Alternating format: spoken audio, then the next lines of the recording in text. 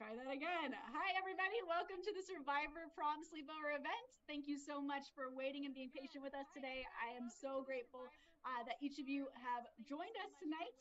If you don't know me, my name is Hannah Kay. I'm the lead organizer for Survivor Prom.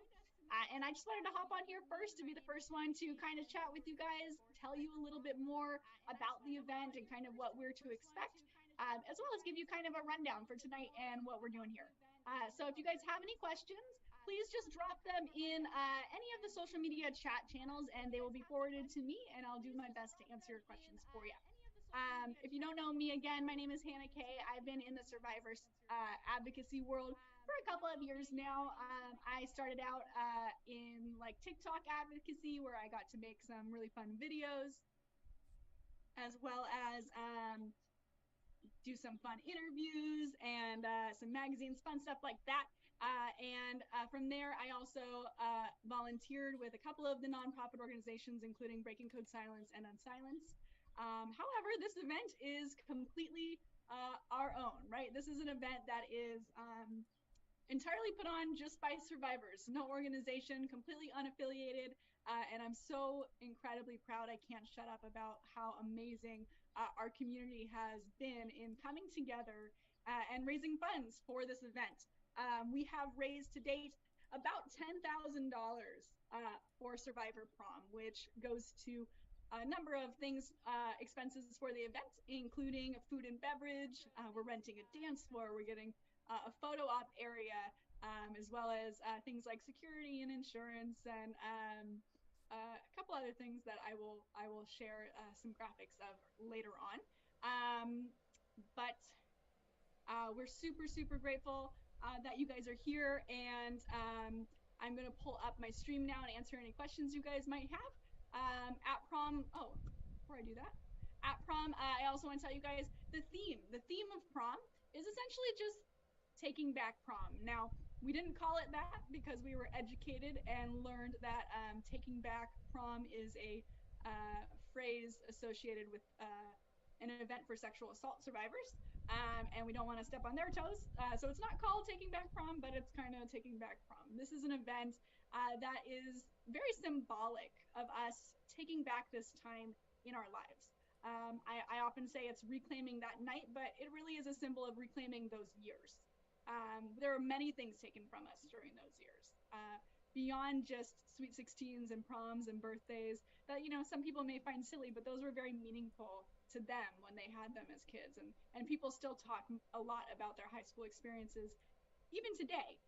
So we know the importance of those things, but we also know the importance of all the social skills that we lost by being in programs that actually encouraged us to live in these dog-eat-dog environments. And we're really happy to have this night together to kind of take that time back. So again, I appreciate you guys coming here.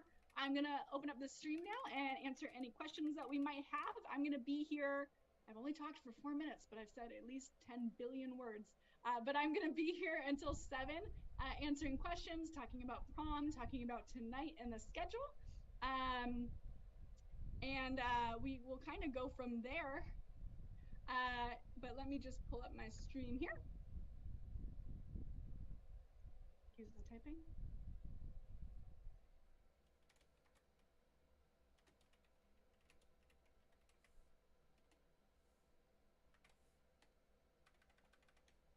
Okay, so I have my first question. People are asking about the schedule for the next couple of days. So I've actually posted the schedule in a couple of different places now. If you're a part of the Facebook group online, we have the Survivor Prom Facebook group, which is also found in our link tree.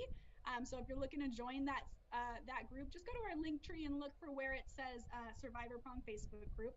That is really where the magic of this event has started. We started there, gosh, maybe October, I think, of last year.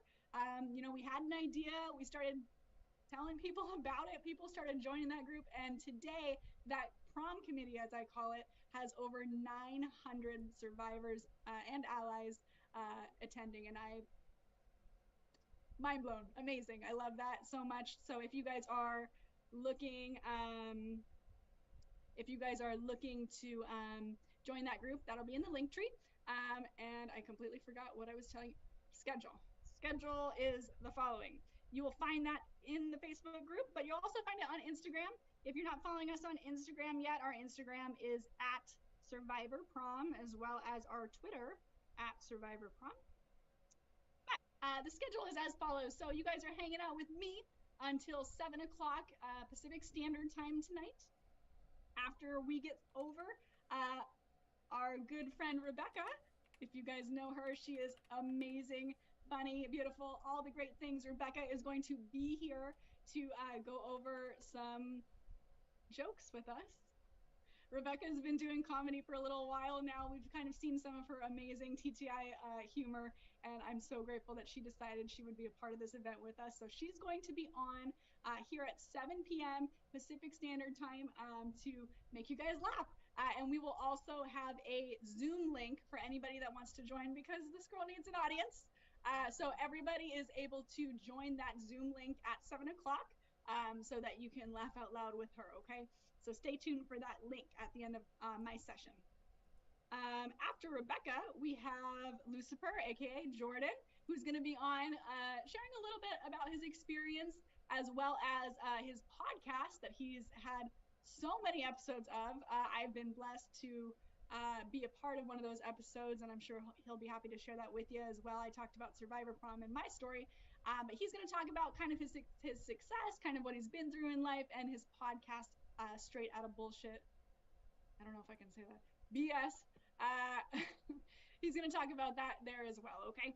After Lucifer, at 8 p.m., you guys are going to be with me again, and I am taking each of you guys to my escape room, where we are going to play some escape rooms together. Now, tonight, we're just doing one. We're doing one escape room, so you got to make sure that you're there on time. It is starting at 8 o'clock, and I am essentially going to be your human avatar. That's right. I'm going to walk through my escape room, and you guys are going to have to communicate with me what I should do to hopefully figure out how to get through this room, solve the puzzles, and escape. So be sure to tune in for that at 8 p.m. again, Pacific Standard Time. After our escape adventure, we have story time with Ashley. Ashley is an amazing advocate and survivor herself, and she is going to be reading from one of our favorite survivor authors, who I will talk more about later, but she's amazing. She also, actually, I'll talk about her now. She's going to read Sabrina's book. If you know Sabrina, she is an author and a survivor of a number of troubled teen programs, and she wrote an incredible book. She also co-hosts the podcast A Man Apart, which we actually saw their 50th episode dropping today. And so Ashley will be reading Sabrina's book there at 9 p.m. So be sure to stay tuned for that, okay? After story time, we have blind drawing with Amy and Kari. They're going to be on there at 10 o'clock, and they're going to be doing some very interesting artistic games of sorts, which they're going to need your input for. So stay tuned for that. They're going to go through, they've been super, super cool as a team, and they've been playing this for a while, so I know they got something special for us. Be sure to stay tuned for the blind drawing again at 10 o'clock. Last but not least, for the night and kind of going into the sleepover time, we have at 11 o'clock game night. This one's kind of a free-for-all. There's going to be a number of survivors popping in and out, hosting various games. If you've ever played Jackbox, for example, during the pandemic, there was nothing to do. Nobody knew what they were going to do with their time. And a lot of people got into like trivia, online trivia games that you can play at home over Zoom or streaming, and those are super, super fun as well. So stay tuned for game night starting at 11. Talking a lot. Hold on.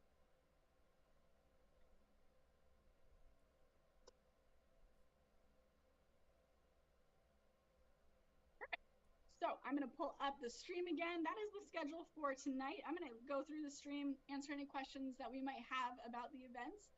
So if you have any questions, be sure to drop them there for me. And then after that, I'm going to go through tomorrow's schedule, which is even more packed. But let me just pull up our stream here.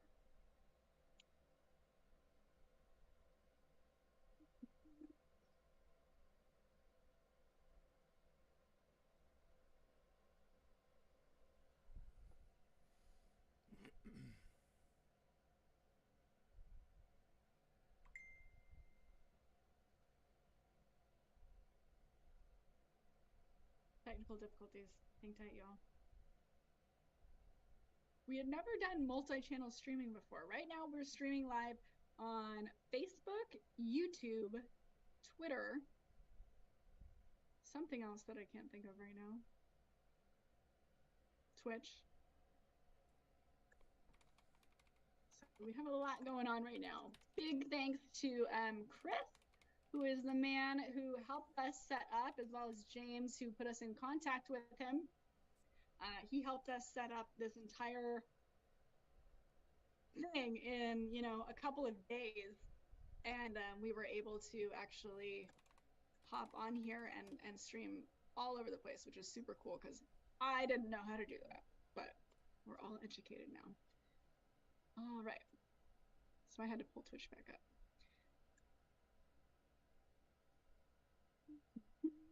So I'll just go into the next day's events because if anybody sent me questions, I didn't get them because I had Twitch closed. Sorry.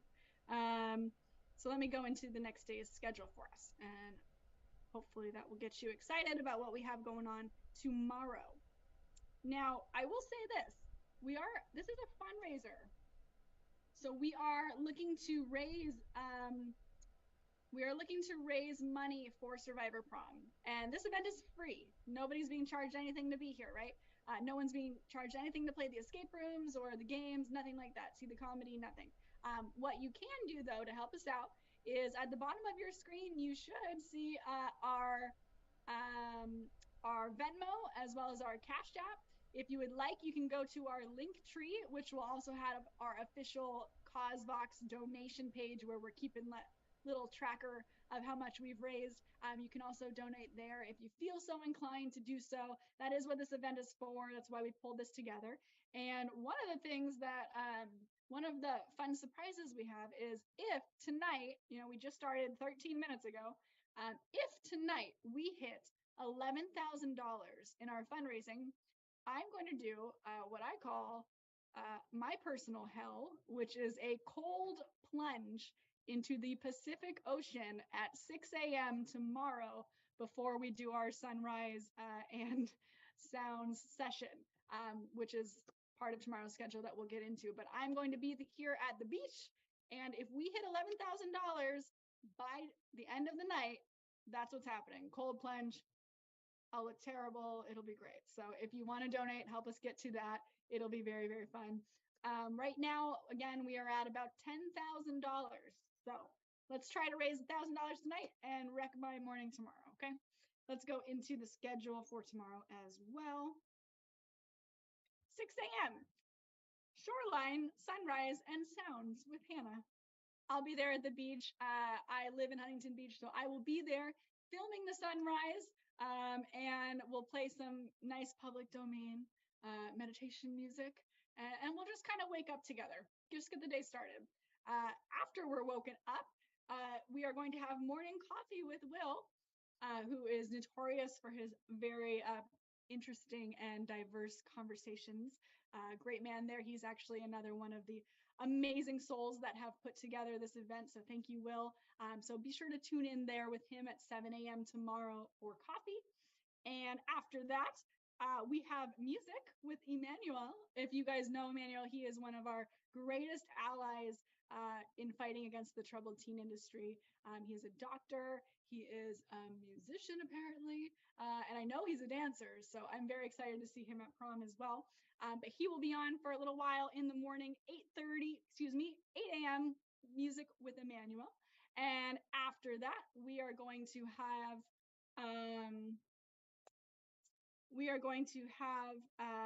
comedy with first name C.A. Ka. I think it's pronounced Ka. I apologize if I'm pronouncing it wrong.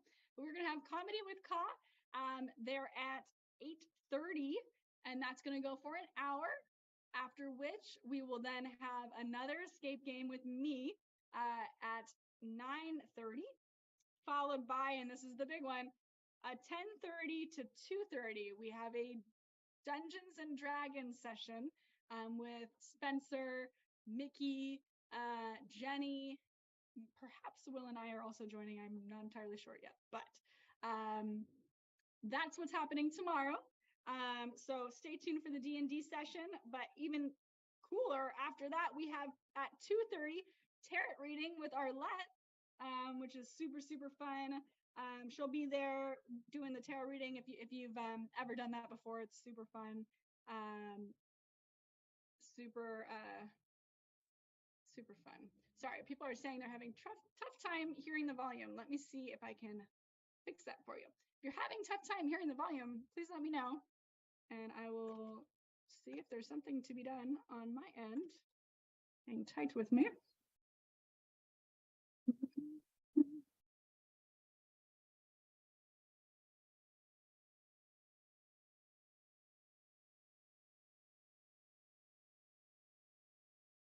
Sorry, everybody. I'm just checking to see if there's anything that can be done about the volume. Is it too quiet? Is that what people are saying? It's too quiet, maybe?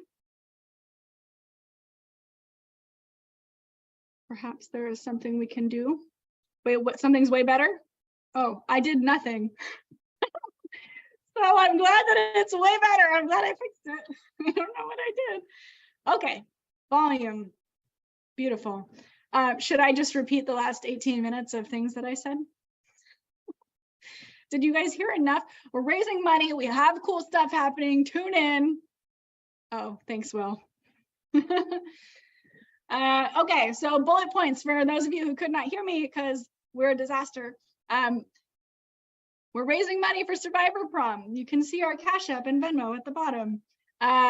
We have a ton of really fun stuff basically that's happening. If you haven't seen the schedule, I've posted it to Instagram, I've posted it to Facebook. Check those out. Obviously, you may not be able to be here the entire time, but plan to pop in for something because some of this stuff's really cool. I mean, the escape rooms and the comedy alone to me are like, I'm so excited. I love to laugh and I love to host. So really excited about those things.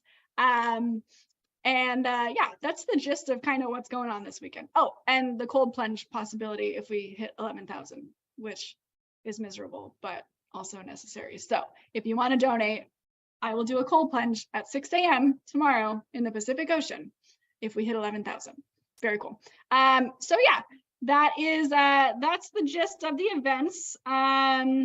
If anybody wants to share this link, I've had a lot of people asking, where do I share this from, blah, blah, blah.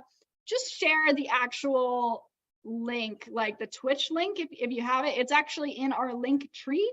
If you see our link tree, it's in our bio on the Facebook group. It's in my personal Facebook bio. It's also in the Instagram bio. That's our link tree. That's where you're going to find the link to donate. You'll find the link to this event, the Twitch. It's actually just twitch.tv/survivor-prom. But if you share that with people, anybody in the world can watch it. It's public. You don't have to be a part of the Facebook group or anything like that. So you can share that with whoever you like, and they will get here. Somebody said, taking one for the team. Way to go, Hannah. Yeah, no, jumping into 60-degree water. I live at the beach, guys. I live in Huntington Beach. Jumping into 60-degree water is my actual hell. I have not even been in the ocean since I've lived in this city. I don't like it. It's very cold. I will only go in tropical warm waters. But this is like Surf City, USA. So I'll just scare the crap out of some surfers and jump out there. So it'll be fun. If we all donate $10 each, we could contribute to one hell of a plunge. That's true. I will not be in full bikini though. I will say I'll wear a top, but I'm not getting my legs cold without pants. I'm wearing pants on the bottom. Just want to put that disclaimer out there. Anyway, what else? So we got the audio working. That's awesome. Rebecca's hopping on in just 40 minutes now, so I have to find 40 minutes worth of things to entertain you, but perhaps I can entertain you with putting somebody else on. Maybe William will come on and talk for us for a while. Actually, I'll try to talk for 10 more minutes, and then in 10 minutes, I will call on our fearless leader, William, to hop on and kind of speak about his experience maybe, and how he foresees Survivor Prom going down. A puppet show, that's a great idea. This is good. These are good ideas, guys. Keep them going. I will literally. But yeah, Survivor Prom. I realized I got sidetracked earlier when I was talking to you guys about the theme. The theme is essentially taking back that time in our lives. And that can look like a lot of different things, right? You may feel as though, okay, I'm going to go to prom and I want to dress. How am I want to dress in the year's kind of style from when I would have gone to prom. A lot of people have said that, hey, I'm going to dress like it's, 1997 or whatever. And if that's what you want to do, I support you 1,000,000%. I will come and take photos with you and I will love every second of it, as we all will. So if that's what you want to do, please do that. If you're like, you know what, I just want to like look hot. Like if you're just like, I want to look good, I want to be styling, that's what I want to do, I support you in that. This event is about expressing yourself and loving yourself, because you were in a place that denied your sense of self-expression. So many people were stripped of their cultures, of their identities, their sexualities, of their genders, all these things, and we weren't given the opportunity to fully express ourselves. We were demonized for expressing ourselves. So however that looks to you, that's how I want you to dress for prom. I don't want to say you have to wear black tie, you have to wear, a dress or what. You don't. I want you to feel comfortable and I want you to feel yourself. So please come in whatever makes you comfortable. That will be reiterated on the email where you get your tickets eventually. But just know that you are loved and you are accepted however you want to show up, okay? And since I mentioned tickets, I do kind of want to reiterate the ticket process and kind of what's happening there for those of you who might have missed my post about tickets. Tickets for prom are going to drop here on June 1st. So at the end of May, we are actually extending our fundraiser throughout the month of May. And after the end of the fundraiser, we will have tickets. That's when they're going on sale, June 1st. The tickets will be available on the same website that we are currently taking donations on. In fact, it might even say buy tickets somewhere on that page, and then it just takes you nowhere. That's because that's a feature that we're going to have soon. Actually, it's just not turned on yet. So that's where you are going to actually buy your tickets for prom. The price of the tickets for prom is entirely dependent on our fundraiser, okay? We have a number of things that we're raising money for. Within that is also a certain amount of money that we're raising to sponsor survivors or to financially assist survivors in attending. So right now, that's kind of the part that we're fundraising for. Any extra money is helping us bring down the cost of those tickets. Right now, tickets are estimated to cost $50 per person. You are welcome to bring yourself and one guest. The guest can be a survivor, they can be just an ally, they can be a family member, doesn't matter who your guest is, but you can only bring one guest, okay? That's just so that people, this is a vulnerable event, this is a vulnerable community. And we don't want people showing up with their 10 friends while 2 survivors or 2 people are sitting in the corner feeling kind of left out. So just bring one person with you, and just remember that whoever your guest is, we do ask that they be an adult 18 plus, just because of the nature of this event, okay? So you can buy your tickets there June 1st. They will not cost any more than $50 per person. If anything, they might get lower. But that is going to be the max cost, $50 per person, and that includes the whole night, right? So the event will be from, I believe, 6 to 11 or midnight, and it will include your meal. If you have dietary restrictions, you will have the option to say so on your tickets when you purchase them, so please mark yourself accordingly if you require a vegan, vegetarian, or gluten-free meal. And that will include your meal. That obviously includes the space, getting to dance, the music, the DJs, all that fun stuff. So it'll be a blast. I'm really, really excited for prom. I really think it's going to be an incredibly cathartic experience for all of us, and a really unifying experience as well. I have had so many people reach out to me and say, hey, like, I know that like maybe you and I, Hannah, we're not cool, but like, am I good? And I'm like, yes. The answer is yes. If you think I don't like you, and I'm not going to shy away from the fact that there's been drama in our community. I'm not scared of saying there has been drama in our community. If you think you have a personal problem with somebody, I don't care. Show up. This is for you. This is not my event. This is a community event. This is meant to celebrate all of us. And I want everyone to feel welcome. So long as you are a safe person who's here for the right reasons, you are welcome at this event, okay? Please know that. And please know that if anyone makes you feel unwelcome, that you can reach out to me and I will handle that. Tickets, I was talking about tickets and I got distracted. So tickets will go on sale when you buy your tickets for prom. There is going to be an email sent to you that has those tickets in it. In that email, you are also going to receive a link to the hotel. Now, our event is in the same hotel that we have this discount at. And that's just to help people not drink and drive, etc. It's all nice in one place. So you don't really need to travel around. There is a free shuttle from the LAX airport to the hotel. So it's free, it goes every 30 minutes. So if you fly in, you can hop on that shuttle and come right to the hotel and vice versa. You don't need to pay for a taxi or anything like that. But in that email you get when you buy your tickets will be the hotel link for you to book your room. We did receive discounted hotel rooms, and you will get, I believe, it's like a $40 discount per room, which is awesome. And a little secret, I'll tell you guys. So we have single bedrooms available, but we also have double bedrooms available, and they're the exact same price. So if you like have 2 people, I feel like that's a better deal. I don't know why they gave it to me at the same price. Maybe I'm misunderstanding something and I should shut up, but check that out because I think there's something there. But you will get that link to book your hotel room in that email. Very important that if you're going to book a hotel room, you should definitely do it in that email only. If you call the hotel or you do it on your computer and then you're like, hey, I didn't get the discount, there's nothing I can do for you. So please, please, please don't book your hotel room until you do it straight through that link. It'll literally say Survivor Prom at the top and you'll know that you're in the right place. So make sure that's where you end up booking your hotel. I want to kind of talk a little bit more about financial assistance for prom. That's something that a lot of people have talked to me about and shared their input on. And I kind of am just in the process of rolling this out. So financial assistance for prom. We are setting aside some money to specifically help survivors. This is a community that is incredibly disadvantaged. We honestly have been taken advantage of in a lot of situations. And so much has been taken from us. I want to do everything I can to make this accessible for people. I understand that it's not cheap to travel to California, and many people, the TTI doesn't only exist in California. In fact, it probably exists in other places even more so.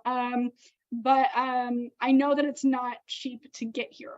And I know you guys have families and you have jobs, and there's just all these things that make it really difficult. So I'm trying my best to make this as accessible as I possibly can. And that's part of our fundraising. So if you are interested in getting financial assistance for prom, first and foremost, I'll tell you this. The financial assistance does not include transportation. And I know that that's a bummer because that's one of the biggest expenses probably incurred with this trip. But in order to keep it fair, I have to make sure I'm giving the same value to everybody who is eligible and wins like the drawing for financial assistance. It needs to be fair, so it has to be the same amount. So transportation is variable, right? A plane from New York is going to cost a lot more than a plane from Vegas, right? So at this time, transportation is not covered in financial assistance. What I can help you guys with is hotels, and I can help you with tickets to prom. So those are the things that we're anticipating covering for as many people as we can for financial assistance. And you can get an application for financial assistance by emailing survivorprom@gmail.com. And just in the subject line, just put Survivor Prom Assistance. That's all you need to do. And we will send you an application for eligibility on May 1st. So those are going out in just a couple days here. It's very important that you email, because if you do not email, you will not get the application, okay? And if you don't get the application, you don't get assistance. So if you're looking for assistance, please, please, please make sure you send me an email, okay? I'm talking a lot. Is everybody okay? I'm gonna pull up the chat here and see if I can answer any more questions. Back hurts.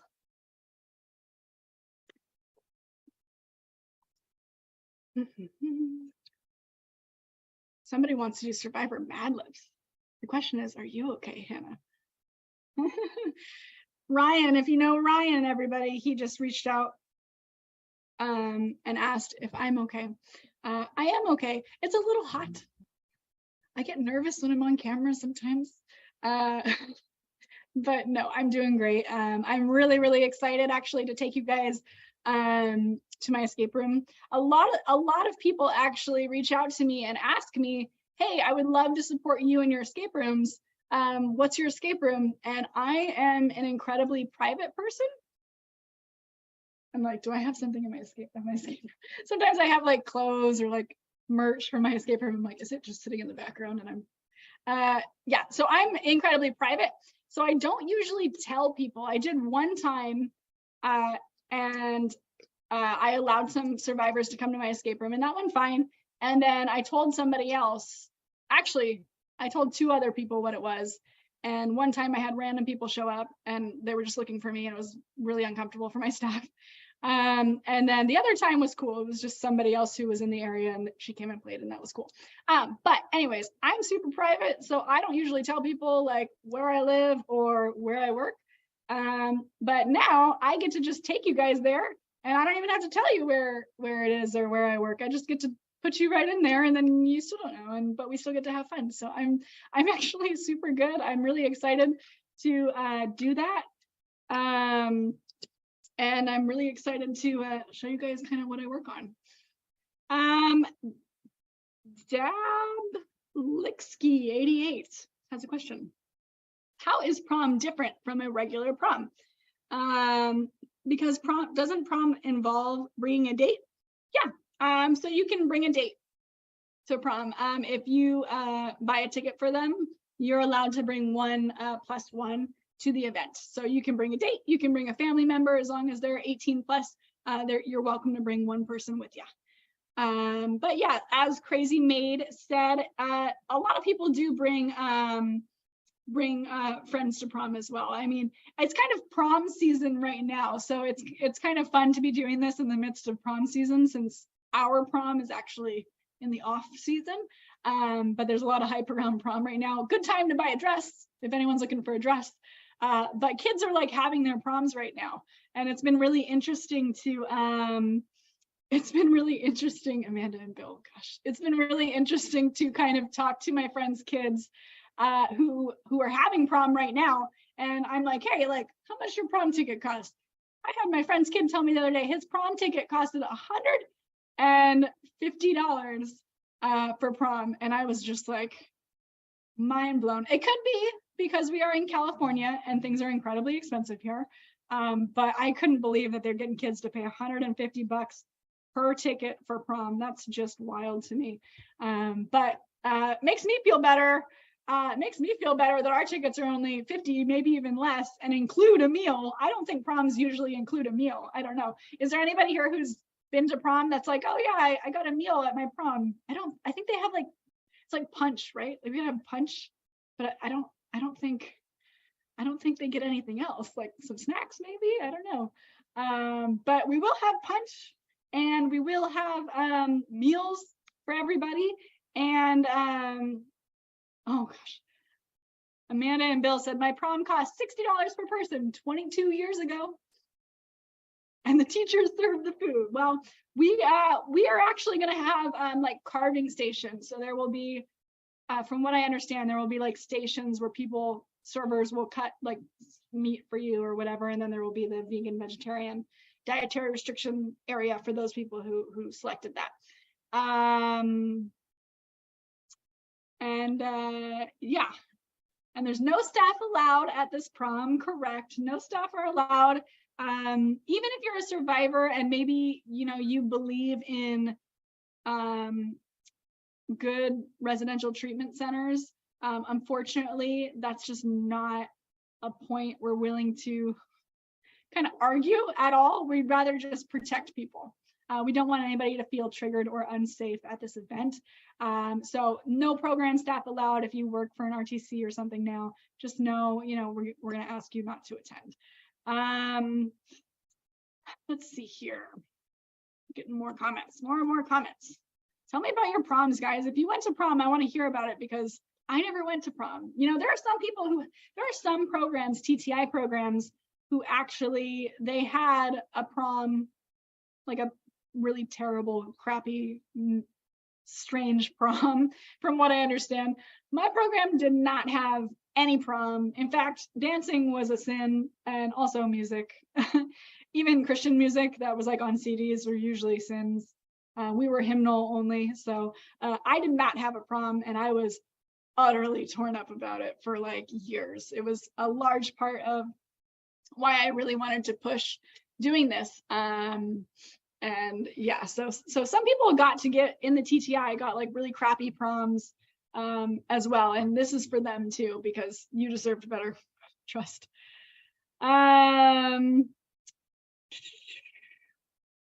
Let's see. Oh, somebody went to a regular high school prom. Some people went, oh, Raven, she's like, I went to, excuse me, I didn't pronouns. I went to words. Guys, I'm not good at talking for long periods of time. I lose my voice really, really fast, and then I just start saying nonsense. That's what happens. If you ever watch like me doing an interview or a podcast, just skip to like the 30-minute mark, which is about where we're at. We're almost at 37 minutes. And I just start talking nonsense at that point. It's half because I lose my voice speaking at this volume. My voice is much quieter than this volume naturally. This is me screaming. This is my screaming right now. So sorry if I'm cracking and stumbling over sentences here. Raven was saying that they went to a public school prom, I think, or oh no, they went to a TTI prom. Yeah, see, those are the crappy ones that like don't really, they're stupid. They don't count. If I went to prom back when I guess it would have been 2011, I have no idea what I would have worn even then, because I had been in the program for like 4 years. I've only worn a couple dresses even since I got out, probably. This is gonna be my first time wearing a dress. And again, you don't have to wear a dress, but I just decided that I was gonna wear a dress to this event. I think it's fun.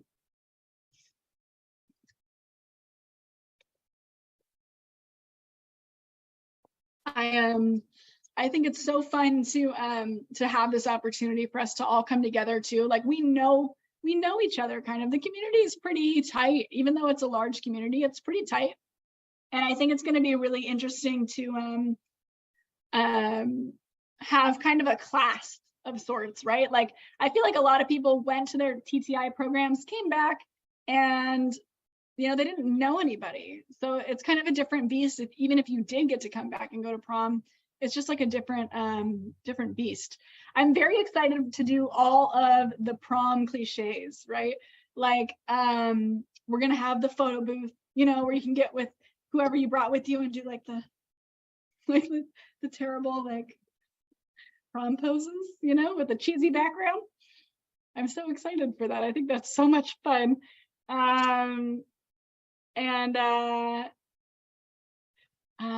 What else? There's punch. I'm working on the punch recipe. Oh, I should say while we're at it, this event is not going to serve alcohol, meaning there's not going to be waiters bringing wine to the tables because we are sitting at tables. However, there is going to be alcohol present. So please be aware of that. There is going to be a couple, I think they're like alcohol stations that you can go up and just buy drinks at if you're interested in drinking. But it's not going to be something that's brought to you or offered to you at the tables at all. So just be aware that that is part of the plans for now. I'm really excited about the cheesy photos. I have a couple of theories because some people were like, oh, I don't really want my photo taken. I don't know if I want like my image out there on like a website with all the other images. So I'm kind of figuring some stuff out. I got some ideas that I think will make it even more fun and like nostalgic. So you guys will have to hang tight on that one. Ryan, I will absolutely take a cheesy photo with you.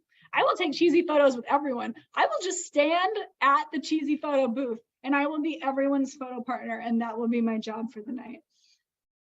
I would love that. I actually hate having my photo taken. Ryan knows this. Probably everyone who like really hangs out with me knows I hate having my photo taken, but I will do it for you guys because I love you guys. And yeah, like a big group photo, that would be fun. Like we'll get together if we got like everybody together. It's a big space that we're in. The space that we have at the hotel is actually, gosh, I don't know the square footage. I probably literally have it in here. Hang tight 1 second, guys. Let me grab my little sheet.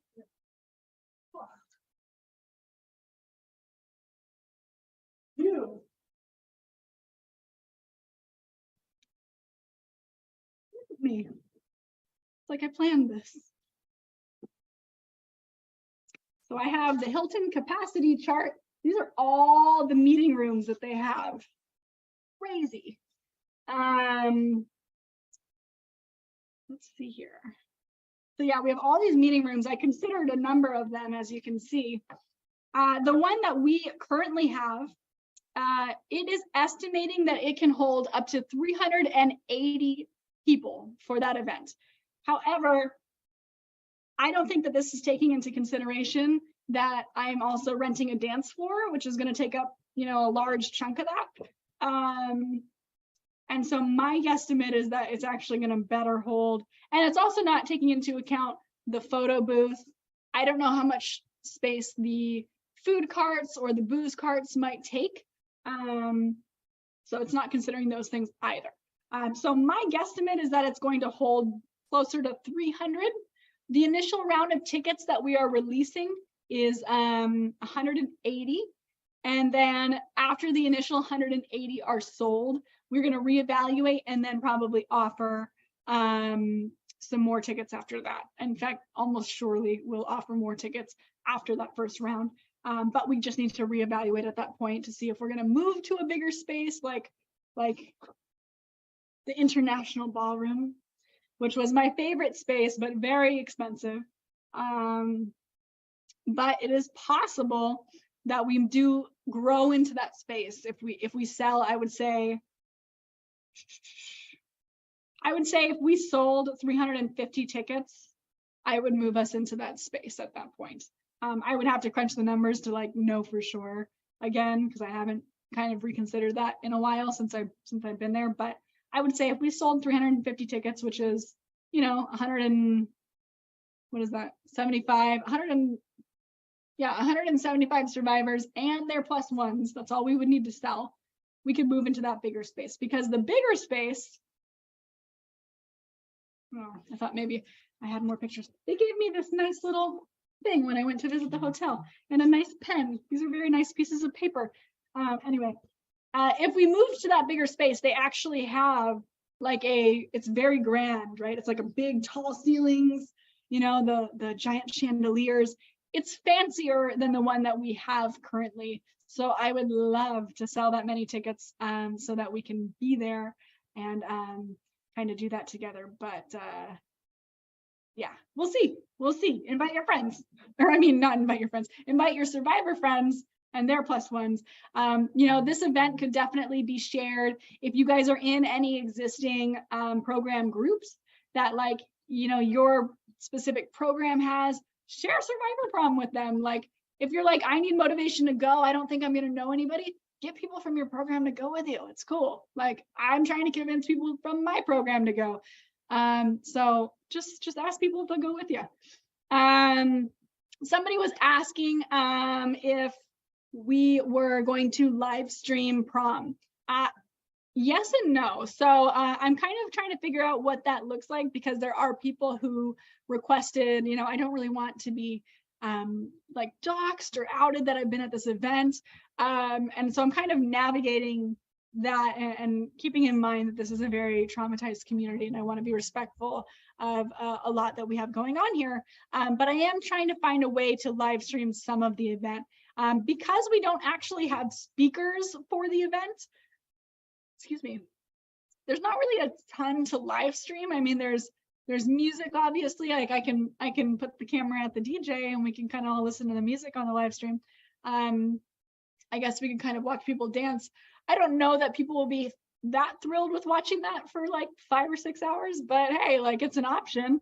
It's definitely something to consider. I know somebody earlier was suggesting to me that we actually have like a little table just set up to be the virtual table of like people who are kind of not there watching from home. And I think that's kind of a fun idea too, but I just got to kind of explore that one a little further before I kind of commit to anything too serious on there. Anyway, let's go back to the comments and see if you guys can spark something for me to talk about for the next 14 minutes. How's everybody doing? Is everybody excited? I'm so glad that you guys are all here. I really appreciate you guys. I really appreciate everyone who's come together and kind of shared the links, told their friends, told their family, you know, asked people to donate to Survivor Prom. If you missed it, we're already at 20, not 20, gosh, we're at 20 viewers on this, but we are at 10,000 roughly in fundraising so far, which is phenomenal. I was saying earlier, this is a community that's been incredibly disadvantaged in a lot of ways. I mean, there are people who went to these programs that do not even have accredited educations because they were kidnapped in the middle of the night, taken out of their homes, put in these programs, and now they just don't even have proper education. So to see this community come together and bind together and support each other and push, because we've really had some incredibly resilient, brave people, because it's a vulnerable thing also to ask for money, to put your story out there. It's all a very vulnerable experience, but I have seen the strength of this community over the last month in a way that I can't say that I've ever seen before, and I feel bad that it's on my behalf, but I'm super grateful for it. And I've never had so much hope, I guess, in what this community can accomplish as what I've seen this last month. It's been incredible. So again, thank you guys for being here. Thank you for sharing the link. Thank you for Venmo, Cash App, Plusbox donations that have gone to supporting this event. It's just been incredible. So I appreciate you all so much. And if you haven't yet, be sure to share. I don't expect anybody to donate for this event, but it's a free event and people put in work. So if you want to donate, that's super cool. I appreciate it. You should see the Venmo and the Cash App somewhere on the screen. And if you can't, that's okay too. Hang out with us, have a good time. And be sure to share the link. You can share the Twitch link, which is in the link tree, or you can share it from Facebook as well, and invite other people to join us, because maybe they'll donate. And then we'll all be happy. We got some exciting stuff up. We got some exciting stuff coming up. Oh, Ryan made the nicest comment. If you guys know Ryan, incredibly amazing human who has accomplished so much. So smart, really helped, I think, Unsilenced, this is just my opinion, really helped Unsilenced in a lot of the beginning formations of that organization. I remember vividly, and really smart person. He said, we're disadvantaged, but I've found that this community is full of the most generous people I've met. Grateful indeed. Truth. Very true. Yeah, I mean, it's funny, you know, talking about the community. It's a love-hate relationship with me sometimes. Like I'll just be honest. Like sometimes I'm like, oh my gosh, I like can't handle it anymore. But it's also one of the most loyal, hardworking communities that I've encountered. And I'm in quite a few communities. Like as a business owner, I'm in business owner groups. I actually own a group of several thousand people for the city of Huntington Beach. I own escape room meetups and Facebook groups. As well, I'm a part of several like Airbnb owners groups, because that's something I'm also interested in. And all these little hobbies. Even when I went on vacation, I was part of like all these like cruise communities, and I was like, oh, I want to get into cruising. And every like little community that I've ever been a part of, it has never shown me the love and loyalty that I've seen in the Survivor community, in the Survivor. I wouldn't even just say the survivors of TTI, which is true. But also the survivors of cults and even survivors of congregate care settings as well. I think it's really important for people to recognize that the troubled teen industry is a crutch, a very abusive and horrible crutch for places like, for other industries like the foster care industry. There were so many children who were sent to my program that were foster kids, and were just left there until they like aged out. Like, I don't know if it was all their parents or all their foster parents, or if it was the county. I don't know how they ended up there, but like, these were kids oftentimes who had nothing wrong with them at all. And then sometimes kids who had nothing wrong with them, but they had like a, they were, gosh, words right now. They were not neurotypical. They were not neurotypical. Am I saying that backwards? I don't remember. Brain fried. In 10 minutes, guys, we have the comedy show where Rebecca is going to hop on and make us laugh for a while. So I'm really excited for that. If you haven't shared the link to this Twitch yet, please share the link. Tell people Rebecca is about to get on and she's going to make us laugh. And we are going to have a Zoom link that I believe, let me just double check, but I think we're going to post it right here in the chat. Let me just double check here. Posting the Zoom link in the chat on Twitch. Okay, I have heard that Rebecca is in the building. So stay tuned because she is going to be on here shortly. Neurodivergent, that's the word I was looking for a minute ago. Thank you, appreciate it. Yeah, kids who were like neurodivergent, and I mean, horrible things happen. We had one girl, and allegedly her parents told the staff that they could shave her head every time she acted out. She was, I don't know if people still use the term autistic, but that's what they would call her. And when she would act out by like maybe biting somebody or something like that, they would literally get a thing and shave this poor girl's head. I don't want to bum everybody. I'm gonna shut up. Sorry, I'm gonna shut up. It was super sad, and the troubled teen industry is the devil, and that's all I have to say about that. I'm gonna stop bumming everybody out though. We have Rebecca here in 7 minutes. I am told that she is lining up, and she is going to hop on here. Okay, we are going to post the Zoom link for the comedy show, which you're going to see here, but we really also want you guys to join the what is it called? The Zoom, because Rebecca needs an audience. It's very weird to just talk and not hear anybody laughing. So please come, please laugh. She's very, very funny, and I'm sure she will make you laugh no matter what she does. And it's going to be a blast. So hang out with her. And then after her set, we have a little bit of time that we're going to hang out with Lucifer, aka Jordan, from the Straight Outta BS podcast. We're going to spend about a half hour there. And then, of course, after that, we have the escape room at 8 o'clock. So I hope you guys will stay tuned because I really want to show everybody the escape room. And I really want you guys to hang out with us there. It's going to be a blast. I'm literally just going to be your human avatar. I will be walking around with the camera, and you guys will have to tell me what to look at and what to do, and we'll see if we can get out together. So be sure to stay tuned for that. I can't wait. But next up, Rebecca, let me just check with her and see if she's ready to get rolling here soon.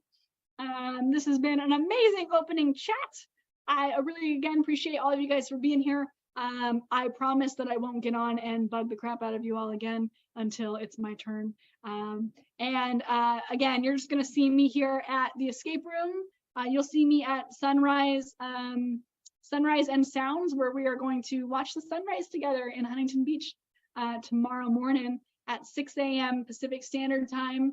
So mainly probably hanging out with the East Coast peeps on that one, but I'll be there. So be sure to stay tuned for that one. And then I'll do another escape room later tomorrow, but I will share that schedule a little bit later.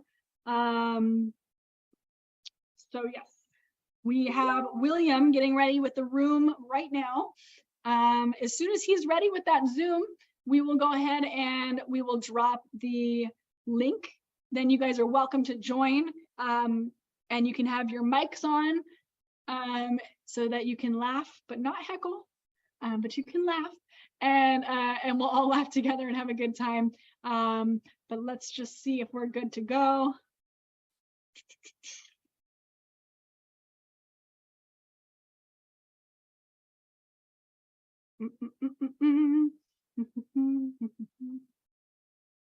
This is going to be good.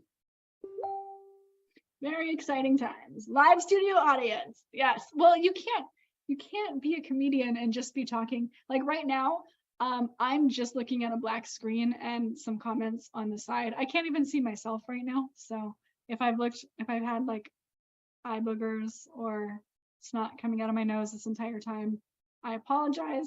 I've not been able to see you, so or see myself. But Rebecca will get to see you guys and hear you guys laughing at her very funny jokes. We also have another comedian tomorrow that will be fun as well. And I'll share that schedule again probably later, maybe after one of the escape rooms, or maybe tomorrow during sunrise and sounds. Very fun. All right, I'm figuring out the details so we can get Rebecca on here. She is meant to start here at 7. Thank you for your patience, all. I know this is really annoying listening to me say the same 3 things in a row over and over and over. Okay. All right, folks, that's it. That's it for me. I am getting out of here. Rebecca is about to take over. If you haven't seen the Zoom link, it's right here in the chat, so be sure to check it out. I'm also going to post it to my Facebook here as soon as I sign off. But thank you so much for your time. If you have any other questions about prom, know that you can always shoot me a message, or you can email me survivorprom@gmail.com. Thanks so much for coming, guys. Let sleepover begin.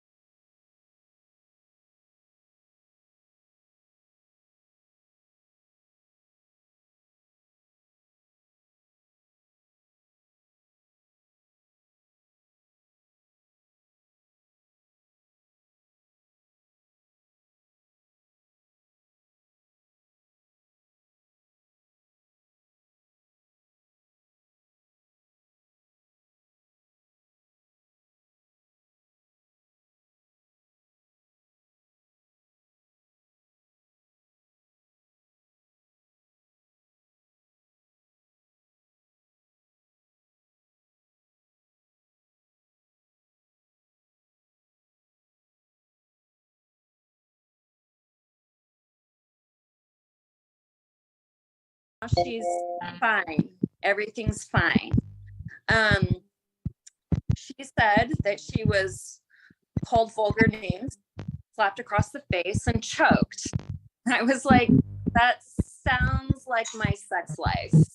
I wondered where I got that kink.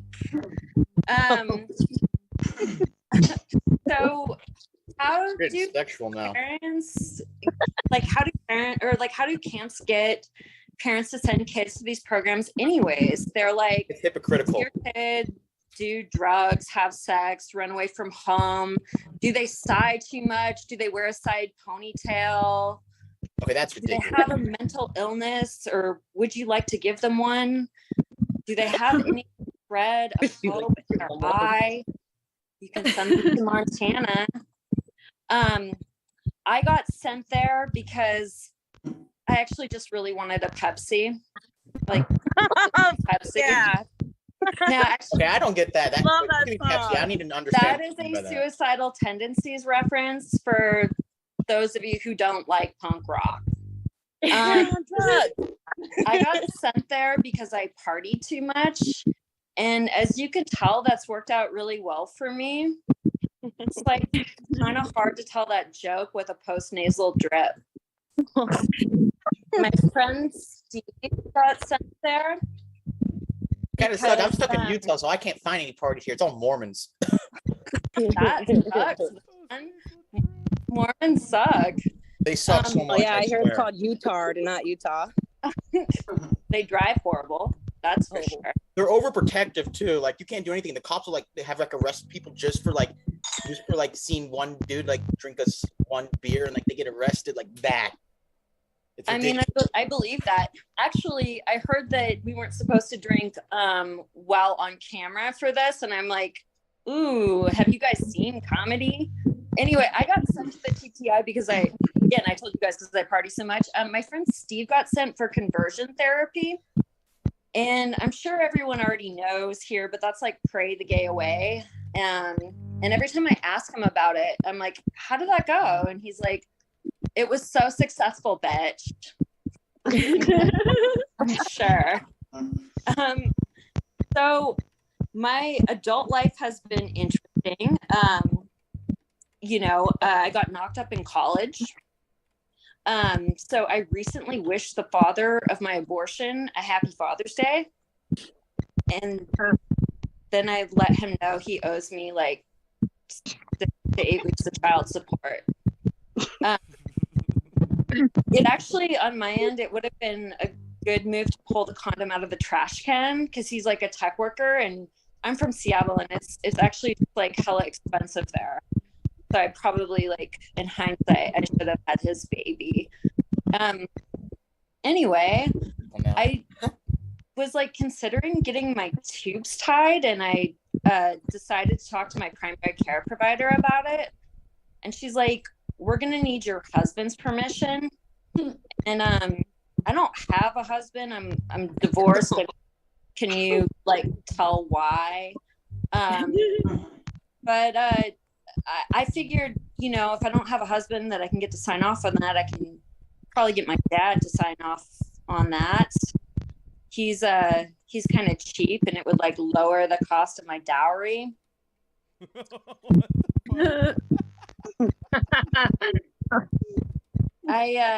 Is anyone in here dating? Nope. Never. Okay, that's a had a girlfriend ever. Did you never say you have friends? I never had a girlfriend ever. No, they treat me back as I have a disability. The girls treat me the worst. They used me for my disability. It was the worst thing ever. I swear, the worst thing. Disability. I mean, guys use me for sex. People use each other for all kinds of things. But I just recently had sex with a guy who I'd gone on a few dates with, and afterwards he told me he was opposed to premarital sex, and based on his performance, I can see why. It did surprise me for a few reasons, and no one's ever said that to me after sex before. And then also, the best sex I've ever had was premarital, and I was married for 6 years. Woo! So, if you're wondering if that was a jab at my ex-husband, it was. Exactly. Speaking of jab, 20. my ex-husband was actually really domestically abusive. I know that's awkward. Everyone's like, what? My coworker the other day was like, Rebecca, you always say conversation starters or stoppers. Stoppers. But yeah, now he's a psychiatric nurse in pediatrics. So I'm like, that's a heavy job. Ooh. Okay, Nurse Ratchet. He's the kind of guy who, is probably, he dated me. He's probably looking for his future girlfriend there. He's yeah, staff. He's but, sometimes people are in really ironic roles. John Wayne Gacy ran for political office. The serial killer. I don't know which one, and I don't even know if he won, but I'm pretty sure he would do better than anyone on Seattle City Council. You guys might not Seattle, so maybe that's not funny. And I won't say who, but I did use an insane amount of drugs with one of those guys in high school. I was not surprised when they decriminalized acid in the city of Seattle. I was like, that's Oh, no, Oregon's even crazier. We have decriminalized so much more drugs in Oregon. Portland's like even better than Seattle, in my opinion, if you want that stuff. 100%. I'll drive down. We can meet up. It'll be fucking rad.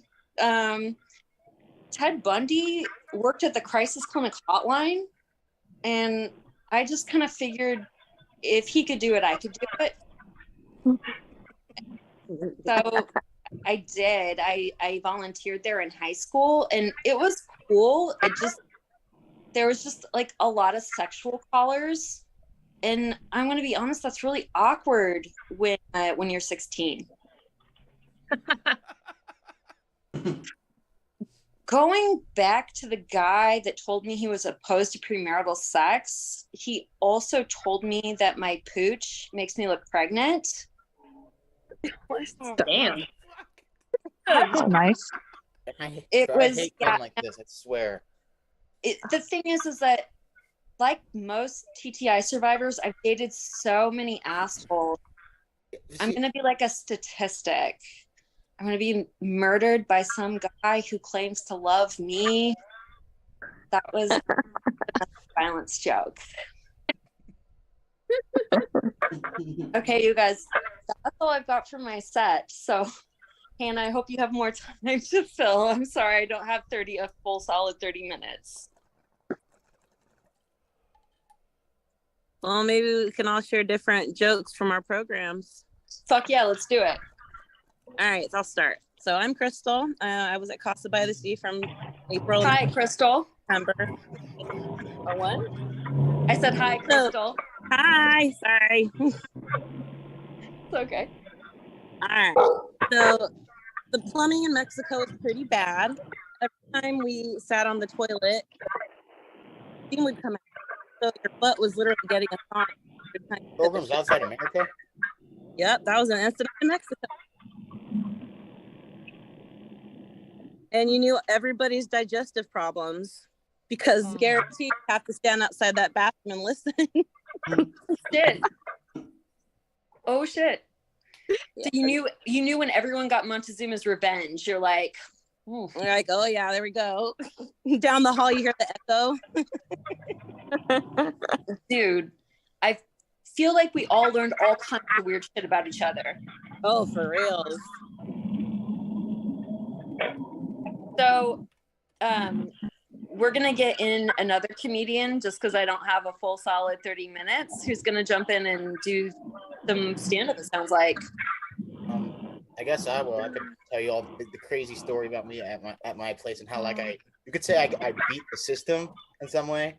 I pretty much, you could say, beat the system because I was able to like get enough trust from like the staff there, even though I was faking it, that I was able to like go through. I went to Telos, stuff like that. I went there after I went to Wilderness and Espiro. Then I basically like once I got enough trust, I was able to like walk around the building myself during the night. And I found the key, the CEO. His name's Craig Lamont. I found his key and I was able to go through all the office buildings and the executive buildings. And I found some like crazy stuff, like all all this financial stuff, like all this like financial stuff, like it was all like financial and money stuff. And that's like the reason why they're like they have like so much money and stuff, because they do financial stuff, like, and they get the church involved. Get this, they had the church involved with the program, even though this had no affiliation with religion. They had like Church of Jesus Christ of Latter-day Saints, stuff like that. And then eventually they caught me. You know, it's fun because eventually they caught me on camera and stuff like that. And then, but I was 18 by then, so they tried to put me on. I don't know if you guys heard of Safety Watch or whatever. They tried to put me on. We're gonna go ahead and let CA Canoodle. I don't know what their name is. We're gonna go ahead and let them. We're gonna keep the Zoom away from going into trauma talk or anything that's TTI related other than jokes. We have Survivor Hangouts for those things. I'm sorry to cut you off, but we have a schedule to keep, and so we're gonna let Canoodle. Let's go. Canoodle. We're gonna let Canoodle take over for now. I'm sorry to cut you off, but that's what we gotta do for now, okay? I understand. All right. Welcome, Christian. I'm so excited for you to take over. Thank you.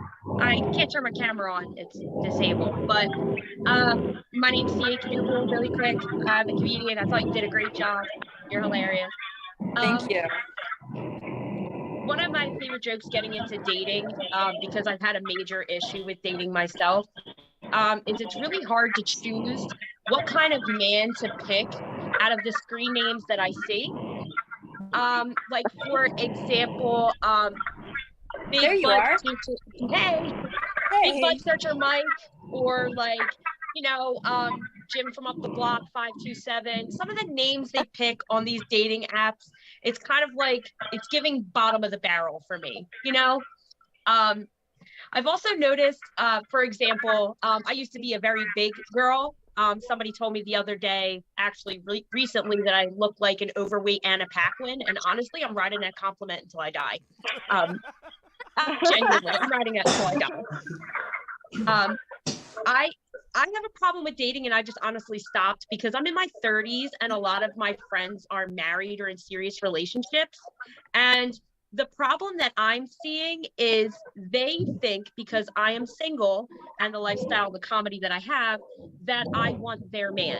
So if we're at a public function and I'm talking to their man on the side for more than maybe 30 seconds, I start getting sideward glances. Nobody wants Jerry in the New Balances, okay? I don't care if he can throw down on the grill. Okay, that's a big problem that I see. People are way too overprotective of men that they do not need to protect. Okay, I see a lot of settling in my age. I'm just saying. Sometimes red flags look like Six Flags, They really do.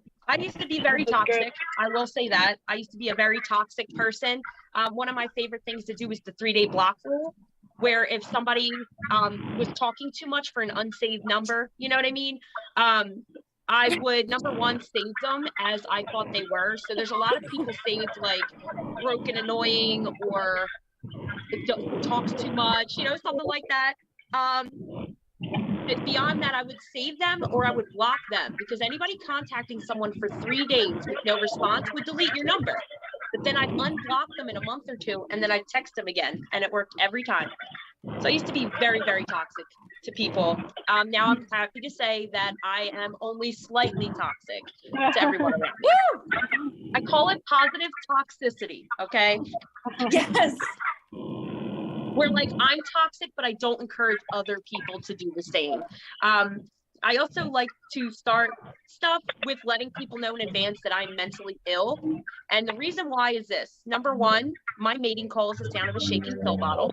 Number two, I make it that way so that 3 months down the line, a man can't turn around and be like, you crazy curse word. You already knew this months ago. I told you in advance and you said it was worth it. You know what I mean? So one day, I'm just saying, when they make a statue in my honor, I just hope they paint it gold, the whole thing, but mostly in the upper throat to face area. So. Yes. Yeah, dating right now is hard because a lot of people don't realize that the only people that are really on dating sites are desperate for affection or attention. So the problem is I'm not the kind of person who does small talk. Like, unless it involves money or business, I don't want to talk to you, and I don't want to be obligated to talk to you, Fuck yeah. Every third message I get on a dating app, even though I have several full body shots on my page and on when I had it, they'll say, can you send me a full body shot or the worst one? What's your Snapchat? Sir, I am in my 30s. If you don't ask for my phone, do you know how much I pay for this phone bill? I have an iPhone 13. Do you know how much I paid for this? You better ask for my phone number. I'm not going to text you back, but you should at least ask me for my phone number like a man, I'm very direct, and people say that my aura is threatening, which is why I like to identify as a menace in general. My pronouns are try me. So other than that, I just want to jump in for a couple minutes to get some laughs. I appreciate you letting me come in. CA Canuble, I'll be on tomorrow morning. So that was awesome. Thank you so much for coming in. Thanks. We'll talk soon. Woo! Well, thanks so much, guys. That was amazing. I love you both for hopping on. I'm like out of nowhere to do that. That's amazing. why don't we do this? We have Jordan up next. Do we want to check with Jordan and see if he's able to hop on a little bit earlier? Or otherwise, we can take a brief 15-minute intermission and we can pick this up at 7:30. I can go now, or we can do the intermission. Let's do an intermission, everybody. Give everybody a chance to go to the restroom, get some food. Maybe take a moment to look over the Venmo and Cash App if you have a little extra to give. And this would also be a really good time to like and share the Twitch and send it off to everybody on your list. And a good time as well to back out of the Zoom. Unless you're a host now, that was the end of the comedy special here in a few minutes. So we're going to go ahead and go on intermission and come back in 5 to 10 minutes, and the Twitch will be back up. Thank you very much for participating. And Rebecca, you're amazing. Christian, you're fucking amazing. Thank you guys very much. Thanks, guys.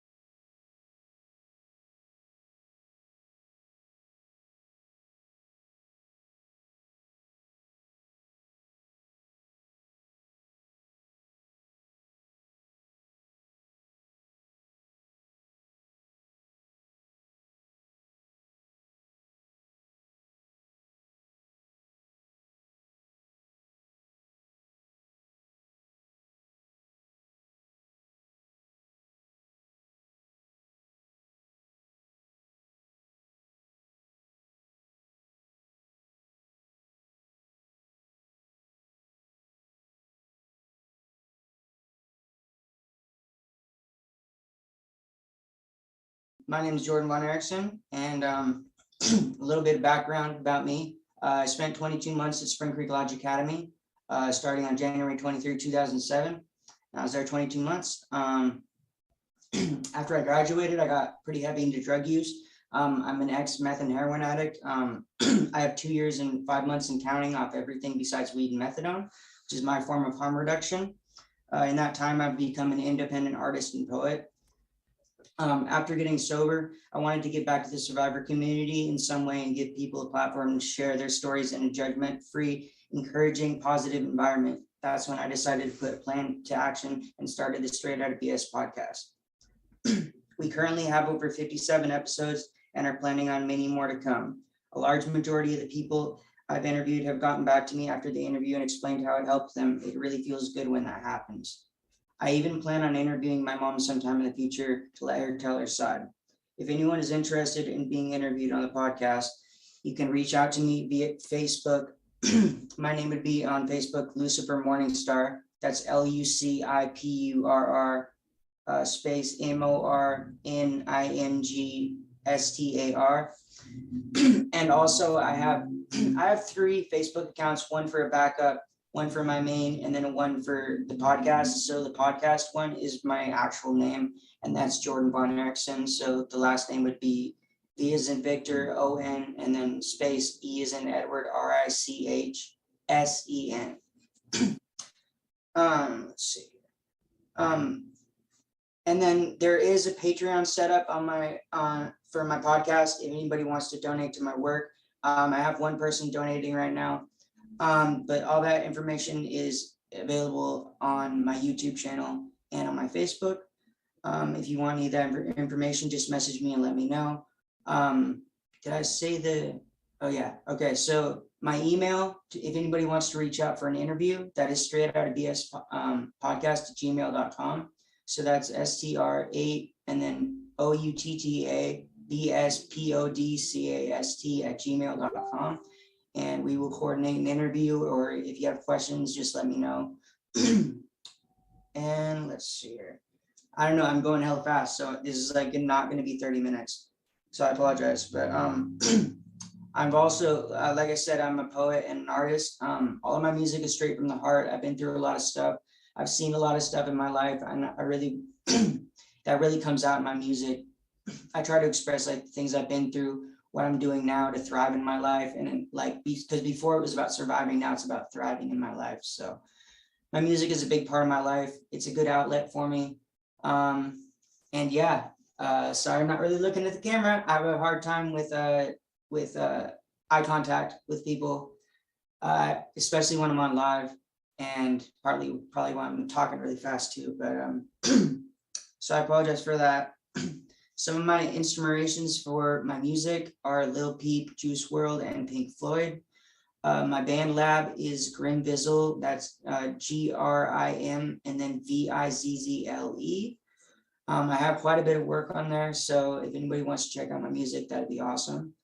And it's been a journey, but I'm really glad I'm still alive and able to give back to the community in a real way. When anybody sees me at prom, feel free to come up and give me a hug or shake my hand. Let me know your name, what's up, you know. So I just want to see everybody at prom. It's going to be really cool, and I'm really excited for it. And so just don't be a stranger at prom, you know. I'm kind of the person that will be in the corner, and well, not really in the corner. No, I won't be in the corner, but I'm kind of a loner, kind of an introvert. So kind of keep to myself. I'm going to be there with somebody, another survivor.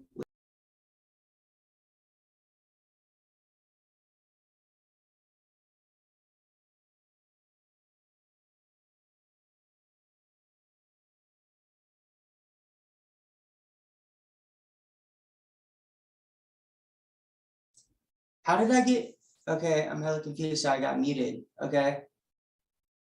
I apologize for that. I don't know how I got muted there. I guess I'll say what I just said again.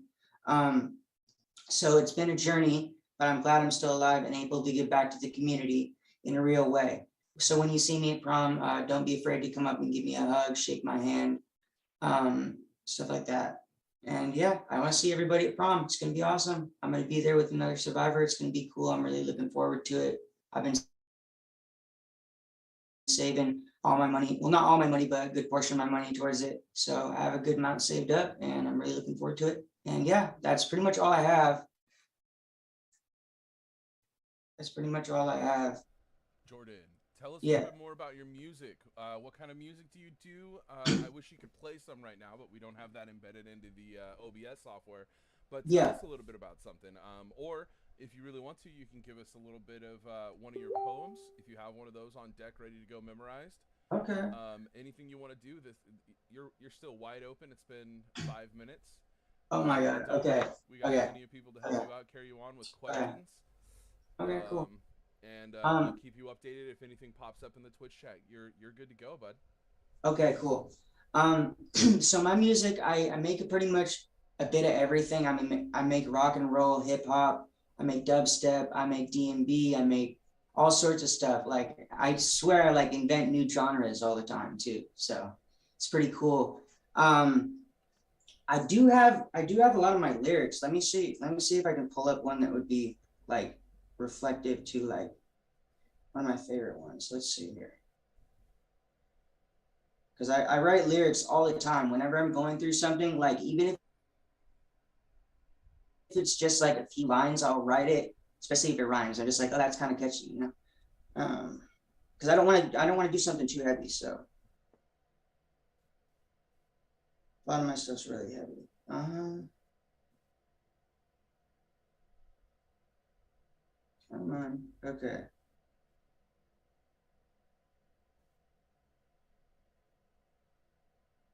Okay, sick of all the comparing. Take it after that time, put it into some sharing. Life can be so overbearing, constantly moving with the current of change. Sometimes I wish I could disengage, scratch that. I want to rewrite the page. This life's been nothing but a stage. We all live inside of a cage till we break free from the shackles of pain. The wisdom within, they all fear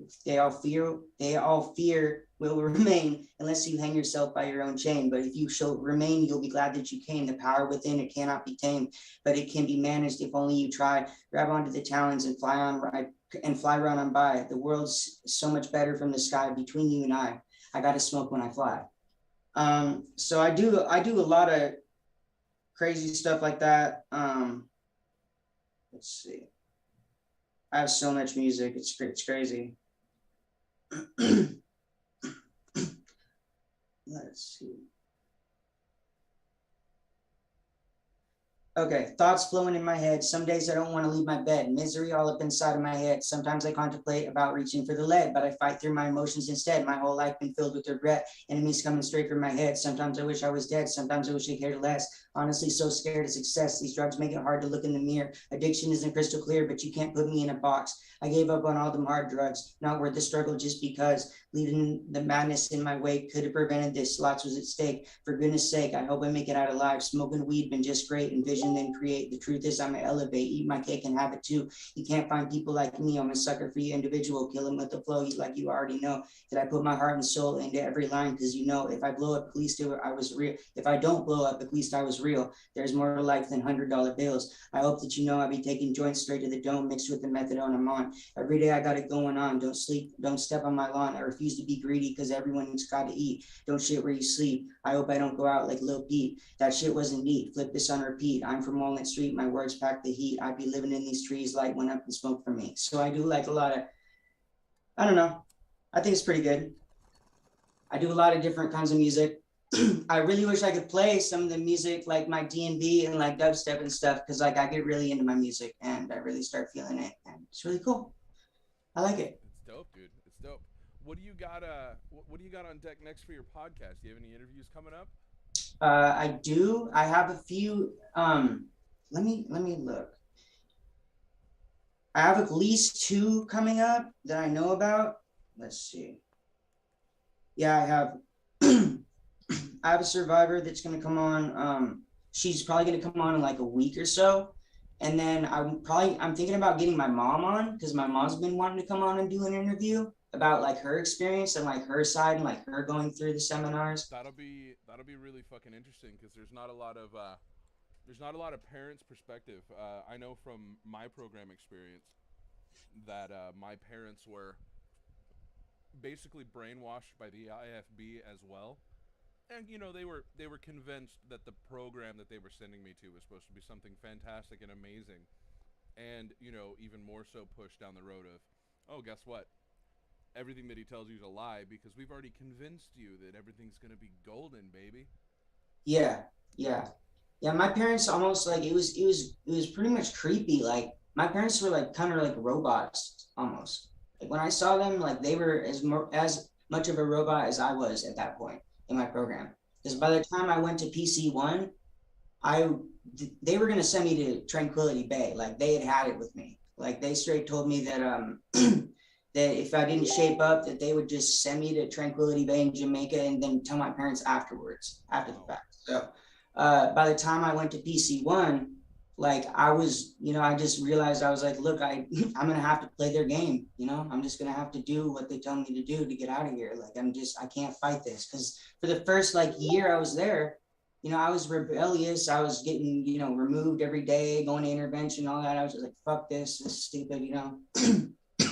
But it got to a point where they were like, we'll send you to Jamaica. They don't have child protection laws, none of that. So I was like, yep, I'll just do what you need. Just tell me what I need to do and I'll do it. So by the time I saw my parents at PC1, they were as programized as I was. And it was really honestly creepy to see how well, quote unquote, their brainwashing had worked. Yeah. My parents as well. So, but I also want to hear their side, and I want to know what were the seminars exactly the same, or did they tweak them? Because I've heard from some people that like they tweaked them for the parents and whatnot, and I want to know like was it the same? Because like I don't know, I'd love to know that. It's really interesting. It's pretty crazy. The parents went through seminars, huh? Well, at Spring Creek Lodge, they did. Yeah, they were. They were. I don't know if it was mandatory, which is probably one of the things I'll be asking my mom is that if it was mandatory or not. But it was like encouraged. It was like highly encouraged. Like if your child is going through this program, you are highly encouraged to also participate in the seminars because it will make you a more whole family. Some bullshit like that. So. Wow. Yeah, they definitely didn't do that for my program. Where did you go again? I went to it's a mouthful, all right? You ready for this? Where? Thanks to Calvary Baptist Boarding Academy. Oh wow. Baptist Church, sorry. Thanks to Calvary Baptist Church and Boarding Academy in Devil's Elbow, Missouri. Oh wow. Yep, independent fundamental Baptist, right-wing extremist, red hat wearing, anti-woman, having like wow. Just some terrible, disgusting human beings. Let me tell you, like horrible, absolutely horrible. Like even, and not just terrible human beings because of the TTI. Like they're just terrible human beings. Oh yeah, totally. Yeah, just in general, they're just bad people. Like, not even because of the industry they're in, they're just horrible. Like I don't know. I've interviewed at least one staff member. And she actually staffed at Spring Creek Lodge, and that interview was pretty interesting too, because I got to hear her take on it. And actually, what she told me was really crazy because I'm actually going to drop a bombshell if you haven't seen the episode. But from what she was telling me, they were having meth shipped up to the facility and like distributed to the workers there when I was there. Whoa! And that was a staff member telling me this, and I was like, what? I was like, no wonder everybody was always like so like weird and like jittery and stuff. Like, yeah, so it's pretty crazy. That's weird. I hope I get to interview. Like, honestly, I want to interview everybody because I want to hear everybody's like, everybody's viewpoint because I feel like everybody should have, like a time to share their viewpoint, whether it's right or wrong. You know what I mean? But I feel like giving a platform for people to share their story regardless. Yeah, I used to do Survivor interviews. My focus wasn't so much on Survivor stories as I would pick a subject and we'd talk about it. And I really enjoyed that take on it. It was how do I explain it? It's being able to hear their perspective on like the last one I did was what was it like to be LGBT in the TTI? Like what kind of abuse did you suffer? But it wasn't so much about the abuse that you suffered. It was more so focusing on like let's talk about the weird, awkward, settings and conversations and the way that they treated you more so than like the obvious abuse. Yeah. Because we already know that everything is abuse. Yeah, like what made you uncomfortable and like, like how you dealt with it type thing. Yep. Yeah. That's cool. That's awesome. Yeah, I believe so I have at least 2 interviews coming up with survivors, and I was gonna put feelers out there for like more, because what I'll do is I'll put like a message out like every few months or whatnot, and I'll be like, hey, does anybody want to do an interview or whatnot in the groups, and I'll only post out, like every few months, so it's not like I'm bombarding the group or whatever. Hey, does anybody want an interview? And then I'll get like, a handful of people that'll be like, oh yeah, I haven't seen your stuff yet, but yeah, I'm interested. So, there will be more to come. I don't plan on stopping anytime soon. The only thing that I will say is that I have, because when I was first starting my podcast, you can ask like the people that I first did interviews with. I was trying to do like one a day, like almost like, and so it got to a point where it was too much. It was like overload because I'm an empath on the inside too. So I already feel stuff super intensely and passionately. So every time somebody's telling me a story, I'm literally like right there with them, and so it's really intense for me. So I've had to kind of slow down and like say, okay, I'll do like maybe one a week, Yeah. And just be patient with myself and just, whatever works for me. Cause it's not doing anybody good if I'm stressing myself out by doing this. Oh yeah. It'd be really hard to keep up with it if you were doing it every day again. Yeah, for sure. But at the same time, I'm a people pleaser and I want to help a lot of people. So I'm always, There's a lot of people to help in this community too. Yeah. The truth is that we've been disregarded a lot over the course of our adult lives. I mean, obviously in our childhood, but my focus is always on survivors more so than the industry itself. Like, I know the industry is a big deal, and there are people fighting the industry, but there's not enough people focusing on advocacy for survivors and what we go through. And that's why I really love the Survivor Prom. Oh yeah, it's gonna be awesome. Focus on exactly the things that I'm interested as an individual member of the TTI community, as a survivor myself, and it just focuses heavily on giving us an experience that we've never had in our entire life, and also like it highlights that we are something that I always try and say, like when I hang out with a lot of survivors, is we are normal fucking people. We are normal people. We're just like everybody else that we walk down on the road. We just have this monkey on our back. We just have this extra piece of baggage that we carry around, and that might be what bonds us as survivors with one another. But past that, we need to move past the trauma bond and build our relationships as friends and as equals. And it's important to remember that. And so, like, focusing on advocacy, I can totally respect that. And doing, the podcast, dude, that's exactly the right direction that you need to go. If it's what you enjoy, then send it, Yeah, and it's like, especially like with the harm reduction stuff and like stop not doing hard drugs anymore. I still smoke weed and I'm on methadone and I'm working on, I'm getting to a point where it's like I feel like I don't need the methadone anymore, but I want to take it slow and I don't want to take it too fast to a point to where I go back into my addiction. I want to be really smart about it and I want to take my time with it and do it right. So when I'm off it, I'm just completely off of it. But ever since I got off hard drugs, it's just I want to give back to the community. Like I want to give back to people, and like I've been through so much trauma in my life that like I know that I can give back to people because I know what it's like to like not, to like not have people that understand you and stuff like that. So I don't know. I just wanted to do something to give back to the community. So no, I respect it. That's a good way to look at it. I couldn't imagine what it's like to go through active addiction and then to go through recovery. I'm really blessed.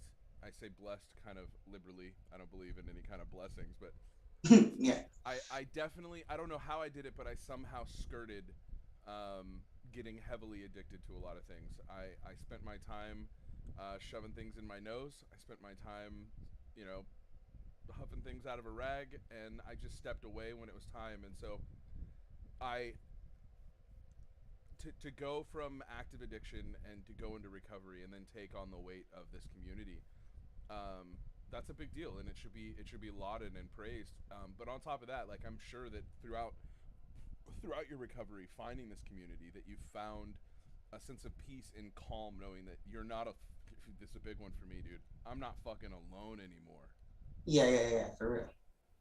So. Yeah, there's always somebody that I can reach out to and call, you know, and for me, like I love physical connection the most, but talking to somebody on the phone, if it's the best thing you can get, you know, especially if it's somebody that understands you, you know, like all day, you know, so it's good to have connections with people for sure that understand. I guess I gotta turn up my microphone. I'm a little too quiet for those people on Twitch. Sorry about the Twitch viewers. I usually have a really booming voice, and my mic levels are really hard to control. I don't know why. No, it's all great stuff, dude. It's all really good stuff. I'm glad that you found. Oh, here we go. Word usage. I'm glad you found some tranquility in the community. For sure. So, and what program was it again you went to? You went to Spring Creek? Yeah, I went to Spring Creek Lodge Academy. Yep. Nice. Where was that located? Thompson Falls, Montana. 30 miles from the nearest, if you could even call it, town. What was the nearest town? I used to Thompson live. Falls. Thompson Falls. Thompson Falls. Okay. I lived. My hometown is a small mountain town right outside of Missoula, Montana. Okay. Missoula was like an hour and a half or so away from Thompson Falls, I believe. But mine was where I lived was Idaho. I lived in a town called Salmon, Idaho. It's a little. I wouldn't call it quite a one-stop sign town, but it's a three stoplight town. Okay. And it's beautiful up there, but knowing what goes down in Montana, I'm sure there's programs in Idaho as well. Actually, I'm pretty positive there is. So, it's beautiful country, and they make it into these terrible places. Where I was in the Ozarks was absolutely beautiful as well. I was in this place called Devil's Elbow, and for my program, and it was right on the banks of the Gasconade and the Big Piney. And the only plus that I could ever say to anyone about my program is that when I had a brief second to ignore everything that was going on around me and look at the view of these ancient megalithic mountains, the Ozarks, with the vines and the forestry and the river, for that brief moment of like peace, it was one of the most beautiful places I had ever been in my entire life.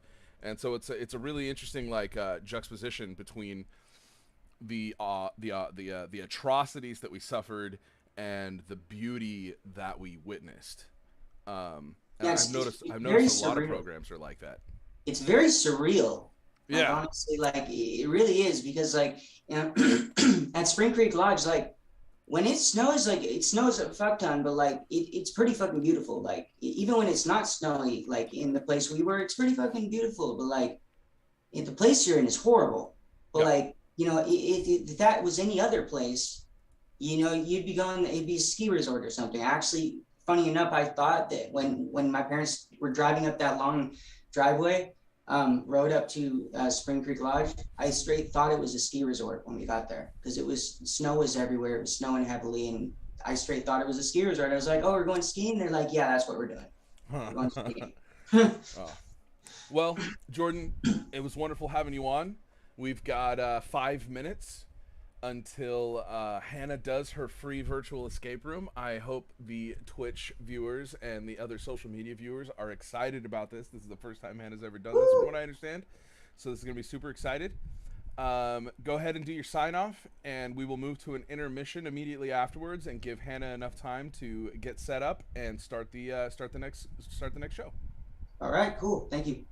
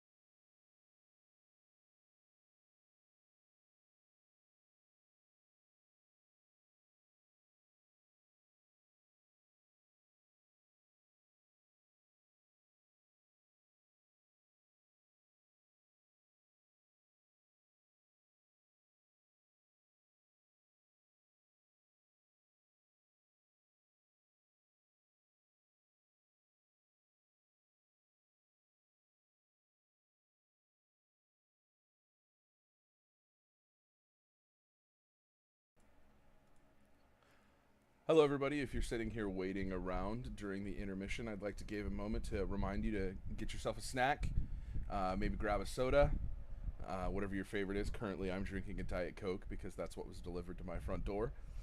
But give yourself a few minutes to relax. Hannah's about ready to do her amazing live stream of the escape room, and get your fingertips ready because you're going to be able to tell her what to do. I imagine. I don't know what all she has in store for us, but if you're feeling a little bit frisky, head over to the Venmo and the Cash App that's linked in front of you on the intermission card, and feel free to give us a like and a share on all social media to get the word out to everybody that this is going on.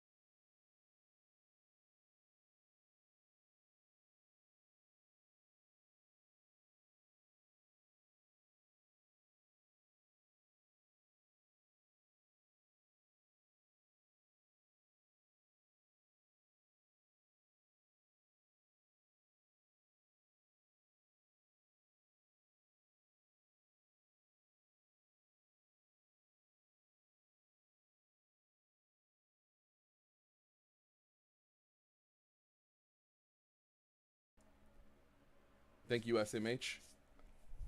This is my first time ever using this streaming software before, so I'm getting used to it. I appreciate it.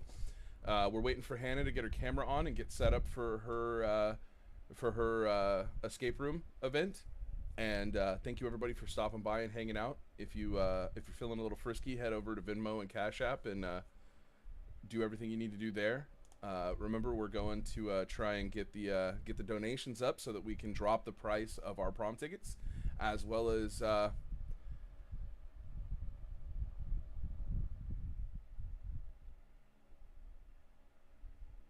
ahead and start whenever you're ready, Hannah.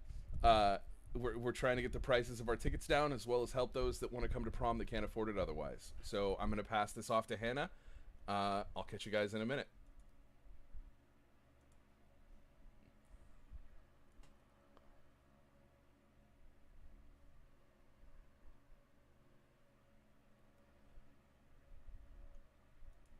You need to plug in your microphone.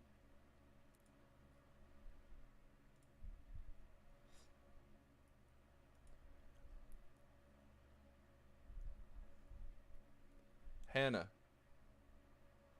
it's not working.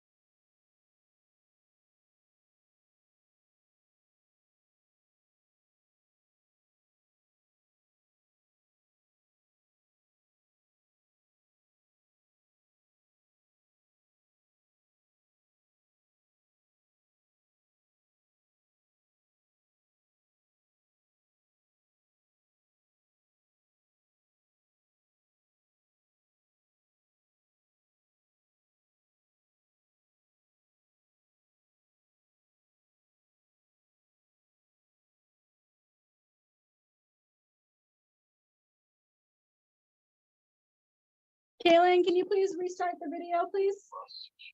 Cancel and restart. All right, guys, sorry. Do I have audio? Can everybody hear me for audio?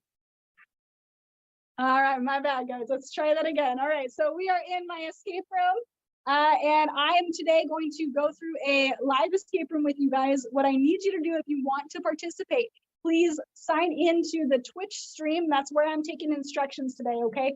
So if you want to play along, you're gonna kind of use me as your human avatar, but I need you guys to tell me what to do. So go to the comments section of the Twitch, and that's where I'm going to be taking my instructions. Now, this is an Indiana Jones inspired escape game, okay?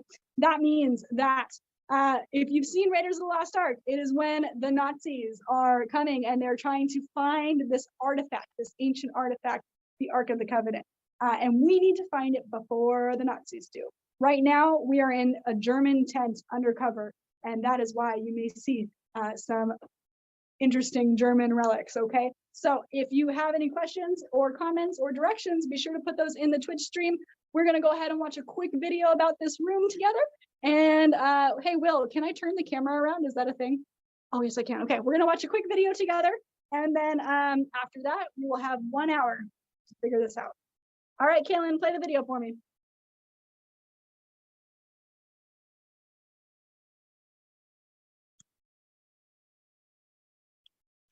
Volume up, please. My name is Colonel Musgrove, U.S. Intelligence. Over the last 2 years, the Nazis have had teams of archaeologists running around the world looking at the Ark of the Covenant. Moses promised that an army which carries the Ark forward must secure the Ark before it does. I have neutralized the Nazi guard, but the next guard shift starts in 1 hour, so that's all the time you'll have. Our undercover agent, Abner Ravenwood, has left you clues to help you on your journey. Find the Ark and get out before the Nazis find.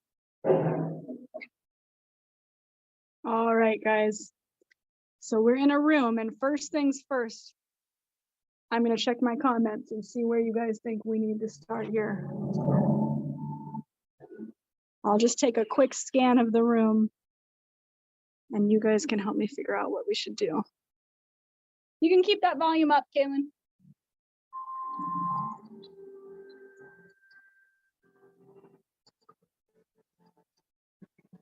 Now, while we're playing this game today, remember that you can always be kind and donate to Survivor Prom as a thanks for the free escape game we're playing today. These escape games usually go $35 a ticket, but today we're playing it for free.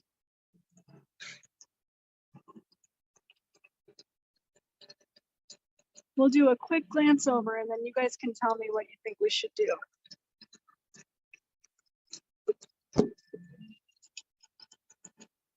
Like a canteen, a gas mask.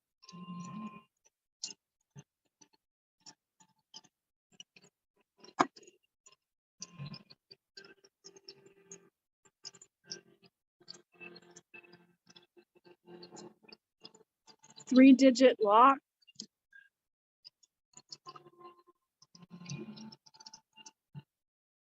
Looks like some old Nazi stuff, but it got burned out.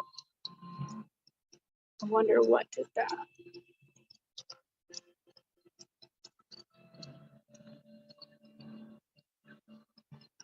There's a map here.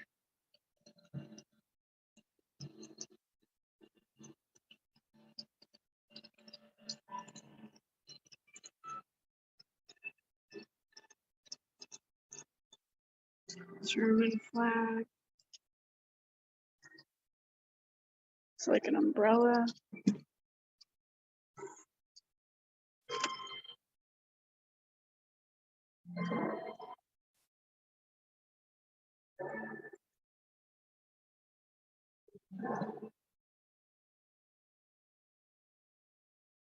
Looks like maybe some canopic jars. Some pictures on them.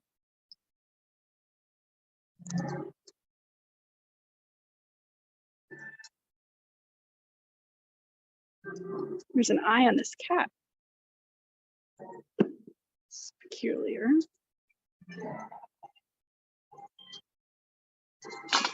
I hate snakes.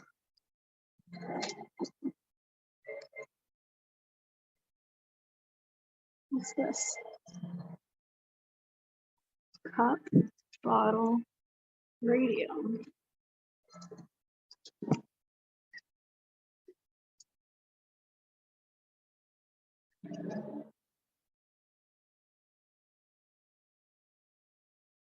Chest tube.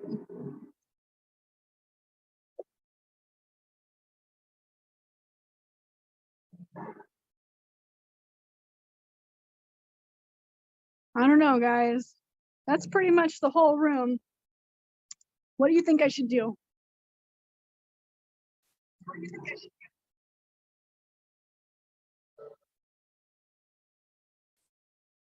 Find the code to the lock. Yeah, but I need more help than that.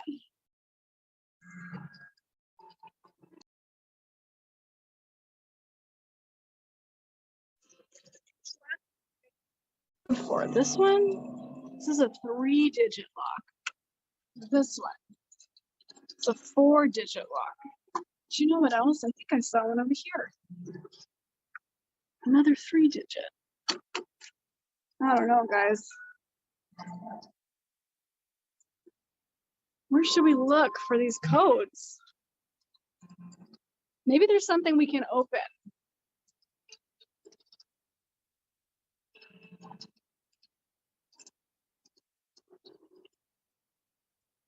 You know what's strange is it's raining in here. I wonder if there's something that could help us with the rain.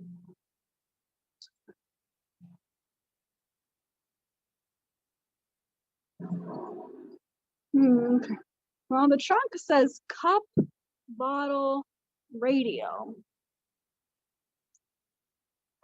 But you know, the fact that it's raining in here, I wonder if there's something we're supposed to do with the rain. Open the umbrella. Okay. Let's check out this umbrella.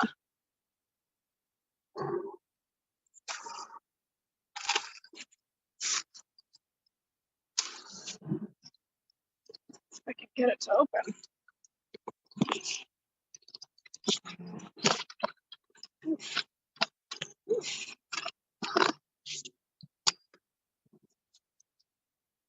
Hey, great job, guys.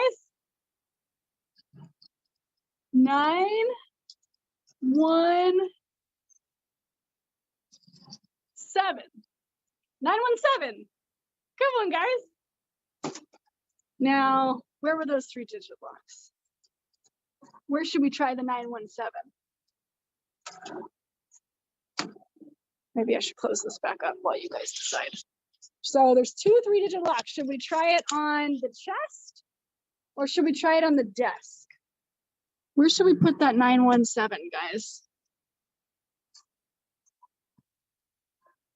The desk? It looks like the desk is getting the most. Okay. So we're gonna try the 917 right here. Let's try that. We got 9. Oops. 9, 1,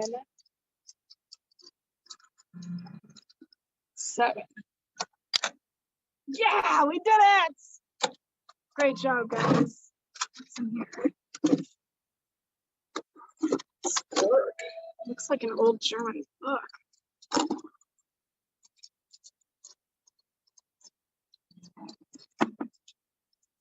Interesting. This looks like a key to some Morse code. Interesting. I wonder if there's a Morse code that we can find in this room.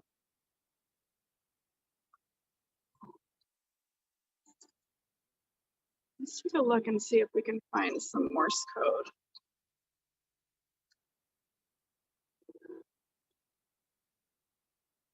You know, these bullets kind of look like Morse code. Can't really see them, can you? Let me maybe try a lantern. That should help us. Much better. Let's see if we can get some light on these bullets.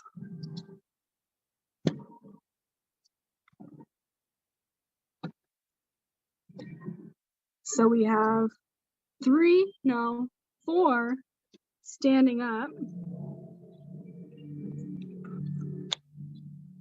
4 standing up, and 1 lying down.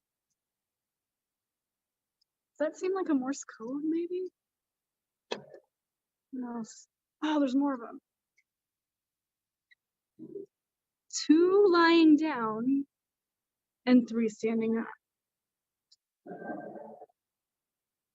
There's a radio here too.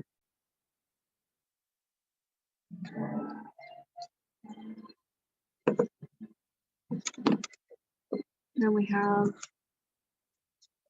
1 standing up.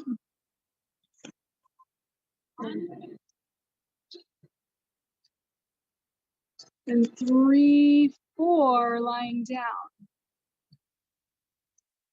Do you guys think that's a Morse code? The stripes on the snake. 3 dots and a dash, 2 dashes. Oh, okay. Let's check this out again. Seems like you're right. Dot, dash, dash, dash, dash.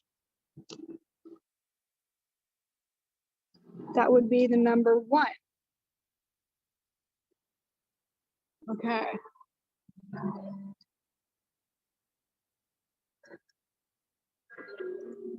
Let's take a look. Okay, so we had 1, and then this one's dash, dash, dot, dot, dot. Which one is that? Dash, dash, dot, dot, dot. Where is it?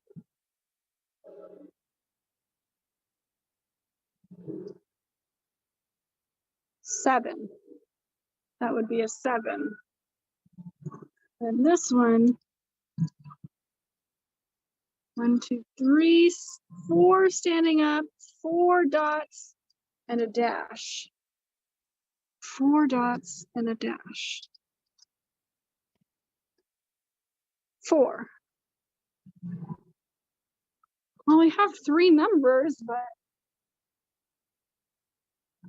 I have a 3-digit lock and I have a 4-digit lock. But I only have 3 numbers and I don't know which order they go in.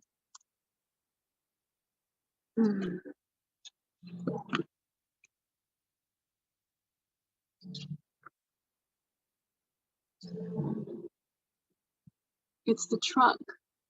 What about the trunk? Well, yeah, I mean, it's got 3 numbers. It's got a 3-digit lock on it, but I don't know which order that those 3 numbers go in.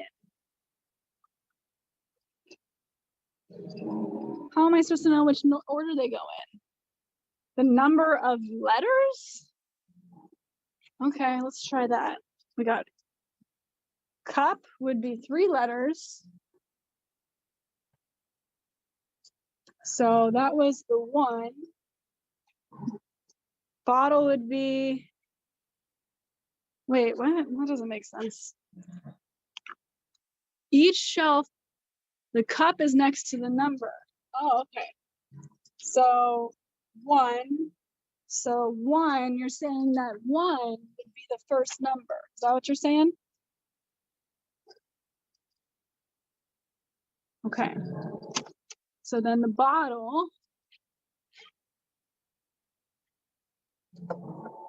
So then the bottle, which I'm guessing is the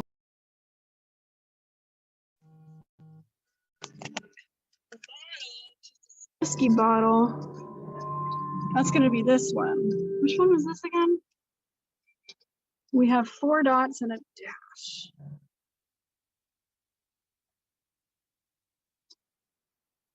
Four dots and a dash. 4. Yeah. Okay.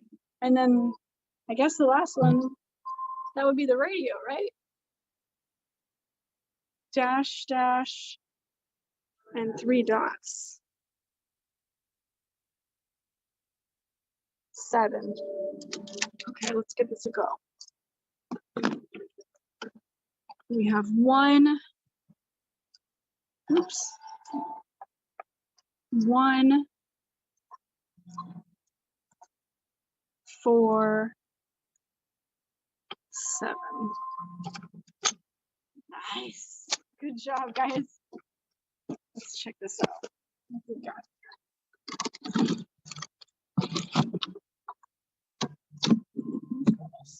Lots of stuff going on in here. Ooh, it's a jar. It says don't open. It has the number 17 on the top. It's yellow. Okay. I have a chess piece and a journal. Okay. Anything else in here? Just looks like blankets. Well, what should we do, guys? We have a chess piece, a journal, and a jar. What do we do now? What's on the lid? It says 17 on the lid. There's a T on her back? Huh?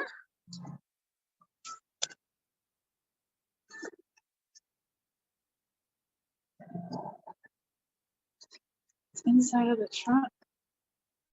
Oh yeah. What a good eye. There's a T on this trunk. Interesting.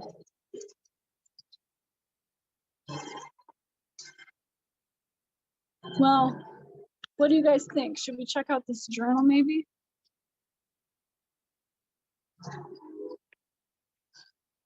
What's the sticker on the lid of the trunk? It's not anything. It's something was there at some point in time, but it looks like somebody scratched it out. I don't think it's part of the game.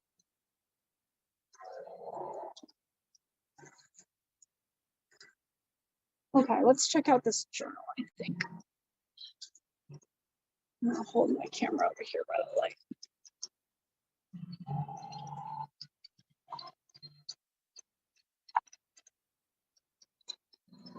It says, I must get this off my chest. The Nazis appear to be ahead in the race for the Ark. I tip my hat to their efforts. They have been working day and night, but they are foolish to have trusted me. I have been working diligently also. All day I'm at my desk, researching the whereabouts of the Ark. Some nights I don't even make it back to my cat. Most importantly, I have found the name of the city where the Ark is buried. Time is running out. What a fantastic story this will make. The typewriter Marion gave me will surely come in handy. Signed, our secret agent, Abner Ravenwood.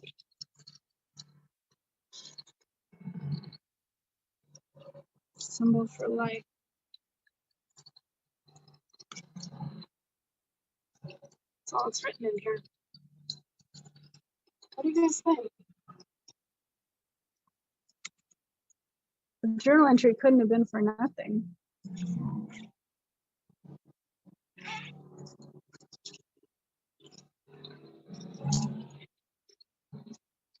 I wonder if there's a code hidden in this message. Did you guys see anything interesting?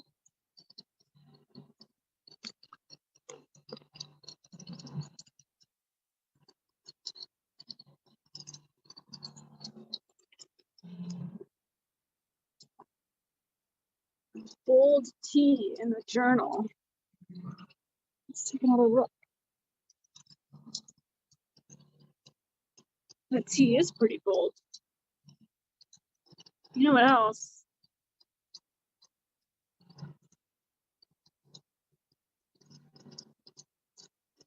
There's a whole bunch of letters that are not just bolded, but capitalized. Do you guys see that? Yeah, you're on to something. Chest is capitalized. Hat is capitalized. Desk is capitalized. Cat is capitalized. Tie is capitalized. Well, didn't we see a cat somewhere earlier? Where did we see that cat? The anatomy chart. Okay, let's take a look.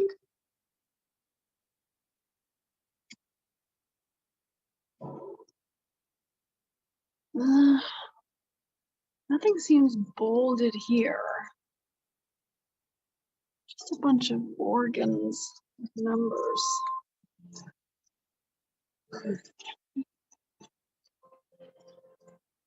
Cat that had the letter.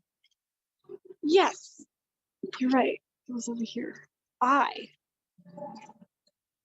The letter I is on the cat.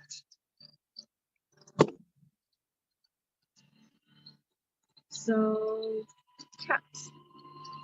So maybe cat represents the letter I because we saw the I on the cat. Where else did we see letters? Do you guys remember seeing any other letters? Bold letter words each match an object in the room. Okay, well, let's take a look at those objects then. What's the first one? Chest. I think we did see a letter in the chest earlier, didn't we? Yeah, T. So the chest equals T. Chest is T. What's the next one?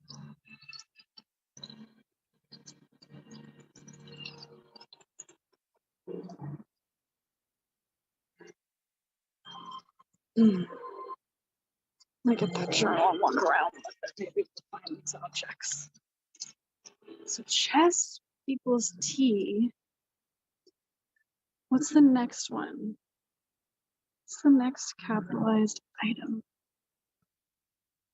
Desk? I don't see any letters on this desk. It's a big helmet. Besides the typewriter.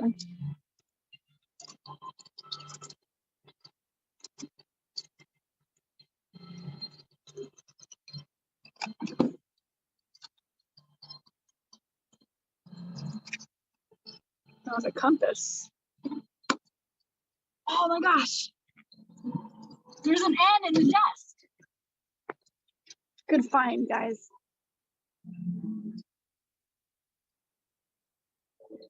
H for hat. I saw a hat earlier.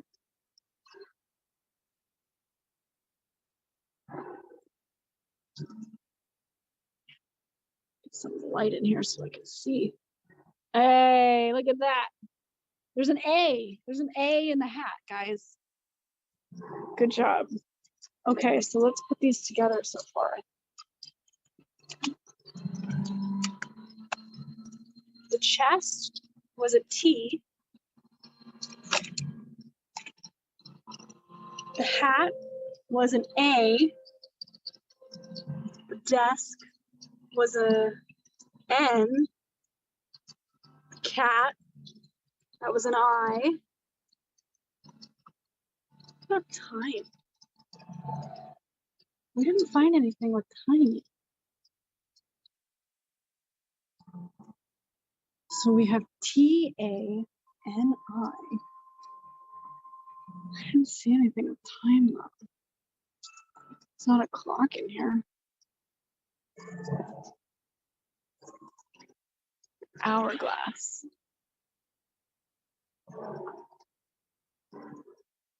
I don't see anything.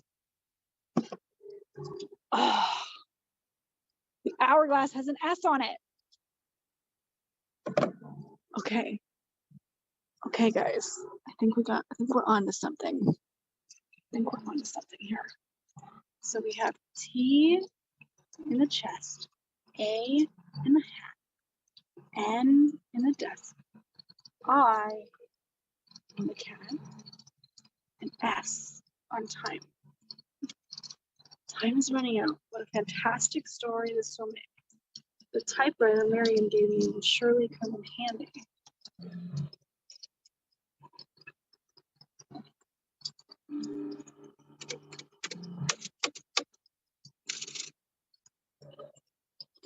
How's the typewriter going to help us?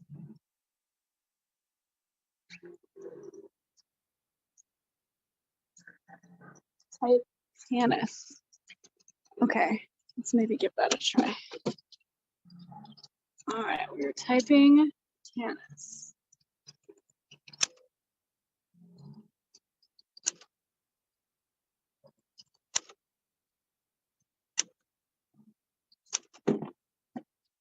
Oh my gosh.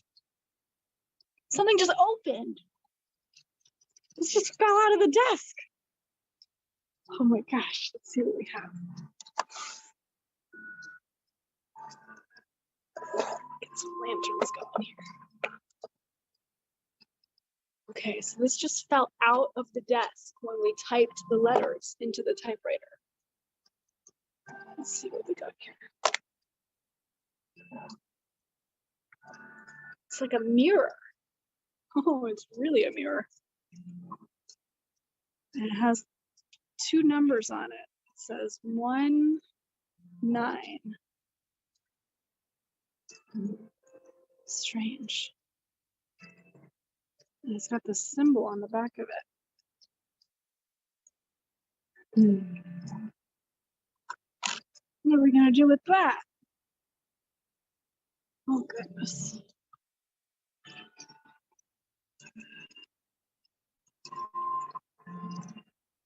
$17 on the lid. 17 on the lid. I don't know. What's that gonna do for us? There's a 17 on the lid, and then there's a 1, 9 here. 1, 7, 1, 9. Second lock code. I mean, we can try it.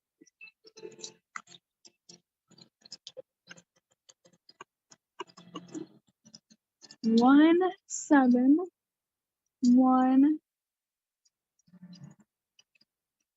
9. I don't think that one's it, guys.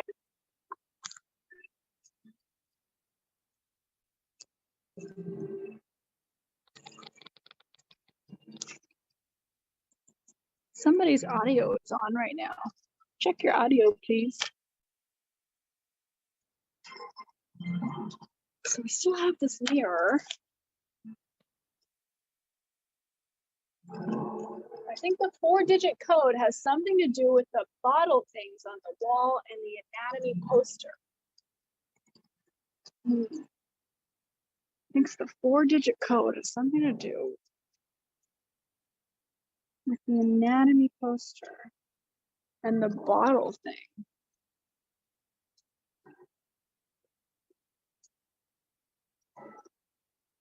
I don't know. What do you guys think? I'm not sure what you're putting together. The symbol's got to mean something too.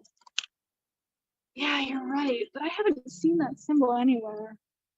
Are we sure that we opened everything? Maybe there's something we haven't opened yet.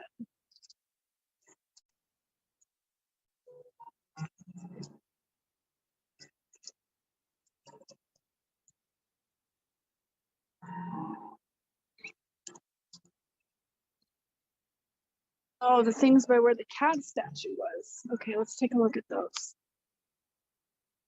Yeah, you know, I think you're right. There seem to be organs on each of these canopic jar posters. So I think you're right. I think the anatomy chart probably does go with these jars somehow. But this isn't a 4-digit lock.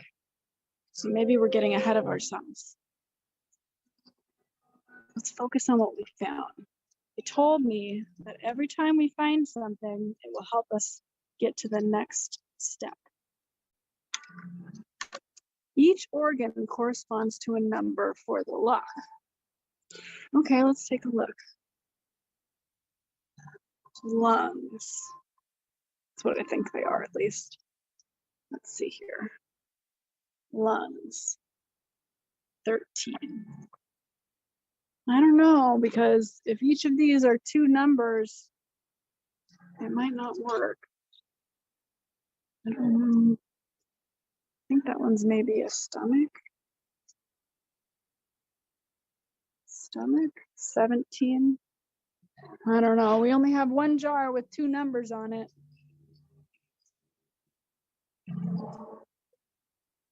The one on 13 was bold. Let's take a look again. I don't think so. Oh, did you mean maybe on the picture?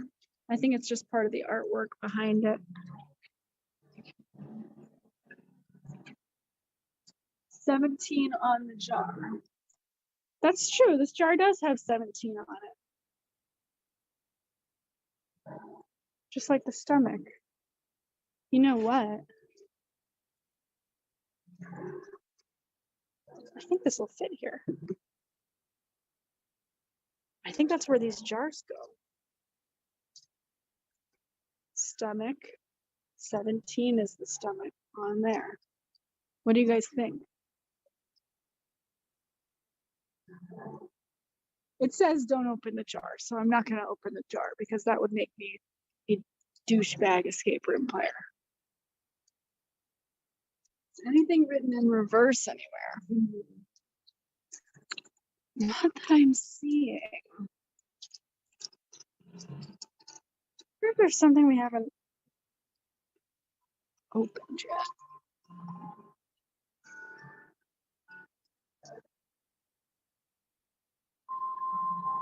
Nine on the mirror. I mean, yeah, the mirror says 1. It says 1 at the top and 9 at the bottom. And then it has this symbol on the back of it. But I haven't seen that symbol anywhere. I feel like we have to find it.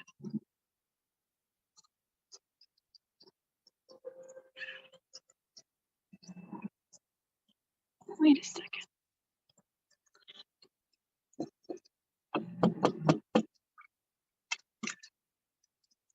Oh my gosh, guys, this thing opened. I had no idea this thing opened. And look, it's another jar. It says 13 on it. Do you think?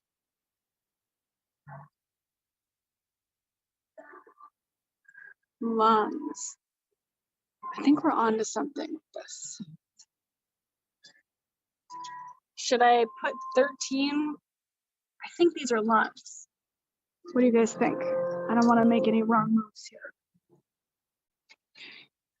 We're going to put the 13 on the lungs. Okay, we're doing great. Okay.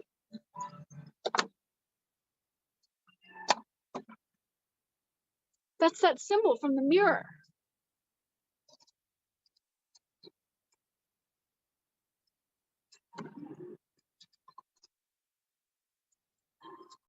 What do you guys think we can do with that? I feel like there's something we got to do with this.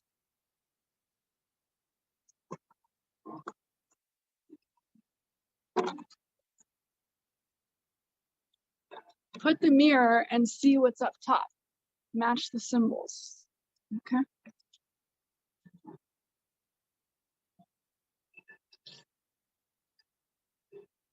Oh my gosh. Can you guys see that?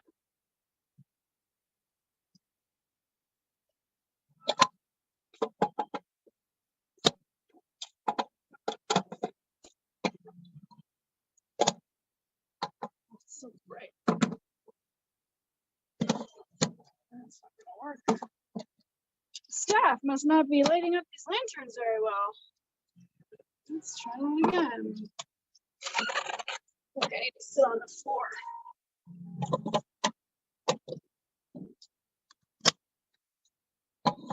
That's better. Did you guys see that?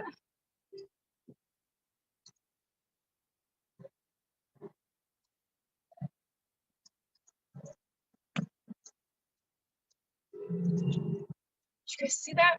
I think I see something. 6, 7. I don't know if you guys can tell, but the 6, 7 is showing up in the middle of this mirror. 1, 6, 7, 9. 1, 6, 7, 9. I think that's our code, guys.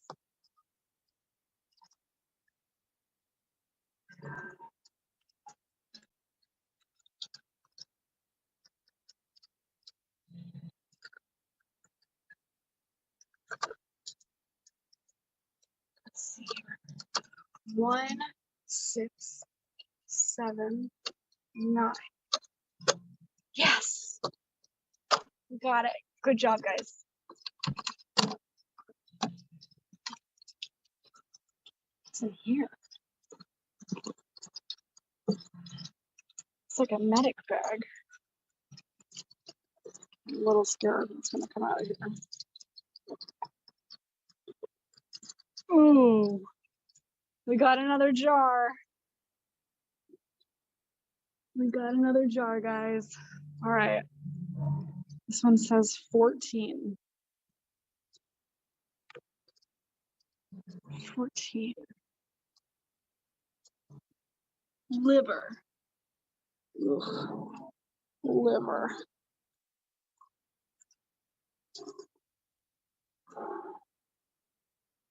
Which one's the liver? I'm not very good with anatomy. Left or right? Which one's the liver?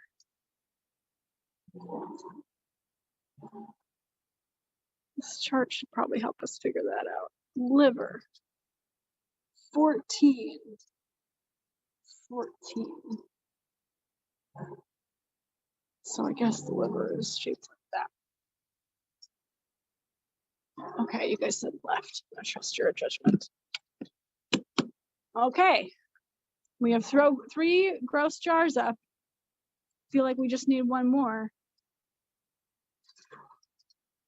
Can I find anything else in this bag? Oh shit. There's a chess piece in the bag. That's strange. And it's got the color red on the bottom.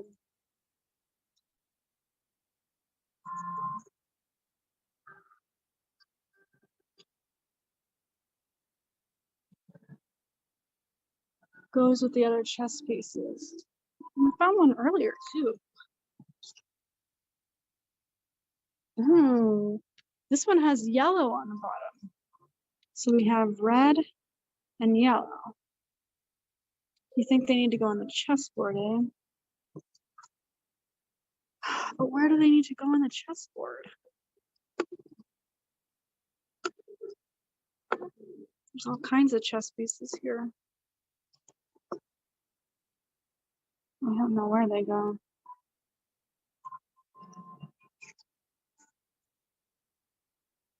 The flag? I guess the flag is red and yellow. But the flag's also black. Maybe we need another chess piece.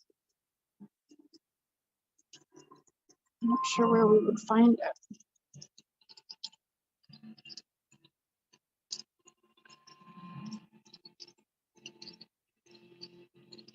I'm not sure if you guys can see what I'm seeing right now, but these are 3 pins in the map.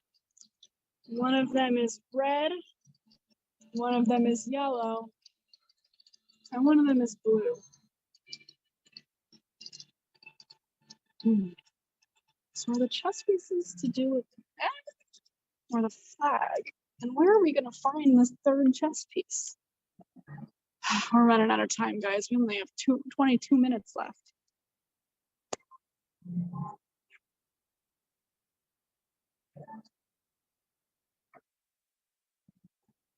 Any ideas on where we might look for this last chess piece? We got to make sure we've scoured everything.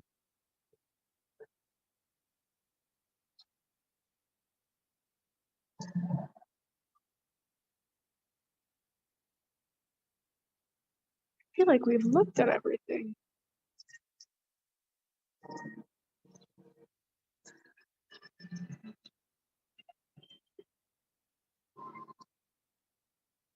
Check the jacket pockets. Okay, let's see.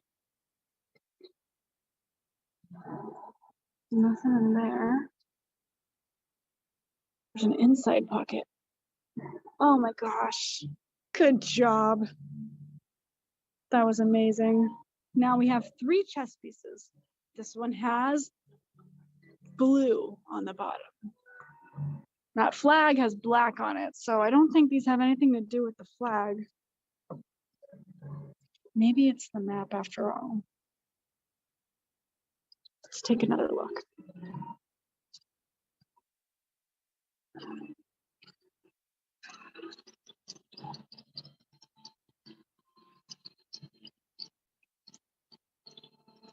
I mean, these are some very specific points.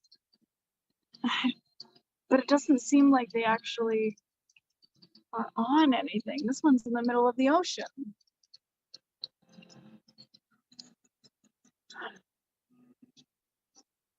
I have to figure out where these are gonna go on this chessboard. You know what? There's a lot of letters and numbers on this chessboard. The map has a lot of those too. Where do they point to? The numbers. You guys were already ahead of me, huh? It looks like blue is lined up with 7. Yellow is lined up with 2. And red looks like it's lined up with 5. 7, 2, and 5. Map coordinates. Okay, well maybe the letters matter also. So blue is A7, A7. So maybe if we take the blue piece and put him on a 7. Nothing happened. Let's just keep trying and see what happens. We've got the yellow piece at C2.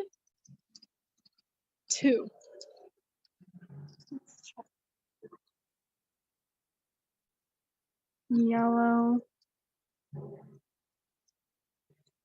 at C2. All right, last one. You guys tell me this one. Red.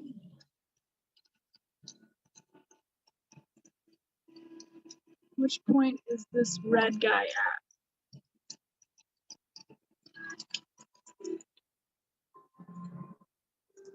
G5. All right, let's try G. 1, 2, 3, 4. Oh my gosh. That looks like our last jar. Ugh. 20. Small intestine. I guess this is the last one anyway.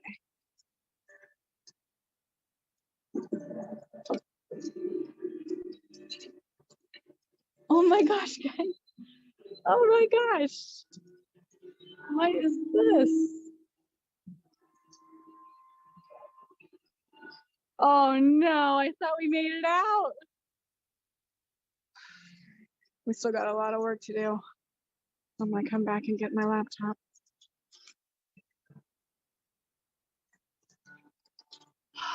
All right, we're going into room 2.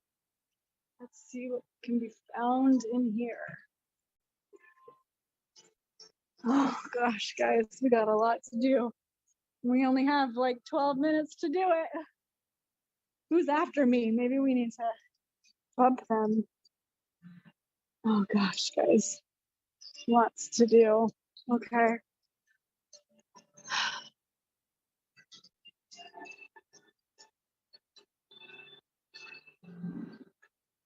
Who is after me tonight? I forget who's after me. Somebody tell me. Maybe I can bump them a little bit. So we got a lot of work to do. Oh gosh. I'm after you and you can go ahead. Take all the time you need. Who is this? It's Ashley. Oh, Ashley. Yeah, give me like a couple extra minutes, okay? Yeah, go for it. Totally fine. Okay. I just found a note in the skeleton's eyeball, which was really gross, but that's okay. Let's check it out.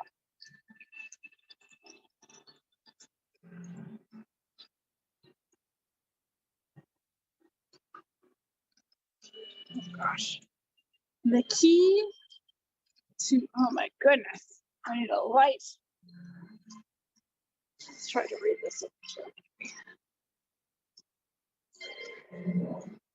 The key to fortune and glory is within reach. You must bind together, reach out, and take hold of life. If you make it out of here, please tell Marion that I love her and I'm sorry. Abner Ravenwood.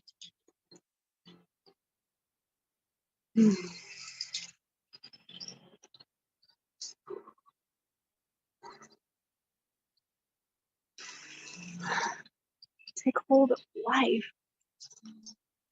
What does that mean?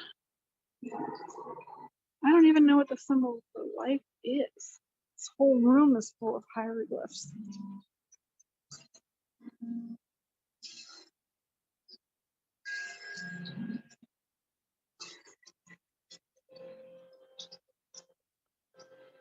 There's all of these little blocks with hieroglyphs and pegs on the wall. I don't even know what to do with that.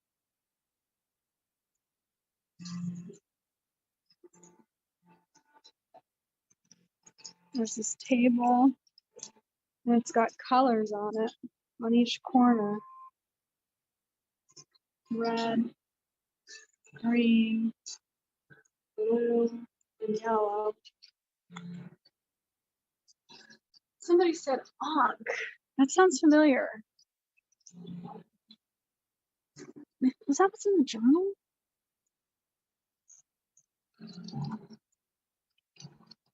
Symbol for life. I think that's an Ankh, isn't it? I could have sworn I saw that in this room.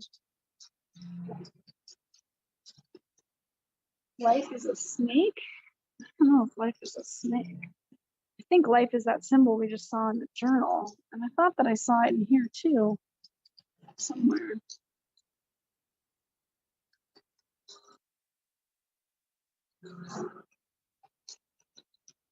Oh, you know what? The note said to bind together, reach out, and take hold of life.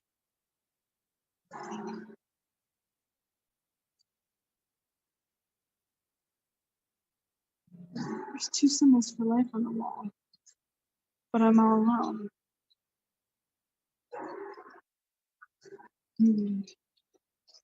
Maybe I can just touch one and then touch the other, and something will happen.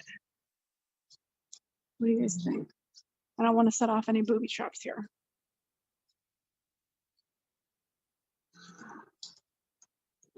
Should I try to touch them, or should I leave them alone?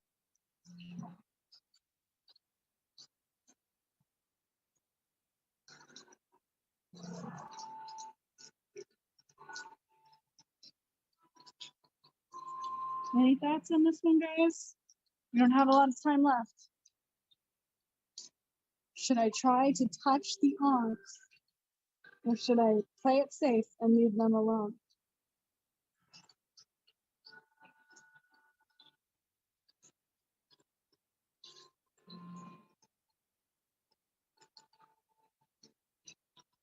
Touch them. Okay.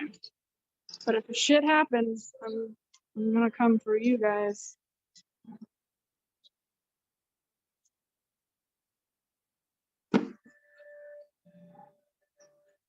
I guess we didn't need to touch both of them. This thing opened right up.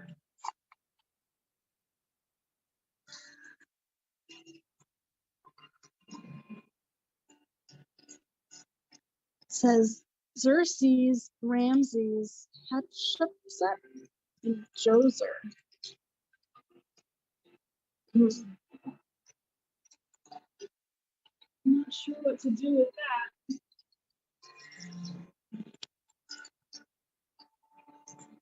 These are kind of interesting though. Another 4-digit lock. Oh no.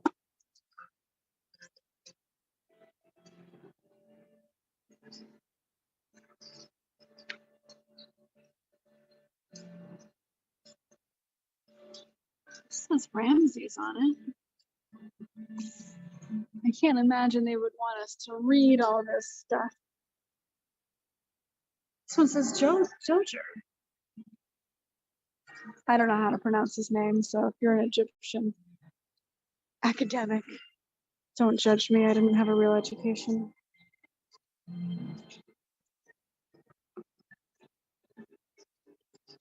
And Xerxes. So we have a list of 4 names, and we have a lock with 4 numbers, and we have 4 scrolls.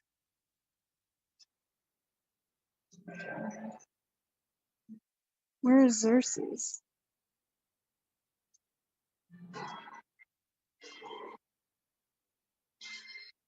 What's behind those? Okay. Ooh, one almost fell over. Oh my gosh, there's a hole. I don't want to stick my hand in that. I don't want to stick my hand in that. Stick your hand in that? I don't want to stick my hand in that. All in favor for somebody else sticking their hand in that. Oh no. Okay. Let's see what's in there. Do they all have holes? Oh, they all have holes. That's not fun. Okay, but if there's any snakes.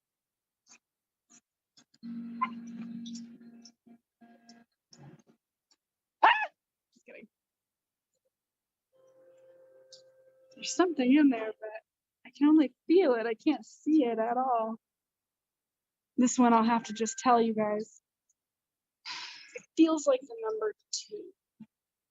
And I think somebody said this is the order. So if this is Xerxes and there's a 2 in there, I think the first number is going to be 2.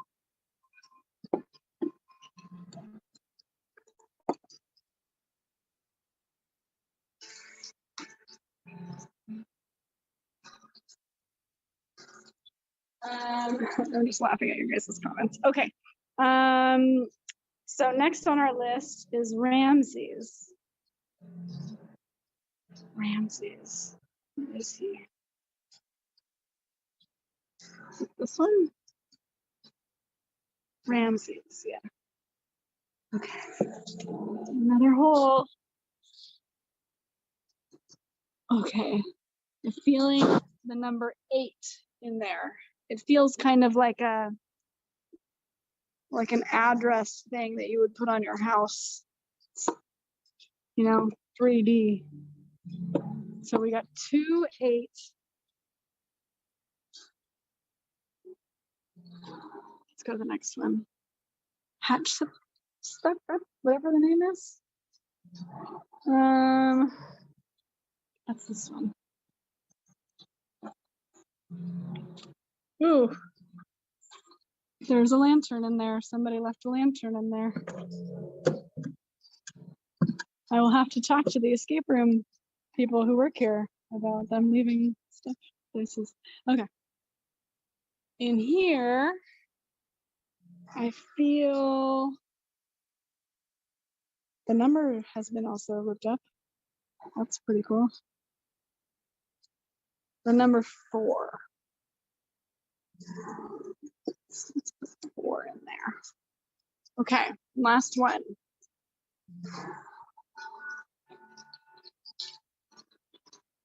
You don't need to see them. You can feel them. Last one's Dozier or whatever. You don't need to see them. You can feel them. Last one's Dozier or whatever. Make sure your mics are off, guys. I can hear somebody. I can hear myself through somebody. All right, last one. I feel the number 7 in here. This has got to be it.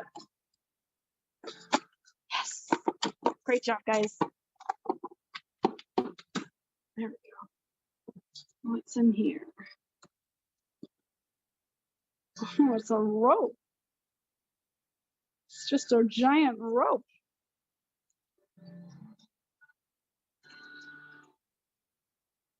Interesting.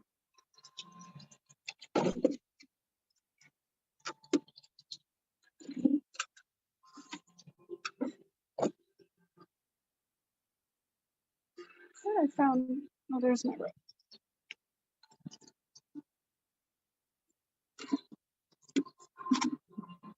There's a rope, and there's also this guy. It's like snake skin. Ugh. There's pictures of all kinds of pharaohs, pins on the wall, but you got to figure out the code. Oh, you mean these guys? I guess you're right. It's actually the same symbol, huh? Bunny pharaoh. Bunny pharaoh. Bunny pharaoh. So maybe we start with this rope and we hook it around the bunny pharaoh. Does that sound like maybe that's an idea? We'll start with the first one. Bunny pharaoh. Okay.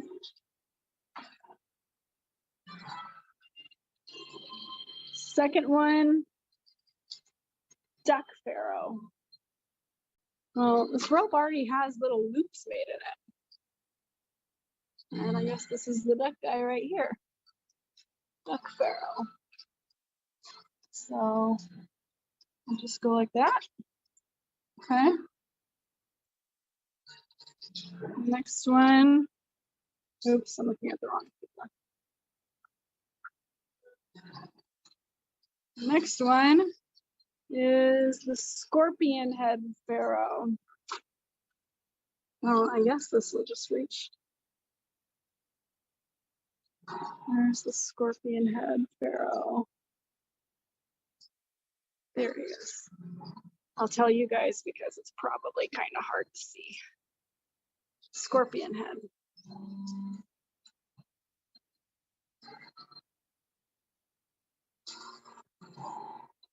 Anubis. I think that's what his name is. I jumped to that conclusion super fast for somebody that doesn't know this stuff. No, none of these are ripped. Super annoying. Anubis.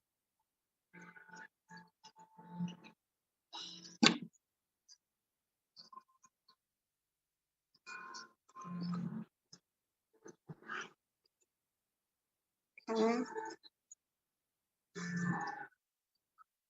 Next one.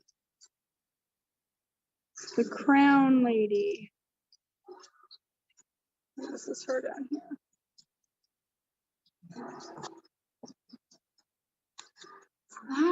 And the last one, fish head.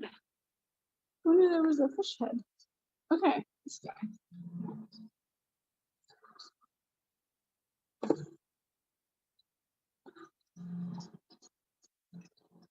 Wow. Okay.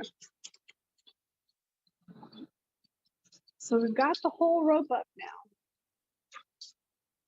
What do you guys think? Doesn't look like anything special to me.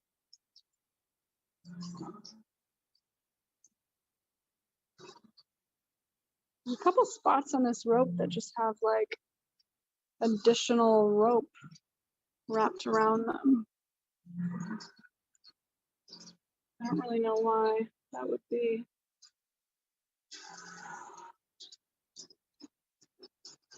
It doesn't look like a symbol or anything. A symbol on the ceiling. No, that's just a light.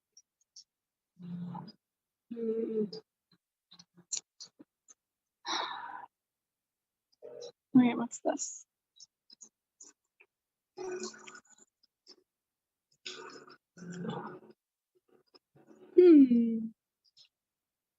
Looks like another key of sorts. Maybe there's some symbols in that we need to translate. Grab the rope at the holds. I don't really know what that means. I'm not gonna lie. Grab the rope at the holds. Can we elaborate? The white hold things. Yeah, I think the white hold things are important. Maybe these symbols are important too, not just the ones that we hooked.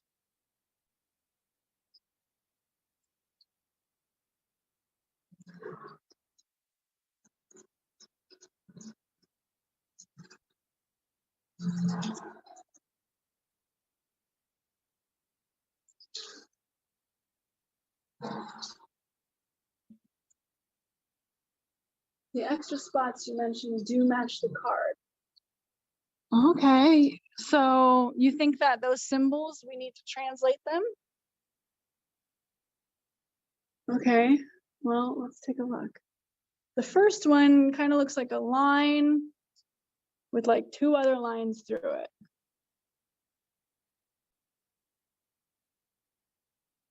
Hey, Kaylin, if you're listening, can you restart the game? Sorry. Like this one?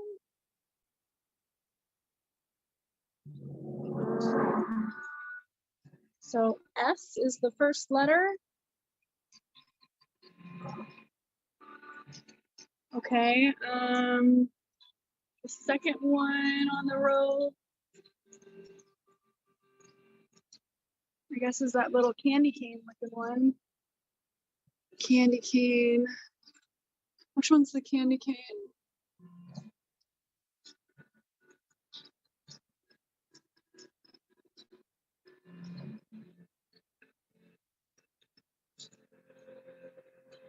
I think it's C. Okay. The next one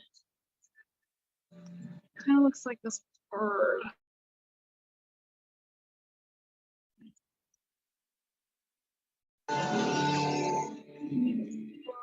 Looks like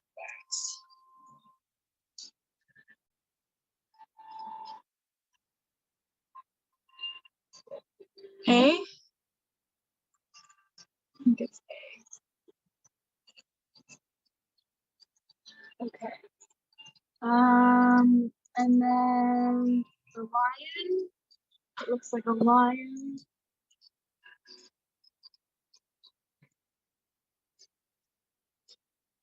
The lion, okay. So L? Lion. Okay. And the last one, it's like a single feather.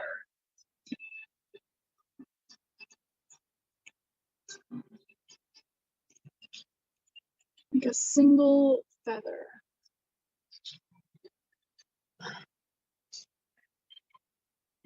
P. So S C A L E. Scale. Good job, guys. Now, wait a second. Hell yeah. Let's get this up here. We have a chest here, and it's got a little letter lock on it. So maybe let's try scale in here.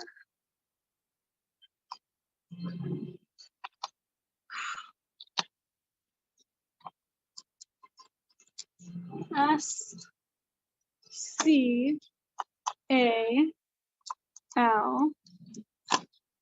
Yeah. Great job, guys.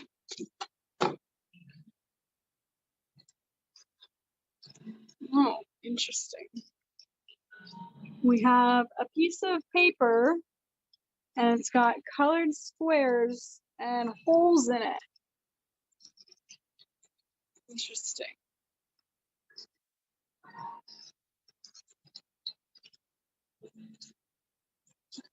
Squares with holes. What is that?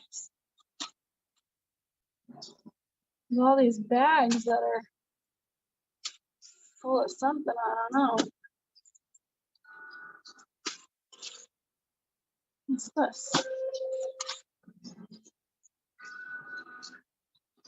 Interesting. It's almost like a picture of the wall. It's an orange sheet and it's just got tons of little hieroglyphic symbols on it.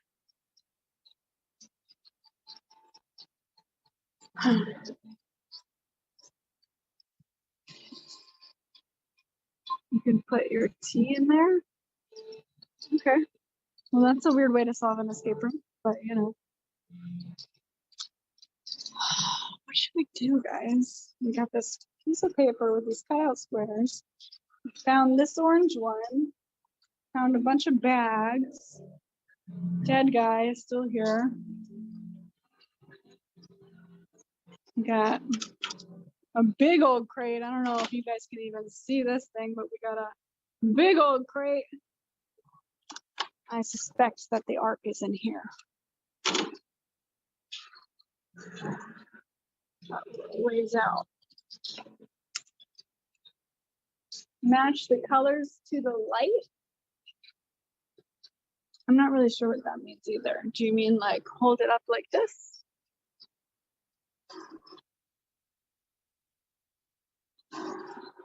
Not sure that that does anything.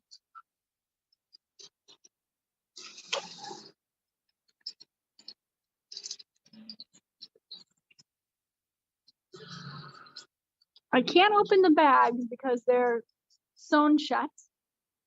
Oh, with the symbol sheet.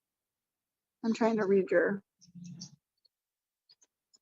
You think I should stack these two? Oh, you might be onto something. Let's take a look at the light.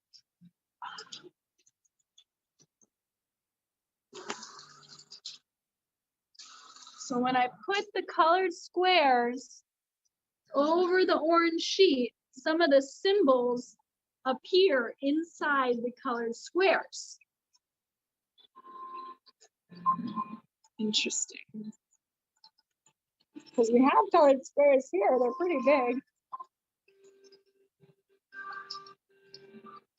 Still got all these bags that I don't know what to do with.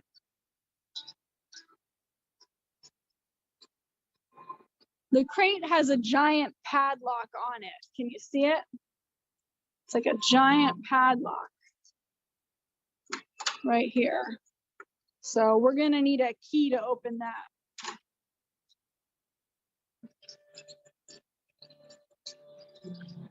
The bags are to go on the squares. Oh, okay. So maybe in the blue square, we want this little snake looking symbol. I wonder if there's a snake bag. Oh, yes. Snake bag. Snake bag, blue. Okay. Yellow. It kind of looks like a mouth or something else, but that's for the late night show. Ew. All right. There we go. Yellow.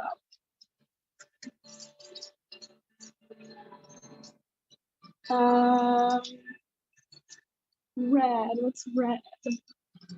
Red kind of looks like waves, I would say.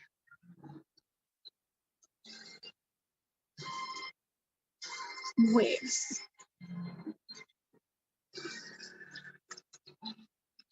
And lastly, we need green. Green. Kind of looks like a rope.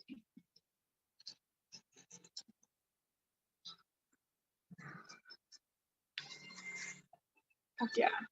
All right. Oh. Look what just fell out of this, guys. It looks like a staff. I'm gonna have to put you down for a second so I can open this up. We got a key too. Staff and a key. Let me just push you down like this. And together.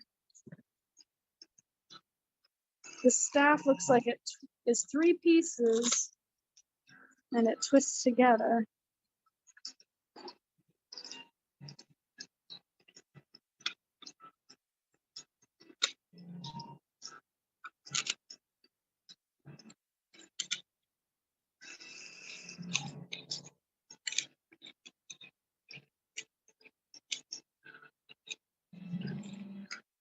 There we go. Our staff. Glorious staff. All right. Use the key on the box. Okay. Let's try. It's kind of a small key, but you know, you never know.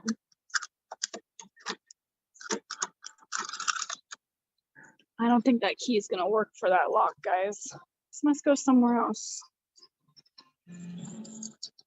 Where else is there a key?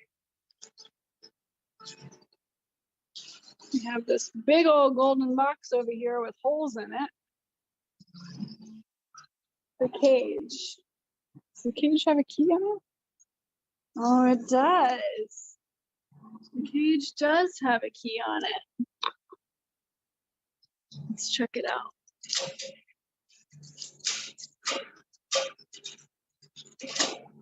Oh, well done.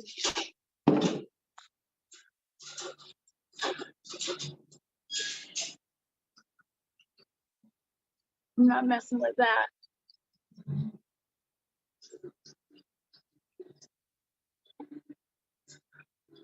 It's got a symbol of a beetle and a dot next to it. What am I supposed to do with this? A scarab, yeah.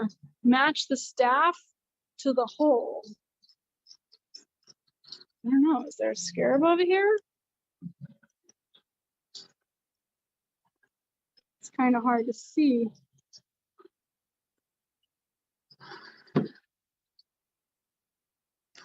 Maybe if I turn my flashlight on, it'll help. I probably should have done this the whole time. Here's the scarab. Should I put it in? Should I do it? I'm a little scared. I'm not gonna be, I gotta be honest. It could be a booby trap. We don't know. We don't know if it's a booby trap, guys. We don't know. Okay, my life is in your hands. We're gonna do this. 3, 2, 1.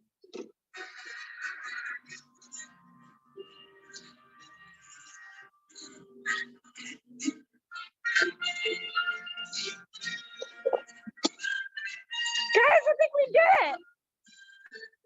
Dun, dun, dun, dun,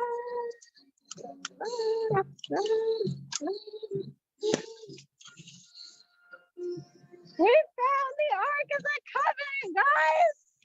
Woo! Great job, team. Well done. We found the Ark before the bad guy Nazis found it. And we saved the world. Thank you for joining me, guys. This was a blast. We're not going to open it because we all know what happens if you touch it or open it. But thank you guys so much for joining me. This was a blast. I hope you guys enjoyed it. I am going to shut up now because I have taken 20 minutes of Ashley's beautiful story time. Ashley is going to be on here shortly to read from Sabrina's book, which I hear is phenomenal. I have not read it yet. Really excited to start listening to that here soon.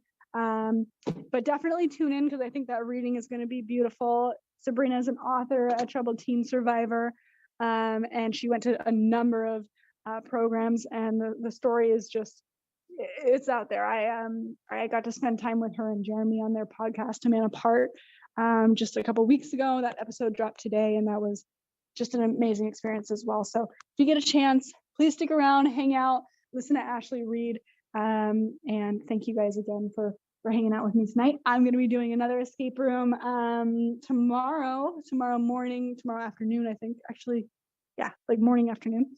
I'll post the schedule later, but thanks again for joining. Tomorrow we will be doing my Stranger Things inspired escape room, so stay tuned, okay?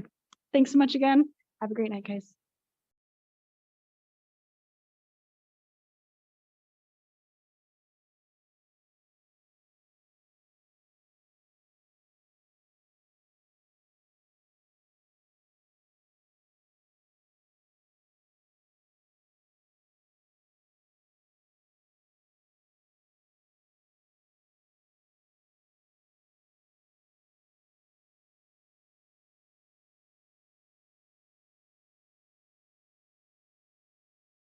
Hi, guys.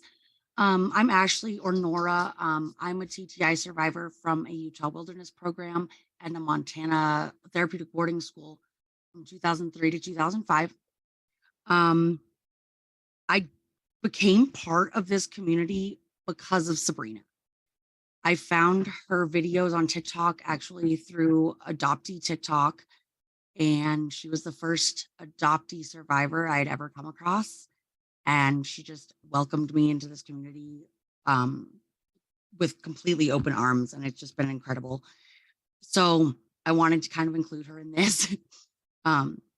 If you have not read her book, I highly recommend it. What I'm going to read is kind of from the end because I don't want to spoil anything. But okay. Dear Renisha, I was able to start opening up about my traumatic childhood and sharing it with my family and friends. I started posting videos and posts about my horrible adoption gone wrong and about my time in the troubled teen industry programs. I started to reconnect with other survivors from the programs I attended on social media to help spread awareness. I started to use my own social media as a platform to advocate for those who survived the troubled teen industry, as well as those who are still in the program today, as well as be the voice for the individuals that died at the hands of staff while in their care. The entire world was going through a pandemic due to COVID-19. I even started a TikTok account out of boredom, and I came across a couple of TikToks about the TTI. I was doing my therapy sessions, writing, and watching documentaries when I was not at work due to everything being closed from the pandemic. In 2020, a famous celebrity came out with her documentary on YouTube. She broke her silence about the trauma she experienced while in a troubled teen reform school in her documentary. In October, she led a protest calling for the troubled teen industry school she had attended to be shut down. She started posting on social media about Provo Canyon School using the hashtag Breaking Code Silence, a social movement organized by activists and survivors of institutional child abuse to raise awareness of the problems in the troubled teen industry and the need for reform. Many TTI programs severely restrict communication and employ punishments called code silence. The specific term was used first in the program Casa by the Sea. The suppressive silence is used to control children through social isolation until they reach a breaking point. Code silence can last for days, weeks, months, even up to years if the student does not progress in the levels. This form of treatment causes feelings of frustration, abandonment, and separation anxiety. The side effects have proven to result in complex trauma symptoms years after release. By literally taking these children's voices away, the program takes away their right to express themselves, report abuse, and make relationships with their peers. Socialization and the developing brain of a teenager are extremely important. In a toxic, totalitarian environment, the last thing a child needs are to be silenced, and that silence ends today.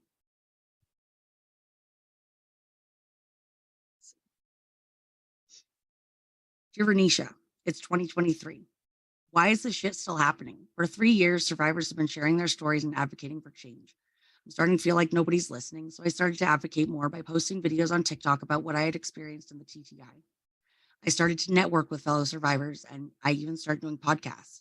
I've done 2 podcasts so far, one with David Keck on his Surviving Abuse podcast with 4 other ladies, Barbara, Susie, Tammy, and Lacey, called Surviving the Rebecca Home for Girls, and the other with Jeremy Bigner on a Man Apart podcast. I connected with Alan and Dave, Mark, John, and Dan via social media through our discussion group online. John, Dan, and Dave are a few of the men who attended Bethel when they were young boys. After hearing my Surviving Abuse podcast episode, they wanted to be able to share their story as well. Sometimes it's hard to relive the past, but sometimes you have to relive it to heal from it. It's called processing. The goal of trauma processing is to develop the skills to deal with the ways trauma still manifests in your life, so the waves of panic, fear, or despair may begin to strike less often. After going through a traumatic event, it's common to have unhelpful thoughts about yourself and the world.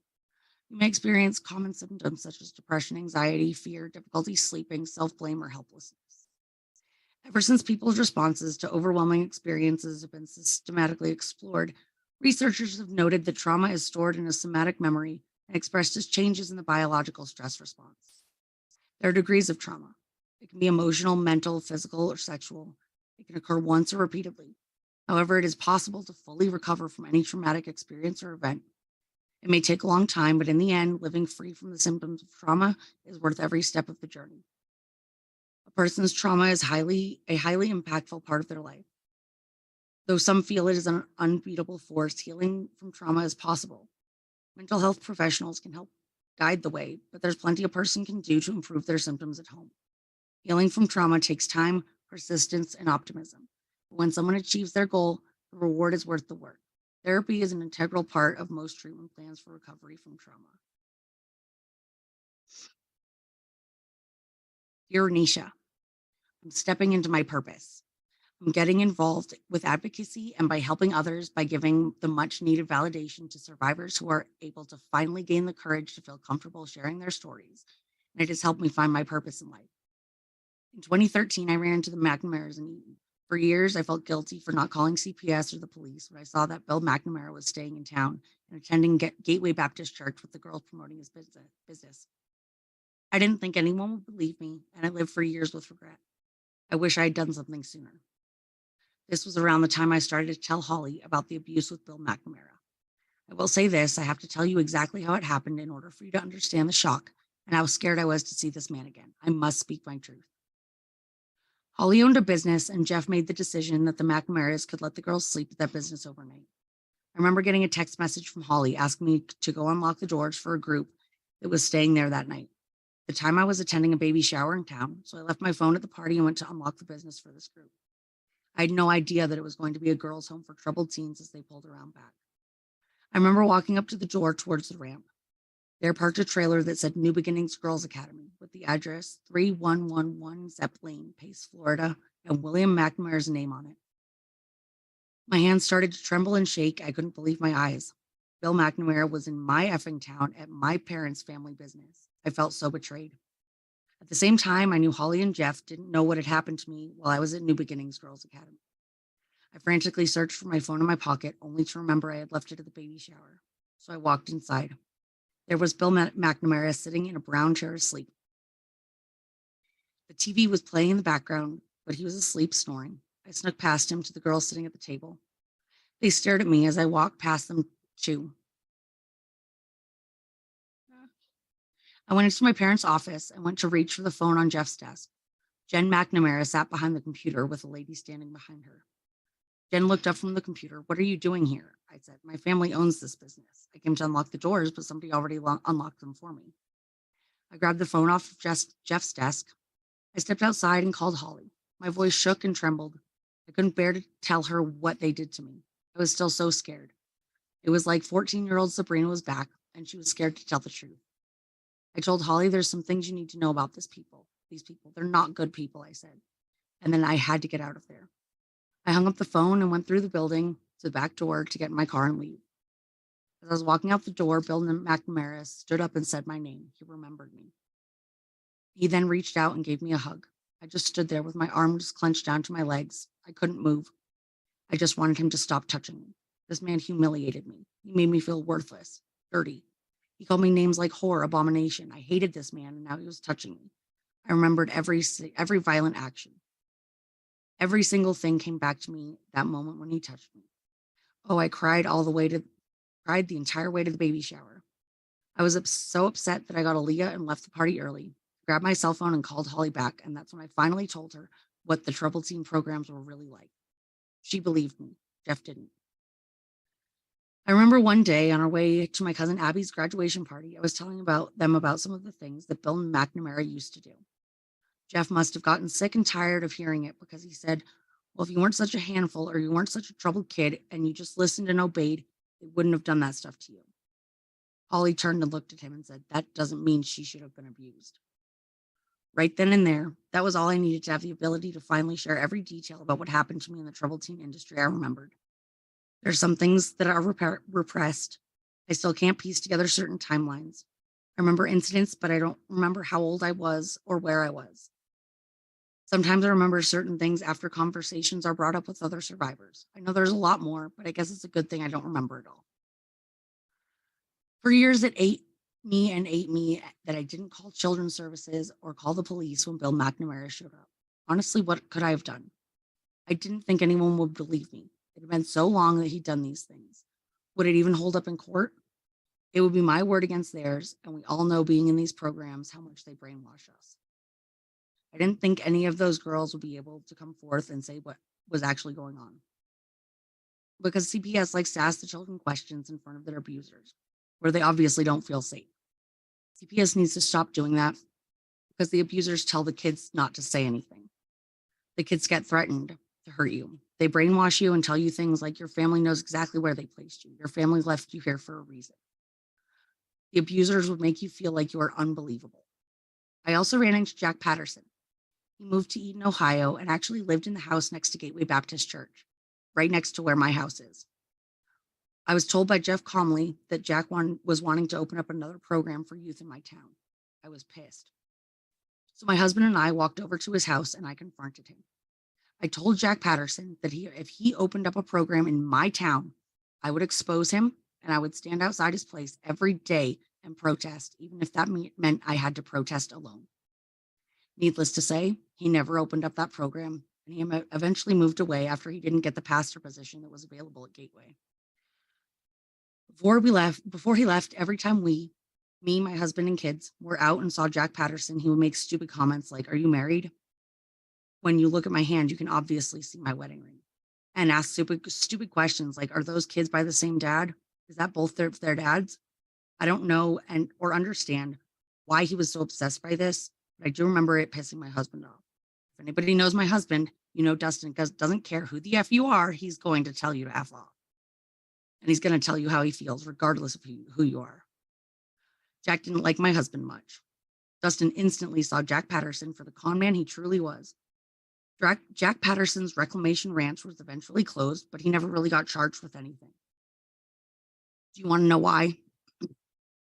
Do you know what all these programs have in common? These cult leaders and pastors who like to intimidate righteousness while they are abusing children, use people underneath them to get their hands dirty.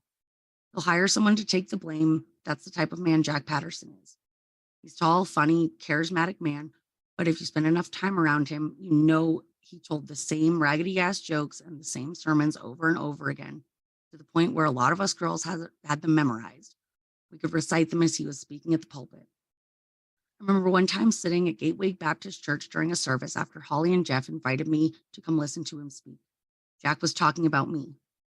He shared that I loved McDonald's. Dustin just looked at me with this weird look like, "What the F? My wife hates McDonald's." So while Jack was speaking, I spoke up to Dustin and said that wasn't me. It was Kara who liked McDonald's. I hated McDonald's. I still don't eat at McDonald's to this day. I even said something to Jack in the middle of his sermon about it being Kara who liked McDonald's and not me. And I added, I really wanted to say, you remember Kara, the one who had bruises all over her face and couldn't go to church for a few months because you guys beat the crap out of her after she got caught running away. But I didn't tell Jack any of this. I really wish I did. Sabrina today totally would have said it. But at the time, I was still scared. I didn't know the power my voice truly had. Jack had his favorites when he was around. He didn't care much for me. I was mouthy, opinionated, and I would tell him what a fake person he was. I didn't like Jack Patterson very much. He was very fake, and I didn't like to butter his biscuit. A lot of girls would do things to be his favorite or be the pet, but I didn't really care about being the pet. I was used to not being liked by others.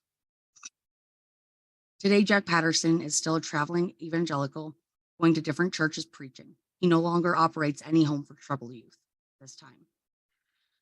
Miss Trudy lives down south. I stopped keeping in touch with her years ago when I started to share my story online with the world. She no longer works with troubled teens.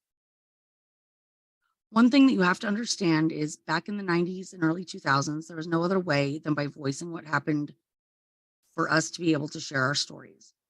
To tell people other than our families was hard. And even your family, most of the time they didn't believe you anyways, because these places feed your parents bullshit about what you were in the program. Programs would tell them that you're going to come home and tell lies. Most kids stayed quiet until the internet and social media. One thing the troubled teen industry did not see coming is the power of social media and the internet. In 2013, I started connecting with survivors on Facebook, Bethel survivors, Reclamation Ranch survivors, New Beginning Girls Academy survivors, Rebecca Home for Girls survivors, Charity Haven and Victory Acres survivors.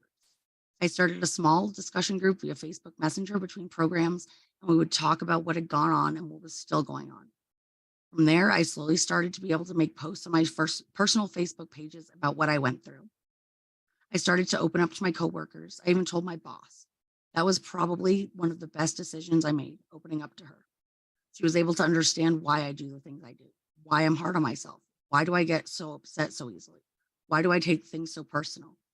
My boss even understands my triggers and how to approach me so that way I don't respond in a defensive manner. Sometimes I feel attacked if approached the wrong way verbally. I've never had a boss treat me with so much dignity like she has ever. It was when I started to notice that there were some really good people in this world. and they truly had my best interest at heart.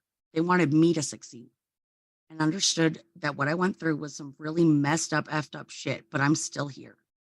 I should have been dead 3 times by now. 3 times I should have died, but I didn't. For some reason, I'm still here. I just have to find my purpose. I feel like most survivors, we try to find the meaning of going through such horrible shit. We try to find the lesson to be learned and what a person is trying to teach me. The fact of the matter is everybody goes through horrible effing shit. We just don't know about it because we don't effing talk about it. We bottle it up, act like it didn't happen, and we go on, but inside we're dying. I don't know about you, but when I'm experiencing a panic attack, nothing makes me feel less suicidal than feeling in the moment like I was actually dying. I lost my hearing for 20 minutes. My ears were ringing the entire time. My heart felt like it was beating ever so slowly. I wasn't able to catch my breath. I don't like feeling like this. I have to heal. Healing is not a one size fits all. It's all in its own time. Your process and the way that you heal is personal to you and your journey. For me, it was through social media. I was able to make funny and educational TikTok videos about my trauma. Sometimes because I'm so desensitized, I tend to laugh at things that aren't really funny. And sometimes I can turn a horrible story into one that's slightly funny to make the listener feel more comfortable and at ease. People can only take so much darkness. In 2020, a famous celebrity came out with a documentary on YouTube sharing her experience about Provo Canyon School. This opened Pandora's box. It made a way for all survivors from all realms within the troubled teen industry to connect. I didn't know how huge this industry was until this moment. It gave everyone the power to be able to share their stories by seeing other people, connect with other people. Never in my wildest dreams could I have guessed that the celebrity would have gone through anything similar to what I had gone through in the troubled teen industry. There's actually a lot of survivors that have been in the troubled teen industry. Survivors from all over started meeting up to do protests and rallies, like at Agape Boarding School in Missouri and at Provo Canyon School in Provo Canyon, Utah, to help spread awareness of what's going on in the troubled teen industry. Many survivors have gone to Washington, D.C., to the Capitol and even state capitals to speak to senators, governors, politicians, and lawmakers to try to get reform brought to this multi-billion-dollar industry. From the movement, the hashtag #ICUSurvivor was started. So I decided to do something about it and join the movement. They used to tell us in the program when we would cry, no one's coming for you, no one's going to save you. I remember what it feels like to be trapped in a place and no one can hear your cries. So I became the woman I needed to save me when I was a child. So in 2020, when I saw that other survivors of the TTIs started sharing their stories and speaking up publicly about their trauma, I knew I had to do something. I knew that my story would help other people be able to feel comfortable sharing their story or maybe talking to their parents about what they went through. I waited years later to talk about this. I knew something had to be done, and this time I wouldn't stay silent. In addition to sharing my story on Surviving Abuse podcast, I also co-hosted a couple podcast episodes with a Man Apart podcast and other survivors from Bethel. I'm rallying the troops, my band of misfits, and I'm ready to take down this industry. We are grown up now, and we are exposing our abusers who silenced us for decades. I hope to become more active in the survivor community and would like to be a part of the process that brings change to this multi-billion-dollar industry. Recently, one of my TikToks that I made caught the attention of a detective seeking information about a girls' home called Marvelous Grace Girls Academy, the former MBGA Rebecca home, and that video helped launch an investigation which led to the home closing. I would also like to bring change into the foster care and adoption community, as there is a great need for reform there also. I'm finally at a place in my life where I feel like I'm able to step out of survival mode. I've been through a lot, but don't count me out yet. There's still work to be done. I will not stop advocating for change. I'm so effing tired of seeing on the news that another teen has died in the TTI. Survivors have been educating the general public for about 3 years now on the dangers of this multi-billion-dollar industry, and yet over 300 kids have died so far in this industry due to medical neglect by staff. One thing that the public needs to understand is that if you send your teen away to one of these places without doing reading on the program, 1, the teen will come back more traumatized than before they entered the program, and 2, they may come home in a body bag. That's the cold, hard truth. It's time to listen to survivors. This industry works in relation to a variety of programs that claim to treat or change teenage behavior that parents find troubling. There's little professional supervision of either the criteria for defining a troubled teen or the selection of staff that allegedly treat the adolescents in their care. Many programs mimic legitimate facilities or experiences. Wilderness programs market themselves like outward bound type outdoor healing adventures. Residential treatment centers are marketed as anything from therapeutic boarding schools to inpatient psych wards, despite failing to offer the properties of either to function. For the purpose of this story, I will define the troubled teen industry in accordance with the targeted covered programs in Senate Bill S 3031, Stop Child Abuse in Residential Programs for Teens Act of 2016. Each facility of a program operated by a private entity with respect to one or more children who are unrelated to the owner or operator of the program purports to provide treatment or modify behaviors in a residential environment, such as a program with a wilderness or outdoor experience, expedition, or intervention, a boot camp experience, or other experience designed to simulate characteristics of basic military training or correctional regimes, a therapeutic boarding school, or behavioral modification program. This is exactly the type of legislation that would comply with the United Nations Convention on the Rights of Children, which suggests that juveniles are treated as individuals and guaranteed rights to due process, like that for adults, with impartial authorities and legal representation in matters of psychiatric institutionalization. Psychiatric facilities, both state-run and private-run, are subject to periodic reviews of both the treatment provided to juveniles and of all other circumstances of juvenile placement, and appropriate action is taken to correct any violations found during the reviews. The United States is one of the few Western countries who have yet to enact similar protections for children. This is a market in which unregulated facilities are given control of impressionable adolescents who are either marked categorically as bad due to behavioral or lifestyle complaints by their parents, or demonstrate more serious impairments like substance abuse, eating disorders, and mental illness. As a result, institutions pry on these parents' desire for treatment. Sometimes the internet is the only resource used to determine a parent's need or desire to place their child in such a facility. A simple online Google search for troubled teen brings up myriad websites that, while appearing to be resources, are actually advertisements for expensive programs. Excuse me. These centers pathologize common teenage behaviors and frequently assess a child's needs using nothing more than a questionnaire on the program's webpage and emphatically recommend immediate enrollment in their program. Unlike the US prison system and legal psychiatric wards, no medical diagnosis or due process of law is required before enrollment.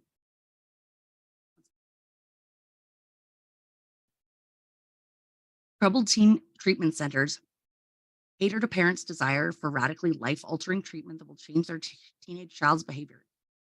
Lumping hugely different issues together in their questionnaires for admittance, such as does your child slam doors, throw objects, destroy property out of anger, or use intimidation to get his or her way. Children are sent to such institutions for reasons ranging from poor choice of friends to drug and alcohol addiction or trouble with the law.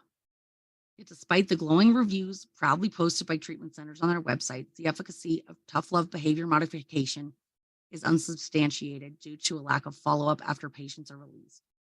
The only easily accessible results are filtered through and propagated by the institutions themselves, and thus are neither reliable nor objective assessments of the long-lasting effects of these programs. This negative assessment encourages maltreatment and enables staff to use the premise of tough love to break down children and instill rule compliance with impunity. The systemic abuse is both shrouded and shielded because because these so-called medical professionals who work in centers designed to supposedly fix or save bad kids are trusted over any adolescents who have the courage to bring forth claims of abuse and neglect. The restriction of basic rights and autonomy makes students unable to function as able-bodied individuals and are thus completely dependent on the staff who control their lives. Dependency is cultivated in teens in the TTI, not only in relation to staff, but also each other via a stratified system of rights and privileges and autonomy. The level system in particular is problematic because detainees tend to continue the cycle of abuse when they're placed in positions of power. The way the programs were run made it hard for me to thrive. I only knew how to survive. Kidnapping and beating a child into submission doesn't fix their problems. It makes the child more aggressive. The staff purposely would pin kids against each other, forcing kids to do whatever it took to keep in favor of the staff in order to prevent them from being beaten. It was the perfect way to keep staff's hands from getting dirty. They could blame the beatings on the kids, saying they beat the hell out of each other. Monsters training monsters, leaving its survivors to deal with the mess years later after they leave the program. What I got from these programs was a lifetime of trauma. Social anxiety, it turned me into an irritable person, always on guard, defensive, making it hard to trust others. What I needed was therapy and a loving, nurturing home with parents who actually gave a shit. But instead, I was labeled a bad child, and I was treated as such, never experiencing love that made me feel worthy. What is the solution to prevent children who are sent away to the TTI from being abused? For years, survivors have been advocating for reform in the TTI. It's been quite a challenge for these groups to go state to state and try to get legislation passed. So far, legislators have passed bills similar to the one below in a few states such as Utah, but kids are still dying. The bill looks great on paper, but it must be enforced. Accountability needs to happen to the staff who are convicted and found guilty of abusing children. If I did half the things that were done to me during my time in the troubled teen industry to my children, I would be rotting away in prison right now with my kids taken away from me. But somehow, these mother efforts still get away with this shit, and I'm sick and tired of it. The troubled teen industry needs to be regulated. These homes need to be registered with the state. There needs to be a limit on how many programs can exist in each state. That way the caseloads are not as large. There needs to be some kind of county board that is a third-party entity that goes and checks on the welfare of these children that's not associated or paid for by the troubled teen program itself. That way there's a hotline for abuse that can be called, and a caseworker can go check on these children and ask if they're okay. There should be absolutely no religious affiliation when it comes to evidence-based troubled teen industry programs. If you're going to have a religious affiliation, then it needs to be accepting of all types of religion. There should be absolutely no censored letters or phone calls between the guardian and child. They should be able to communicate freely.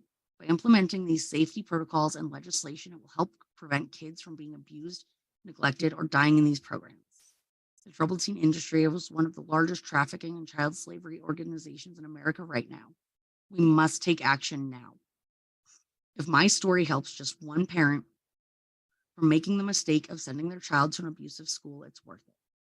If my story helps one survivor gain the courage to speak up about their abuse, it's worth it. If my story helps get a law passed giving children in these facilities their own Bill of Rights, it's worth it. If my story helps one person who is suffering from suicidal thoughts and helps them find the strength to keep moving forward, it's worth it. I am believable, I am loved, I am worthy, and I'm an effing damn good mama to my children. I spent the last 3 years deconstructing the religious brainwashing I was forced to believe in. Faith deconstruction, also known as deconstructing faith, evangelical deconstruction, and the deconstruction movement, or simply deconstruction, is a phenomenon within the American evangelicalism in which Christians rethink their faith and jettison previously held beliefs, sometimes to the point of no longer identifying as Christians. It's closely related to the evangelical movement. This cannot be tolerated. True believers have a responsibility to keep a clean house. Biblical fundamentalism has had its share of scandals. Any authoritarian power structure has the potential for the ungodly to use it as a tool for evil. However, it does not make any more sense for true believers to abandon the faith over abusers than it would for the Jews to abandon Jesus over the abusive Pharisees. The Bible does not commend or tolerate abuse. Dear Renisha, I often think about who I would have been had I not experienced so many traumatic events. I mourn the fact that little Sabrina never got the love she deserved. She deserves so much better. But adult Sabrina, well, she has all the love she needs. And this makes my heart smile knowing that I'm loved and cared for. I'm proud of the person I am today, a woman who stands up for what she believes in. I became the woman that I needed to save me when I was a child. I'm proud to call myself a survivor. I refuse to let my trauma take anything else from me. Those traumatic chapters of my life are over. I now choose peace for myself. I want to live life, not just survive in it anymore. So cheers to a new chronicle, paving the way to happiness and healing in my life. In the words of the great Reba McEntire, I'm a survivor. Sabrina Young. I'm done.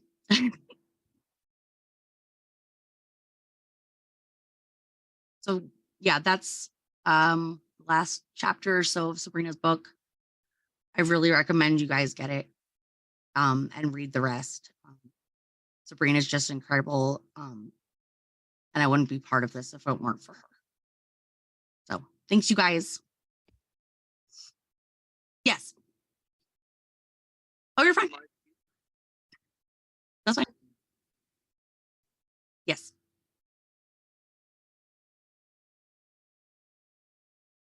I'm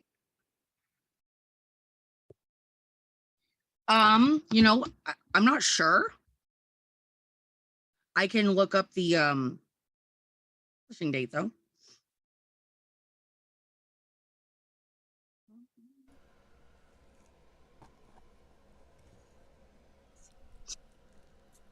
I this is the first time I've ever read on a Kindle, so I don't know what I'm doing. I don't think I've never read anything digitally other than like at the laptop, like reading a like news article. Yeah, I don't really either.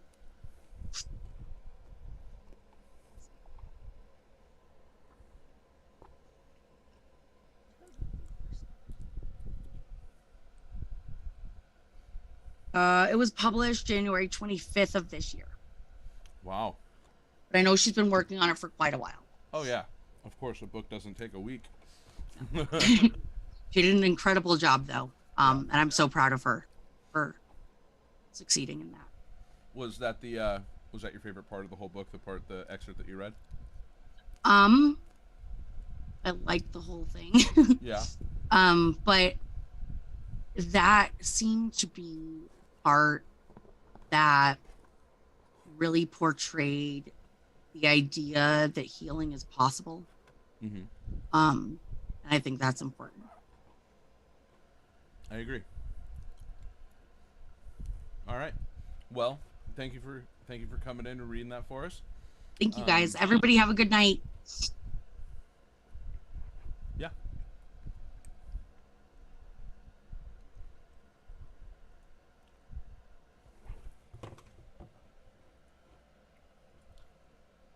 All right, everyone. Hey, it's me again. So we are going to take a few minute break while we set up for the blind drawing with Amy and Kari. They are going to be blindfolded the entire time, so you'll hear my voice quite a bit this time, as they are going to blindly draw whatever comments you leave for them. And yeah, here we go. We're going to go for an intermission. Make sure you use the restroom, grab yourself something to drink. We got a long time to go. So see you in a bit.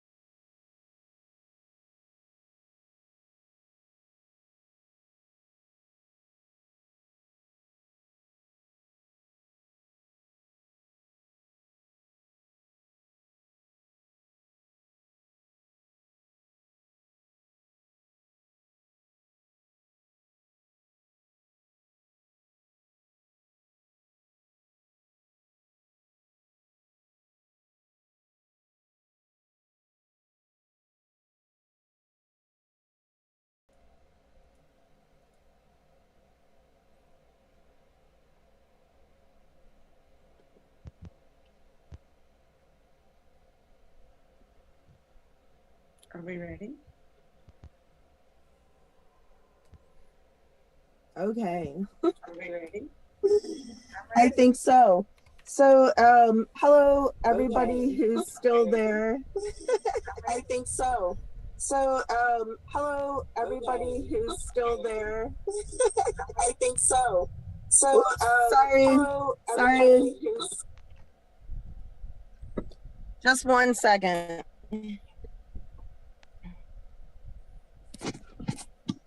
Okay, this is going to be better.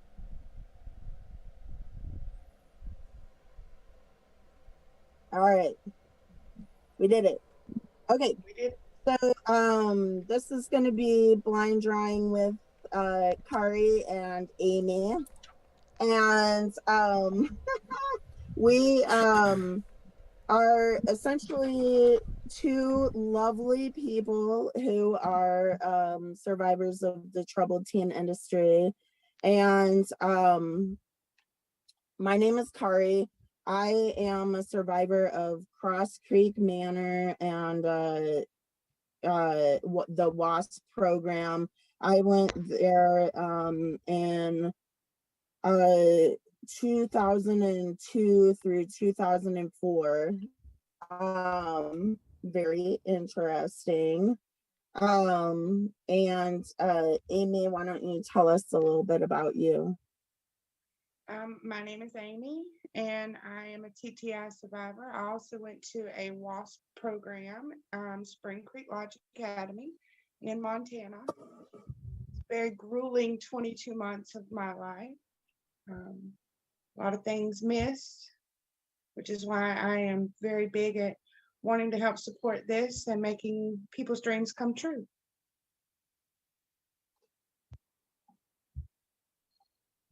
Cool. So I was gonna say I'm having a little bit of audio problems because I'm trying to do this for the first time ever, but me and Amy were going to do this way. So join us please for our fun game. Anyway, what we're gonna do is that if everybody who's on Twitch or etc. could please put in a relatively simple topic that they would like for us to draw, we will then be donning blindfolds, randomizing the list, drawing as they come up, and y'all can guess what we're drawing. So hopefully I may not have explained that the best, but hopefully it'll be fun, and good luck to anybody who can figure out what we are drawing. We will give you points. They're imaginary internet points, but that's okay. Whoever gets the most points wins. So give a couple of different ideas of what you would like, and I'll throw them in the random list generator. And just FYI, I'm an artist, so good luck guessing this. So far it looks like, let's see, we got cats, pets. What else do we got? A mushroom house, the Titanic, ice cream, a clown. Oh, this is going to be fun. Let's hope Titanic doesn't come up first. So let's see here. What else do we got? A picture of a person drawing on an easel.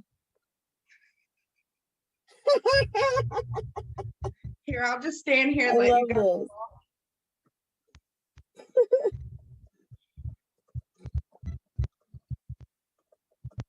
And let's see, don't forget that.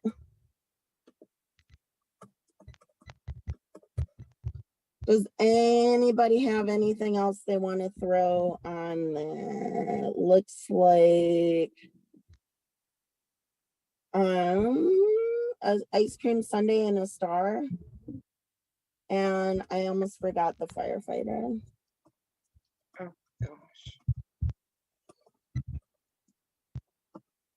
Note, you did hear us say we are not artists, right?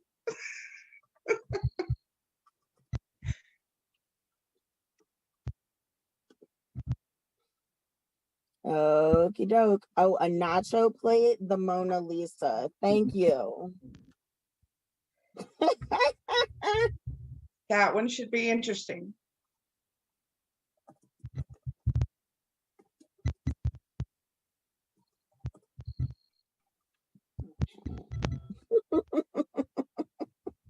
Okay, let's get started. I'll randomize these for us here.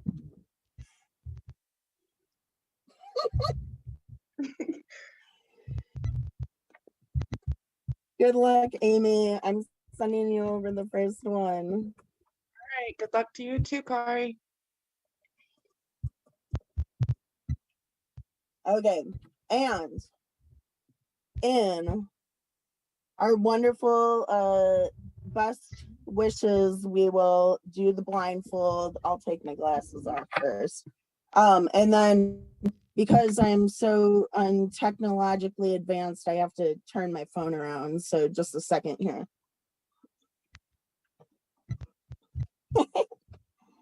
Oh Lord, this is going to be great. Am I All at right. the paper? Almost got it. Are we ready? You say ready. I'm blindfolded. Okay. Almost. All right. You almost ready? You ready to go? Ready. Okay. Lovely people on our Twitch. I know you saw some things that we had offered to draw. Good luck, and I hope you can do it. So here goes the first one. And here we go, Amy. All right, let me see. This is gonna be relatively difficult. Yeah, this one is.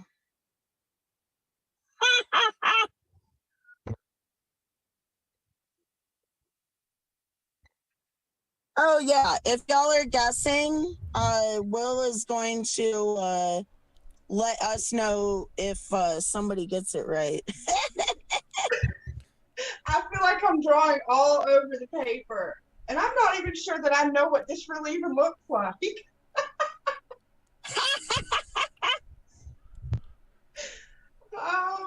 Oh, this is great. I don't even know how to draw this. Me neither. I don't even know where I'm at. Somebody just kind of got me if you want. All right, we already got somebody. We got somebody calling in. It looks like somebody guessed that Amy is drawing the Mona Lisa. Damn, Amy. But look at how beautiful my drawing is. Both of you guys were right on the nose. My smile is Amy, your drawing was so good. It could have also been a clown, let's be fair. I would love to get a zoomed in image of that. I hope that you send it to me. Go. Wild hair don't care. Okay, we're moving on to number 2. I will send that over to Amy. Okay, and you guys got a Twitch we'll comment that says that you guys should sign and sell these masterpieces, but I'm gonna follow up on that and say that you have to sign them blindfolded. Oh, okay. Thank you. I am an old woman. All right, I have a witch cackle. Okay, 1, 2, 3. Let's go, Amy. I think Amy is a faster artist than me.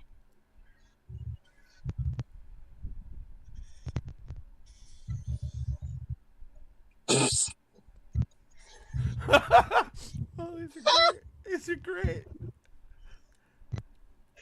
What is this? This is terrible. Has anybody got a guess? Somebody said it looks really suspicious. It looks really suspicious. I signed my masterpiece. Do they look the same? Actually, yeah, really similar. It's hard to tell what to do. I can't.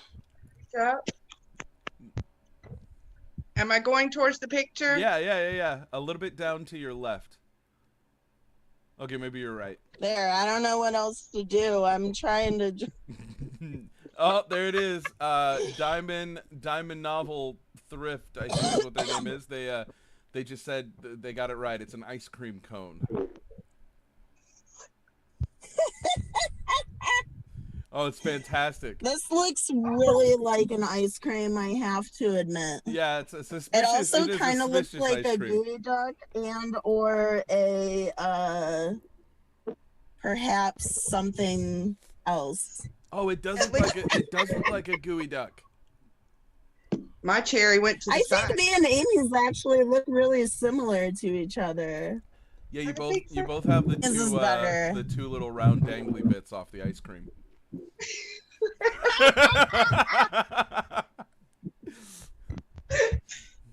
Oh man. This is too fun. Okay, who's ready for the next drawing? Sending it over to Amy. And I'll throw my Twitch back on. Okay. All right. Whatever that was, it's gone now. Amy knows to draw. I know what to draw. Yep. Okay. Good luck. 1, 2, 3, go.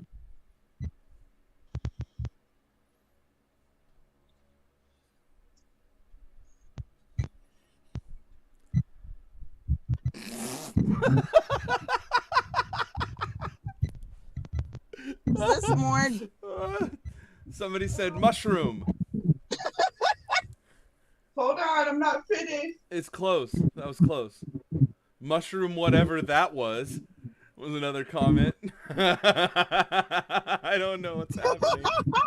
These are both really suspicious looking drawings as well. All right, I'm gonna try down here. Am I okay? All right, Lucifer guessed a mushroom house. Yes. There it is. Sign them up. Sign them pictures. Blindfolding again. Yeah. Beautiful signature. That is a horrible. Look at yours. Yours looks way better. Wait, does mine look like a house? I think they're both beautiful. Mine looks like an apple. These are fantastic. My favorite one so far is the ice cream cone of mine, I have to say. Mm-hmm. You gotta frame them and sell them. Mine's gonna be happy. So far. Okay, Amy, here comes the next one. It is. Oh, this will be it. This could be difficult, could not be. I don't know. Here we go. Y'all excuse the hair. The blindfold's pushing it up here. It's a new style. Y'all like it?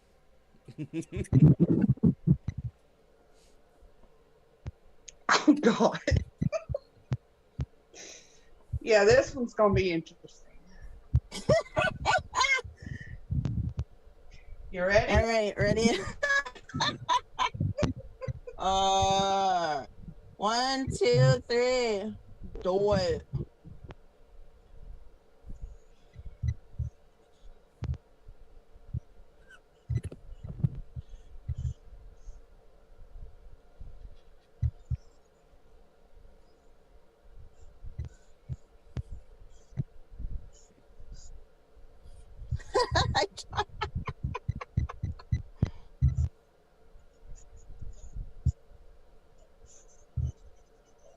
I lost track of where I was. If I need to start over, I will. No. No, I know exactly Damn, what that I don't is. know if anyone is ever gonna guess this because I kind of lost track of where my drawing. Somebody said easel portrait. Hey! I gotta be honest, you guys basically nailed them. Wait, we nailed it? Yeah. I mean, I don't know how much closer you could get to a person painting on an easel. Let me see Amy's. Amy's looks more like somebody's throwing up on an easel, but it's still a thing. What's coming out of that poor painter's hair? Or head? Oh, it's their hair. I get it. It's supposed to be hair. It looks like it's coming out of their mouth. For myself.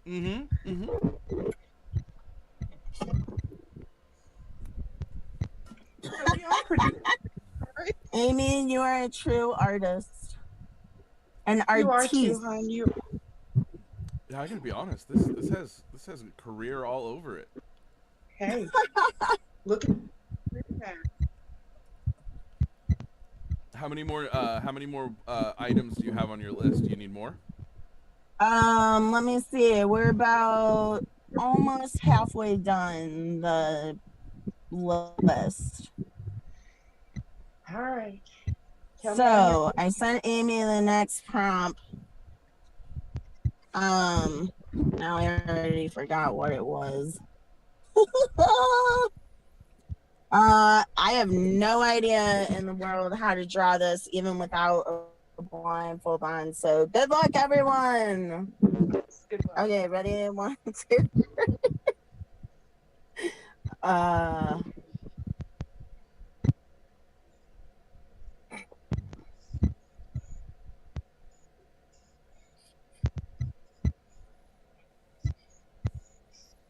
What Oops, is happening? my draw on my table. What is happening?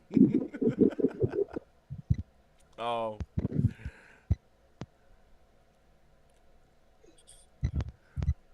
This looks like one hell of a piece of abstract art.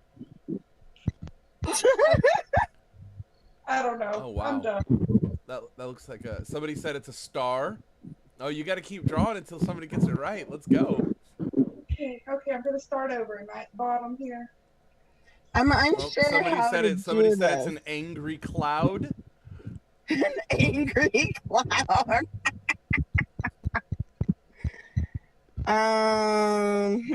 Exactly. Maybe some of them are. Oh, somebody I said feel like it's I an should- alligator. Is it an alligator? No.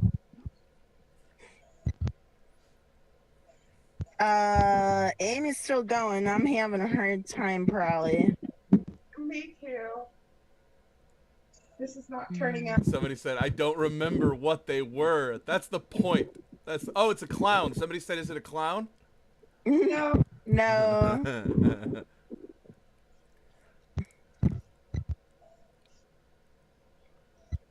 I know I'm drawing this way off scale here. It's like, This is the only thing I could think of for that shape. I don't know how to draw this, folks.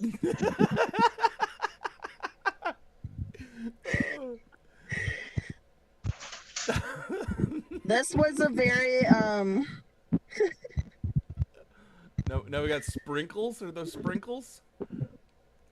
sort of. Oh, Amy went for a whole nother sheet of paper. Somebody said, is it the Titanic? Hey, do I need to start over?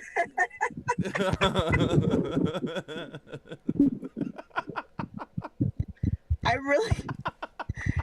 really feel like I know what it is, but I don't want to say. I really feel like I'm drawing this to the best of my ability.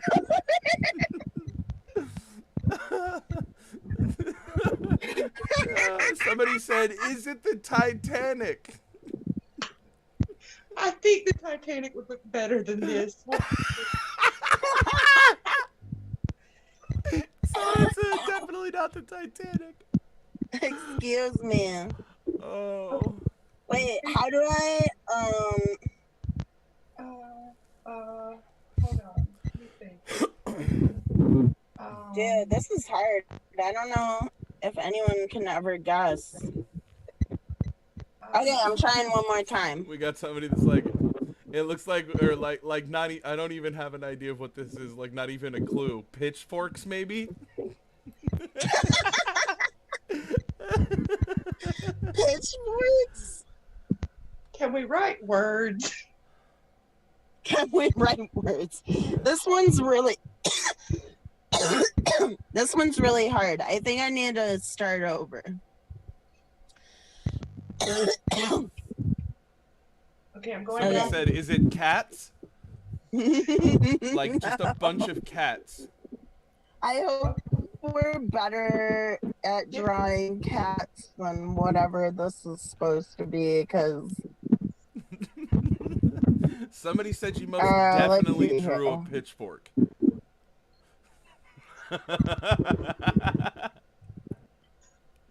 Somebody asked, Lucifer was like, "Is it pets?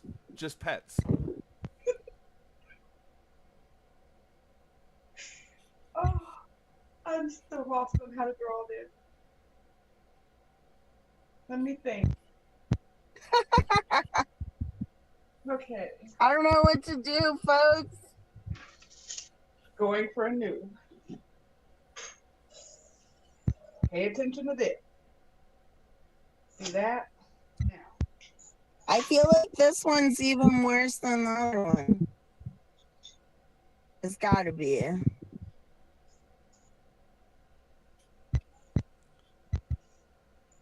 Somebody guessed button, glasses, backpack, horsefly, baseball, lemon, spider, monster purse. Teeth. Is it teeth? Wait, there's more words for you. Oh, somebody got it right. Your Halloween queen or your Hallow queen, nachos.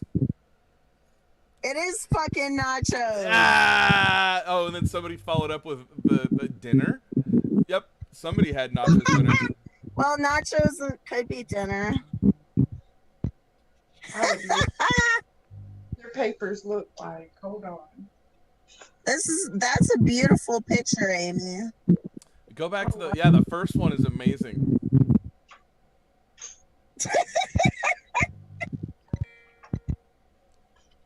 Nachos can be round too.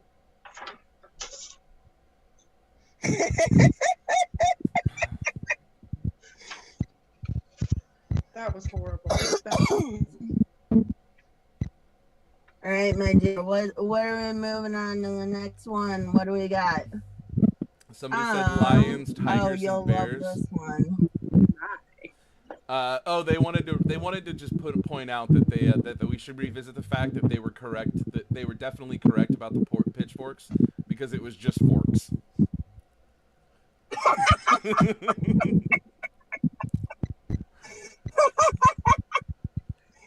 Well, pitchforks are just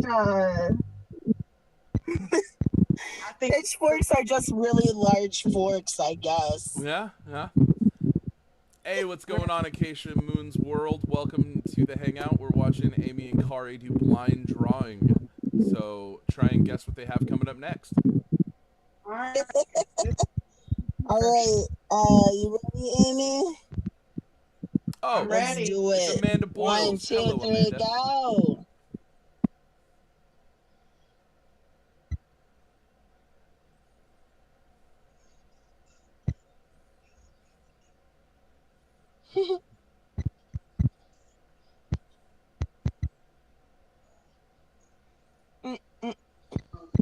I'm way off on this. Sorry, I want to make this. I want to make noises. Clown. So Lucifer guessed clown. Right on the nose. Oh, wow. Yeah. Amy. Holy crap, Amy. Sign that beast. Yeah. I mean, let's be honest though. Kari Why does is right yours on there as actually well. look like a clown and mine doesn't? Now hers looks like a clown that's like a balloon clown from her. Like she signed her name and the clown turned into a balloon.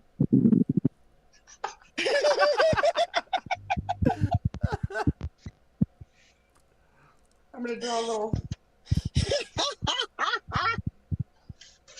Oh, we I think so we far. got Wendy Ann in the Probably in the chat as well. How's it going, Wendy? I can't believe I got that one right on the money. Amy and Kari, you had two people say hello. We got Amanda Boyles, and we also got Wendy Ann Leeds in the chat. Hi. Thank you for joining us. Oh, cool. Hey, folks. Well, I send Amy the next one. Uh-oh, hold on. Oh, here's my hand. Hello. To Amanda. You're kidding, right? And you're absolutely kidding with what you anyone else who may be out there. Here goes nothing. All right. You ready, Amy? Ready. Oh, good luck. 1, 2, 3, go.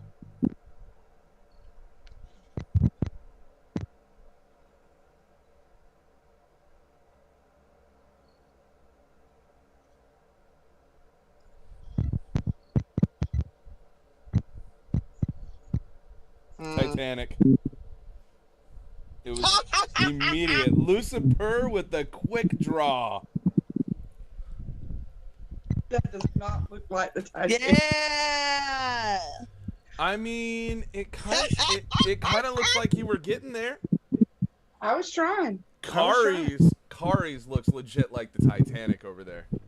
Yeah, Kari, you got that one. This looks like the Titanic. Yeah, a big rectangle with rectangles out the top. That's probably where the iceberg broke. Yeah, right there, that big opening. I think Kari's cheating with the Titanic. She knows boats.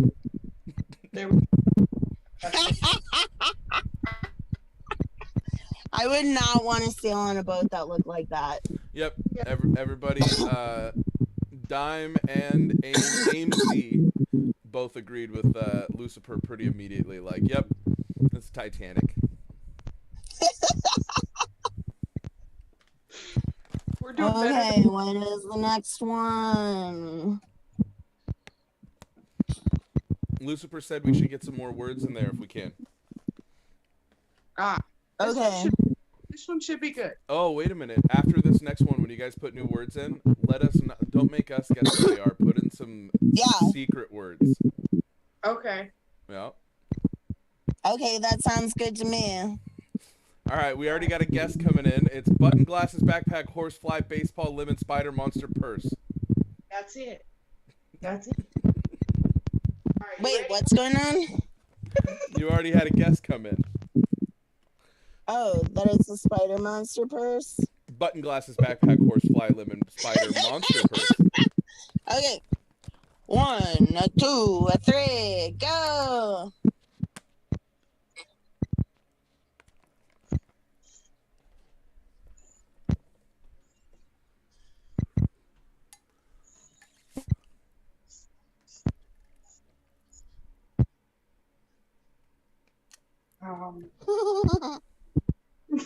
All we got right now is some lulls in the chat.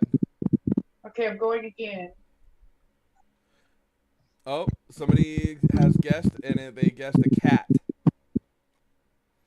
And we also got a comment. I feel like you guys are using official Pictionary markers, too. Oh, yep. That is the official Pictionary marker. Pictionary. Yes. I think it's beautiful. Yes. Oh, look at there. Mine's running. My marker's running out of ink because it's from the dollar store. Okay, I'm gonna throw some more words into the generator. Should I? Yes, do that. Okay, let's see here. I'm gonna throw you. Split second here. Ooh, Lucifer came up with some pretty decent words. I don't want to use those words. I don't want you guys to use those words because it'll make it too easy. But the vibe is right. So they're more of like intuition based, alchemy, mage, magic. Like how would you draw magic? Joint speaker, and then how would you draw word? Oops. Sorry, folks. Just a second. My phone out of batteries. Okay. This right here. Let's see. Word.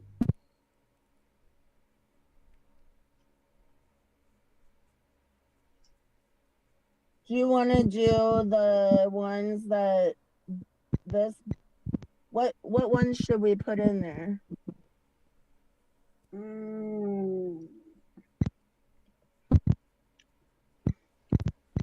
Hold on. You went away on my thing. Hold on 1 second. Pull you back up. Are you guys using Facebook Messenger?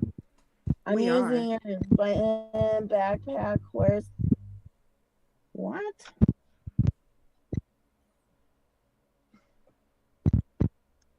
Oh shoot, that didn't type right. And let's see here.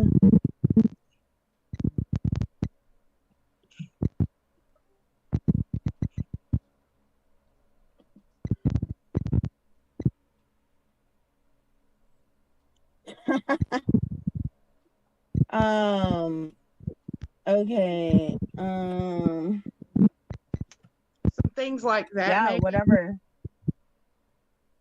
Make it spicy. Let's do it. Like the nacho plate was. I put a couple in the random generator that were offered with the Really? Oh, okay. I see. I see what's going on here.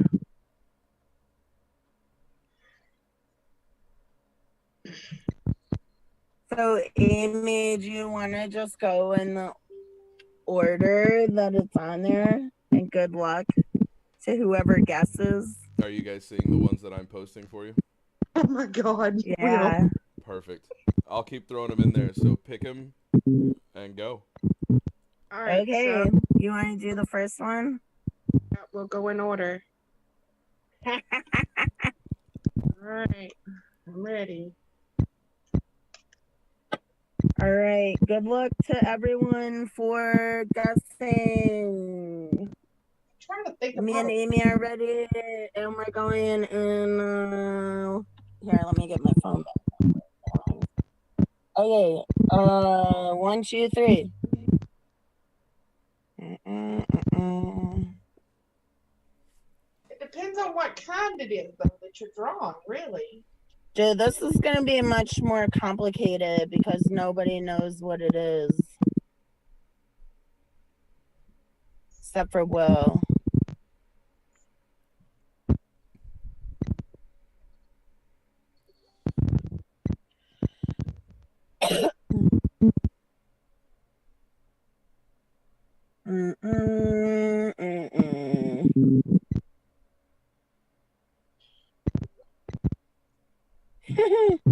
Sorry for the dinging, everyone. Somebody guessed, is it a drink? Not a drink. Amy's reaction says it's so close. Okay. Oh, somebody said, is it holy water? Oh, we got something close here. Miss Becca 209 says, is it a fondue fountain? Oh, well, that one hurt, didn't it? Oh. I think that one's pretty good. That one's pretty close. Are we gonna give it to Becca 209? I think if you get one word right, then you should be able to get it correct. All right, sign him up. The winner is Becca 209 with the fountain. Oh. I'm telling you. Kari's does look like the Holy Grail from Indiana Jones. Heck no. That, yeah, that does definitely look like a chalice of some sort. We got 2 new people in the chat. We got Ms. Becca209 just came in, commenting for the first time. And we also have Use Prime Credit Peggy. Hello. Thank you for joining. All right, so we're going in order, right? Okay, let's see here. What is the next one? Okay. I'm ready if you're ready, Amy. Gosh, okay. I guess I'm ready. There's so many ways you could draw this. All right.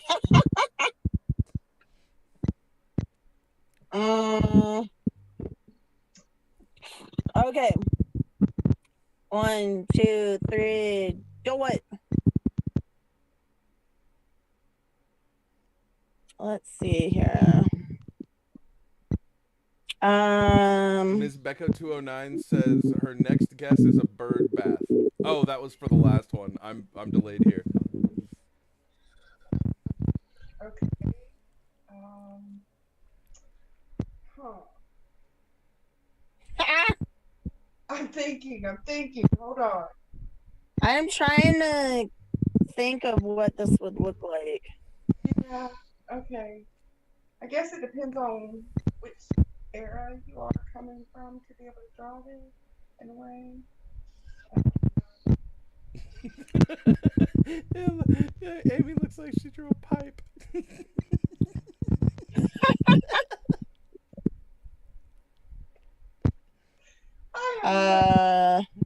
Draw this. Okay. God damn it. Okay, think. I don't know how to draw this.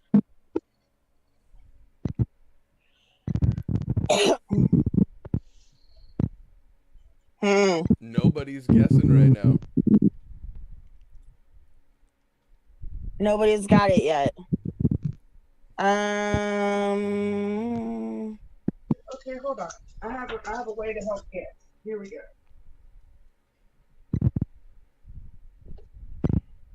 Somebody said, is it a joint? Are you drawing a joint? No joints. Somebody said, is it an axe? An axe? Yep. No. Oops. Oh, Dime said, is it a knife? Kind of. Sorry, I shouldn't give any clues away. Straight edge.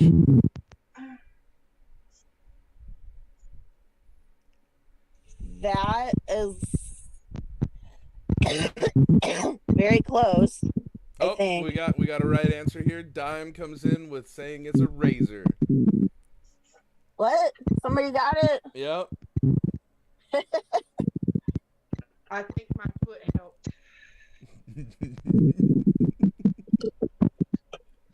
All right, beautiful Amy, and let me see what you. I mean, Kari legitimately drew razors over there for real. Look at there. See, I was trying to draw that one down there in the corner, but I couldn't really remember how it was shaped. And then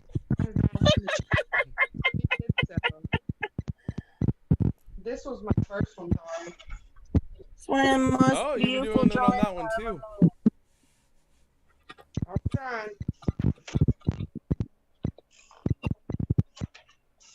All right, what was our next one? Okay, I might have to get out a different marker because these dollar store markers stink. Okay, what's the next one? Okay. Maybe. Okay.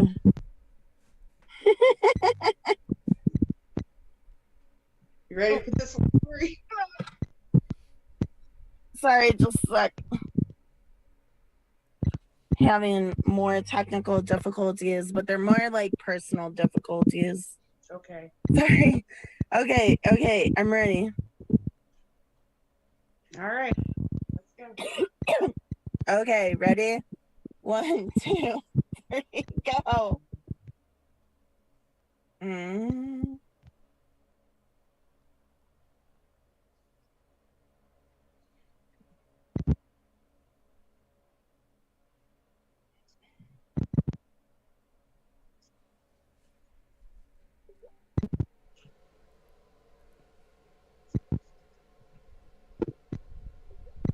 Have a good night, Dime. Thanks for hanging out with us.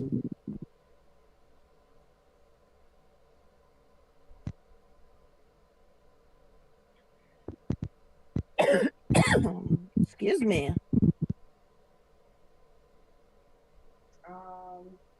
Mm. I really don't know how to draw this one. Okay, it could look like this from certain angles. No, I don't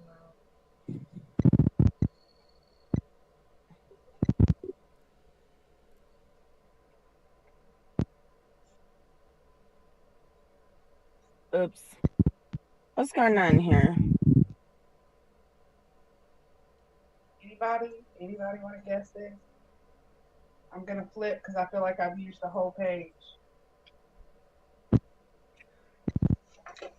Uh,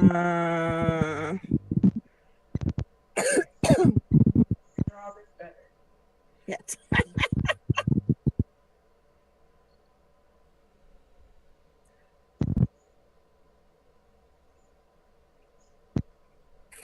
I think the key is to not forget where you already drew. Right. Oh, somebody got a guest coming in. Ms. Becca 209 with the waterfall, and Counselor Troy immediately afterwards with waterfall. Very different takes on a waterfall. Yeah.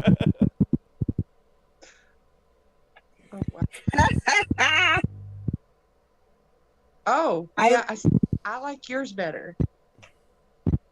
Mine's got little trees, but I don't know what happened. My boulders are floating in the air.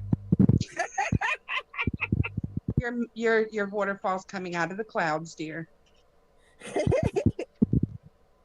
All right, what was our Okay.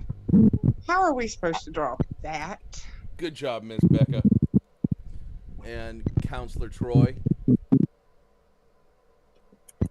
All right, I know what I'm gonna do. Are you gonna? You're okay. You got this. It's a word that has two meanings, though. Right? I'm going with the first one that I thought of too. Okay, ready, Amy? Ready. Let's do this. 1, 2. Ms. Becca wanted to remind you guys that you were incredible artists. Thank you. Thank you. Okay, we are ready. 1, 2, 3. Do it.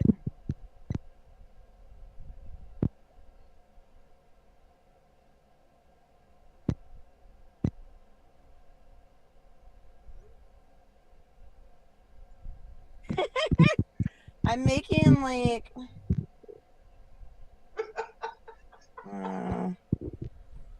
I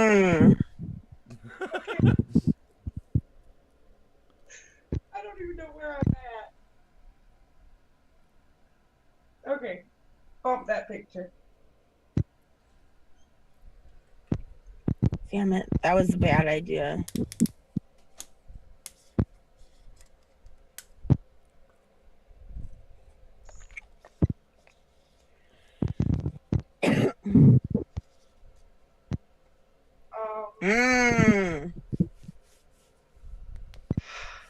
I'm thinking. Let's see here.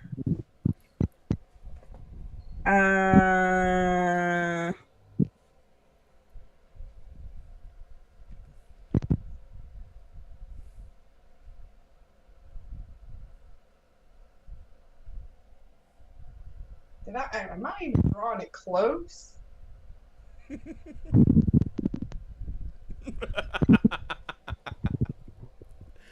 Oh. I'm doing two different types here.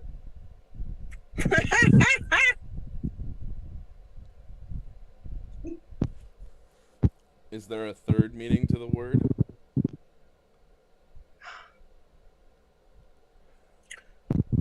This is not working. Yeah, but how would you draw that? Hold on, I got one.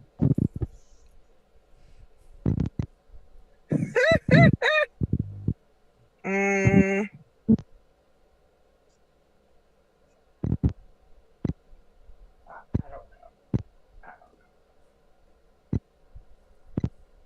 With the little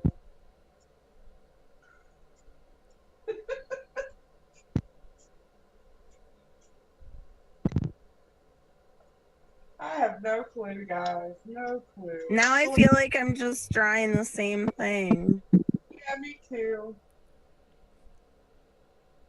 I have a picture in my head, but that doesn't necessarily mean that's what's going on paper.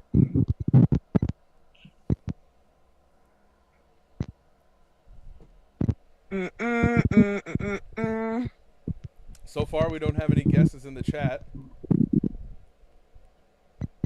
We got everybody stumped. Oh, somebody said, is it a ghost pepper? Oh. That is not exactly right.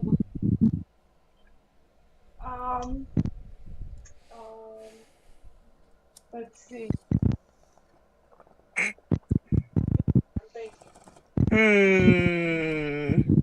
Molotov cocktails.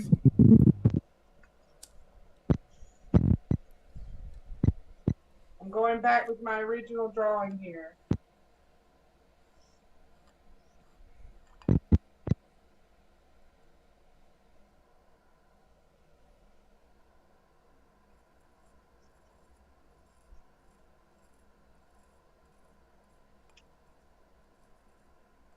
Nothing. Still nothing. You guys save us from ourselves. Amy, it looks like you drew a reindeer. like a full-on picture of a reindeer. Rudolph the fucking reindeer.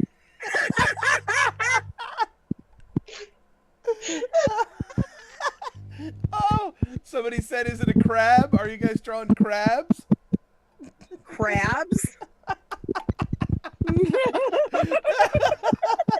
Oh. I don't know how to draw this. Okay.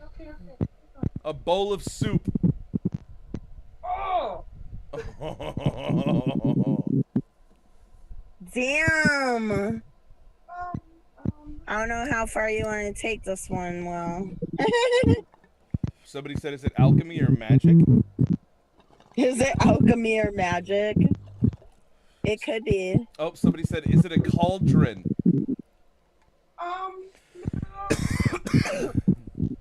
Oh, we're just now getting guesses. We ain't shutting this down yet.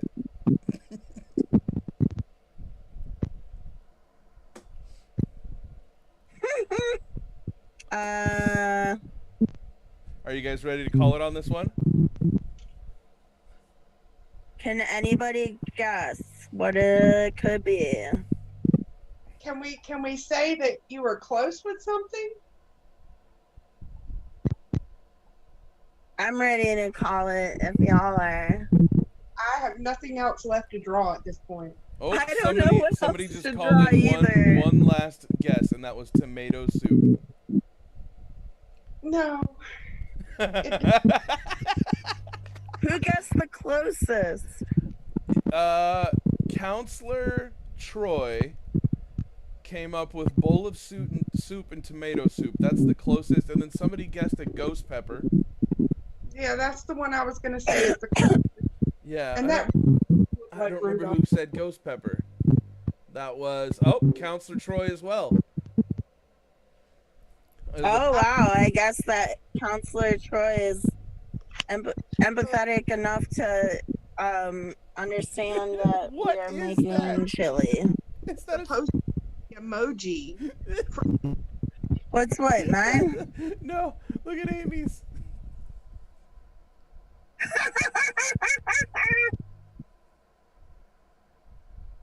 I love it. I have Rudolph. It does. It looks like Rudolph. But that does look like the chilies. I think I like how we both started trying to draw chilies. Falling into a bowl. I like yours. All right, it looks like we have time for one more. So Okay, what do we have time for? Another one? why don't you do the last one? First one I shot you. Oh. Okay. That one's gonna be funny. Do you want to do this? Amy, are you ready? All right, do you know which one I'm talking about? The next one after the chili?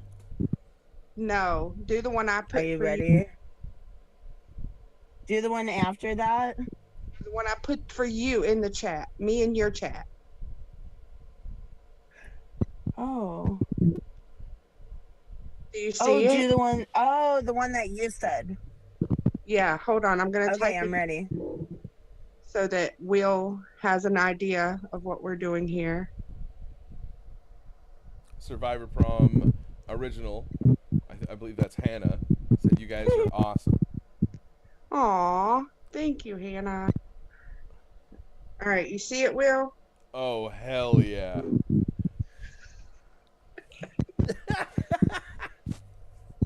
This one should be fun. All right, you All ready? right. Amy's gonna pull out some crazy cards, like she knows exactly how to draw this, but let's do it. Okay. 1, 2, 3, go. All right, chat. You got a total of 7 minutes to try and guess what this is before we move into game night. To be honest, we're gonna let Amy and Kari do this until we get game night set up, but we're good to go.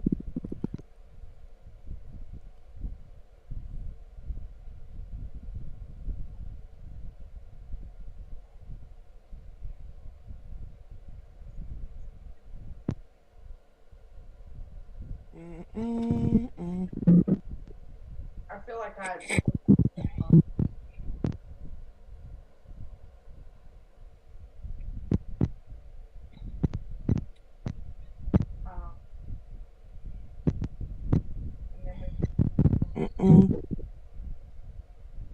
This thing over here.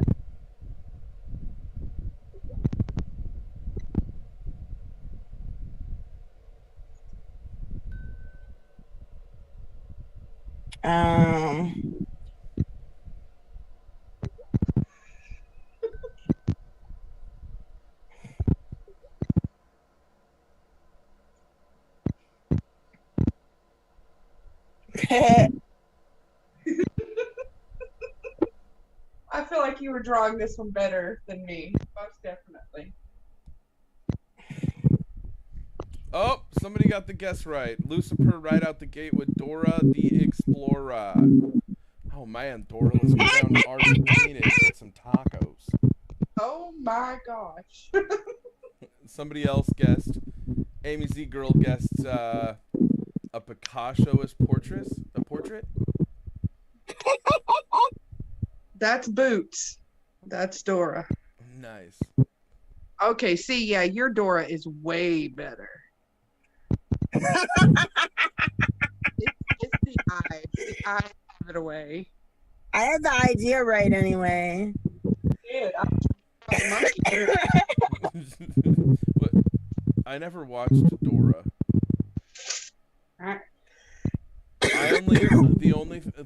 I love Dora the Explorer, but it's because of an SNL joke that Will Ferrell did when he acts like George W. Bush on SNL for like a whole year. He does a whole skit where he gets caught behind a doorway where somebody can hear him, and he's talking about how he's talking to Dora on the television screen about going down to Argentina and getting some tacos. It's like, come on, Dora, let's go down to Argentina, and it's just wonderful. It's just wonderful. You guys did amazing. That was fantastic, and I knew it was going to be good. As soon as blind drawing was tossed around, I knew it was going to be fantastic. It was a lot of fun. So yes, it was. I enjoyed myself. yeah. We got about 5 minutes before the next thing, so you guys go ahead and do your sign off, and then we'll switch to an intermission and give everybody an opportunity to get some drinks and bathroom time right before we start game night. Are you okay? Cool. Thank you, everybody, for enjoying our blind drawing. And Maybe we'll do it again sometime. Have a wonderful night. I'm down. Everybody have a good night. Thank you for joining.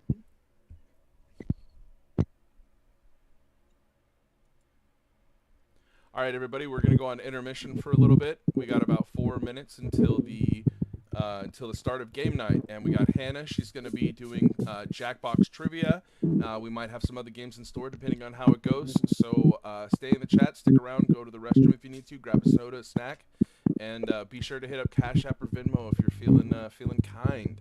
All right, I'll catch you guys in a bit.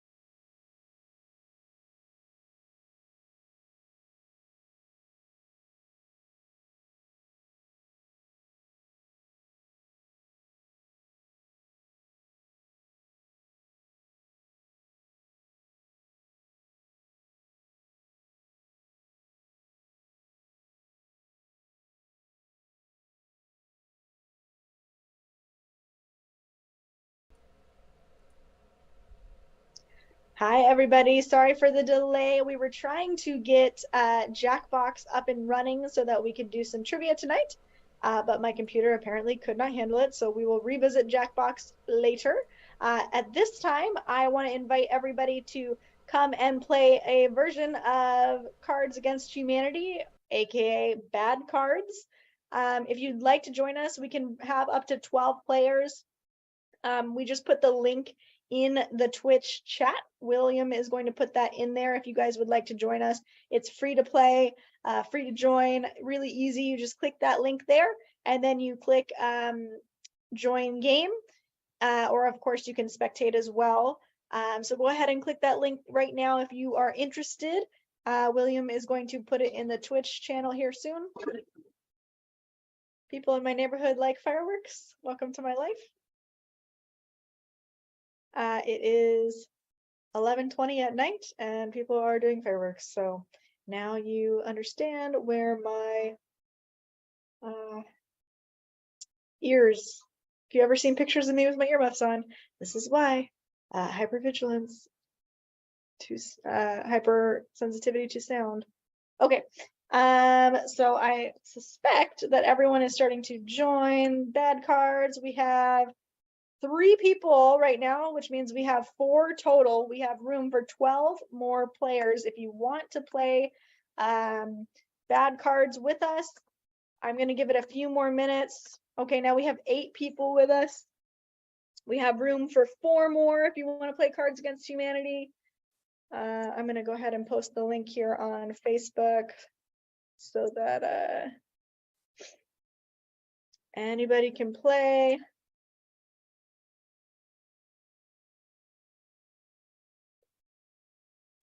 Playing bad cards. Free to join, free to play. Come hang out with us. I need that Twitch link again. I keep closing it. Can somebody send me the Twitch link again in one of the Zoom chats, please? Because I'm a disaster person and I keep closing it every 3 seconds. Yeah, if you guys want, if you're in the Zoom, if you're one of the hosts that are in the Zoom, you're welcome to have your mics on. If you want to shoot shit with me, you can turn your mics on.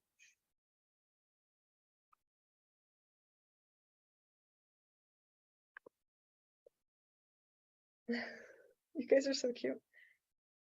Okay, let's see how many people we have. I need to put Twitch up and the link up still. I'm getting distracted. We have how many people? Oops, I just refreshed it. I hope that doesn't ruin everything. Please don't ruin everything. Okay, we're still at 8 players. We can still add 4 more, so I'm just going to share the link again publicly. 4 more available. Lots.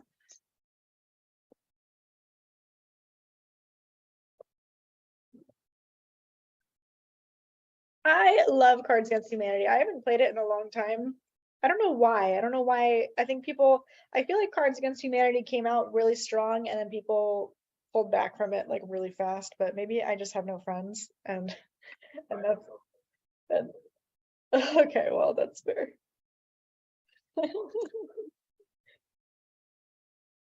I remember it a long time ago. Yeah. We play Cards Against Humanity at the house all the time. Yeah. There was and we're doing like an 18+ version of this game, so just be aware that it's going to be probably a little bit more adult than some of the earlier night content. Okay, we got 8 players right now. I think I'm ready to get going if everybody else is. Let's see here. How do I start this? Start the game settings. All right, we're going to start the game. Read the card aloud, then click start the round. Once everybody plays, you will choose your favorite. Okay, so here's the card, guys. Ready? My family never put much stock in. You have 57 seconds. Sorry for the firework.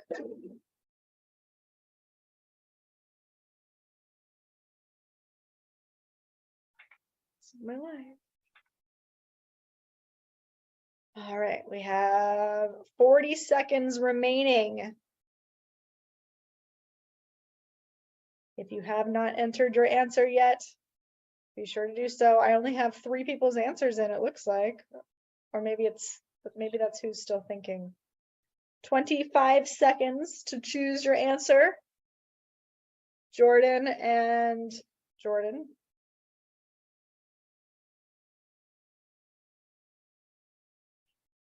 I think that's what that is. Yeah, I think that means you're supposed to pick your answers. 5 seconds to pick your answer. You better pick one quick. All right, here we go. Now I get to pick my favorite.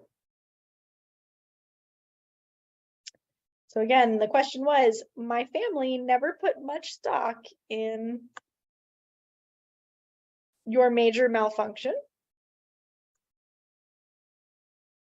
polyhedrons, Robert De Niro, severely reduced pay, sorry, some time to myself, my dream of getting really high with George Harrison. All right, so my family never put much stock in. I'm gonna go with my dream of getting really high with George Harrison. Yes. Whose was that? It was, yes. Who is that? Whose was it? Lady Popeye. Oh, okay. Beautiful. Oh, wait, did it say nicknames? I didn't even see that. Okay. All right, that darn walrus. You're up.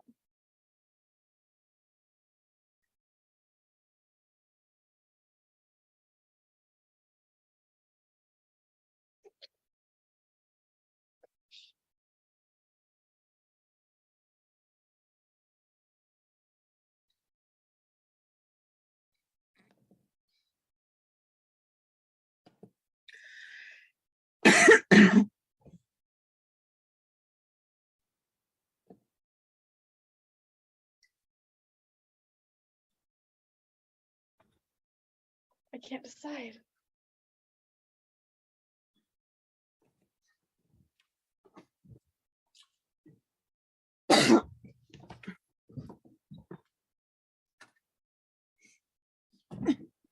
Okay.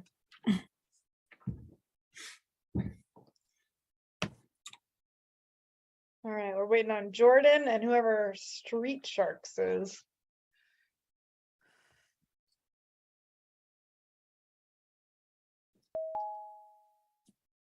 Who's next?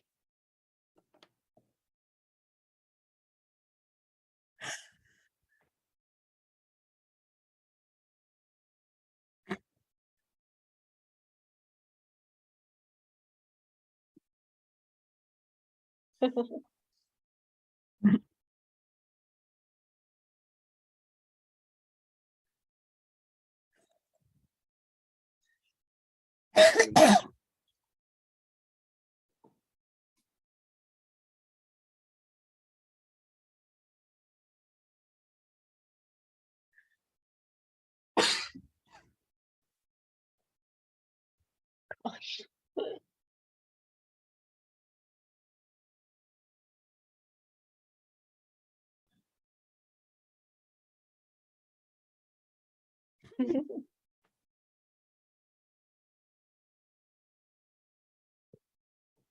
Oh, well done, Jordan.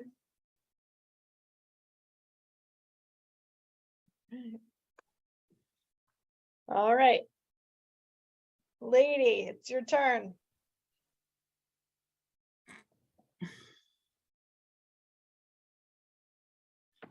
All right, so he sat me down and said, son, there's something I never told you about. That's the blank.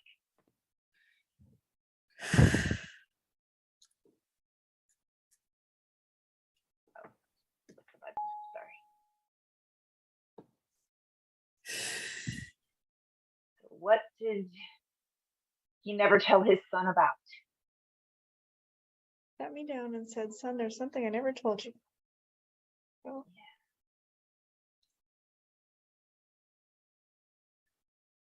This one just reads funny, I'm sorry. I'm usually a better card reader. Oh my God, my neighbors are getting in a fight right now about these fireworks. I can like literally hear them screaming asshole at each other in the street. Wow. Excuse me. Sorry.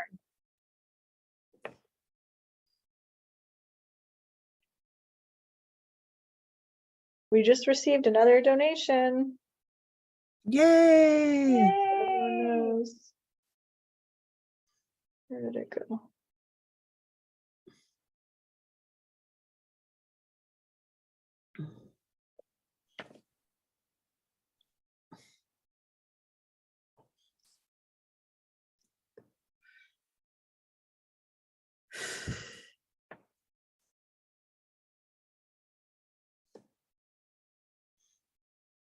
We got $25 to our link tree. Yay! We'll take it. Well done, everybody. Can y'all believe my dad donated? That's amazing balls. Oh, that's sweet. Yeah. I would also like to point out that my mother did not donate. Oh, Wah. sorry. It's okay. Okay. My mother was quick to point out I'd already been. My parents also did not donate. Okay. My mother was quick to point out I'd already been. My parents also did not donate. Okay. All right, so he sat me down and said, son, there's something I never told you about your own goddamn business. He sat me down and said, son, there's something I never told you about an unknown amount of poop. He sat me down and said, son, there's something I never told you about whoever it is that farted just now. I sense the theme. He sat me down and said, son, there's something I never told you about the itty bitty titty committee. He sat me down and said, son, there's something I never told you about puke that's 95% malt liquor. Oh, gosh. He sat me down and said, son, there's something I never told you about giving up on fitness. Getting this whole pizza in my mouth. He sat me down and said, son, there's something I never told you about the fact that I'm wasting my life. He sat me down and said, son, there's something I never told you about working up a sweat. Let's see. All right. So, let's see. Oh, where'd it go? It disappeared, the winner that I was going to pick. Just disappeared off the screen. No, it was mine. I'm just kidding. I don't know which one you're gonna pick. And the more that I look, the fewer there are. So I guess it's your own goddamn business. I was gonna go with the itty bitty titty committee, so that person actually wins, but their card disappeared. Oh, Lady Pop, I won. What? Oh, wait, just kidding. Does that mean you win the whole thing? It says starting next round in 1 second. Oh, it's the score. That's just the scoreboard. Just kidding. Just kidding. I do win the whole thing. No, it's not over yet. I really wanted to pick. I'm gonna come back. I just gotta get a good one. All right, Jordan, it's your turn, and you gotta start the round. Oh wait, he's been MIA, I think, for most of this. No. See, it's not working for me. Or am I supposed to be typing, or are we supposed to be picking cards? Because I've been trying to type this whole time and nothing's happening. You're supposed to click it. Okay, I'm burnt. Okay, my bad. So you should see like a starting thing or something. Okay. So just say what it says. Yeah, just read what it says and then you click start the round and Okay. it will also show it to us. Okay, I think I got the hang of it now. Okay. Every outfit makes a statement. Yours, for example, says, "Hey, look at me, I just love." Okay, perfect.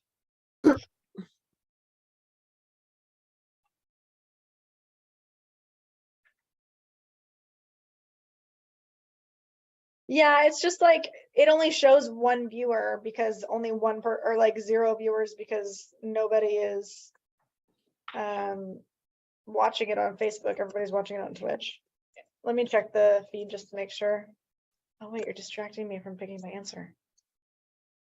Oh no, what the heck? Trying to cheat. Okay, let me go check. Now I picked mine, so I'm gonna go check. Mine's the most funny one, so just know whenever you're picking Jordan. Go see what the. I still want to know who had the committee. We're still live. 7 seconds left. Who had the committee in the last round? It's like that card disappeared as I was trying to pick it. I need to turn this.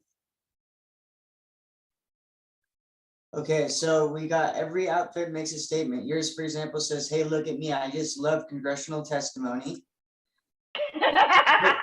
Hey, look at me, I just love tasty laundry pods. Come on. Hey, look at me, I just love sex on a swing set. Hey, look at me, I just love riding a donkey.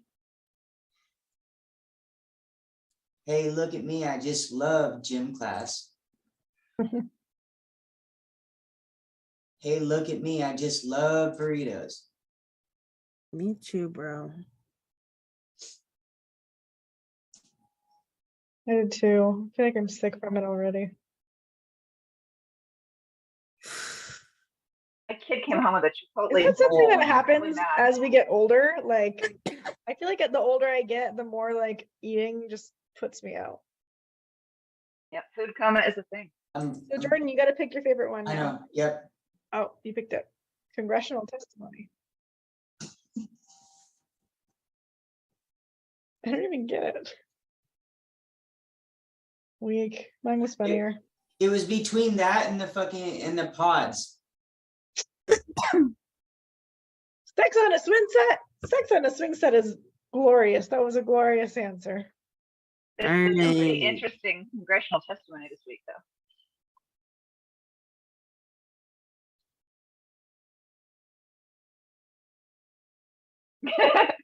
I mean, not generally what I think of most people when I see them, but you know. A skirt, probably, maybe. Yeah, anything with a skirt. My favorite. Air it out. Okay. People often mistake me for. Okay, ready? We're ready.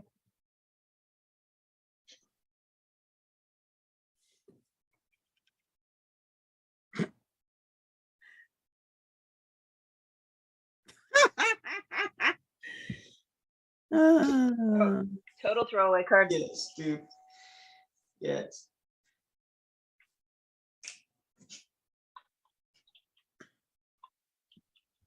Nobody say a wax figure of an elderly lesbian that was left out in the sun. I'll cry.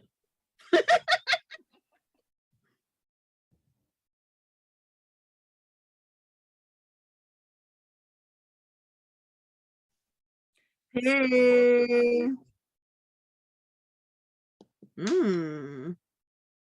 Oh wait, am I supposed to go back and read them? Oh, anyway, people often mistake me for whatever that first card said. Oh, pure cringe, which I like. But anyway, people often mistake me for the droids you're looking for. People often mistake me for my new texting service, Orja SMS. What? Orgasm. Oh, I was like, what the fuck? Anyway. Yeah, baby shit.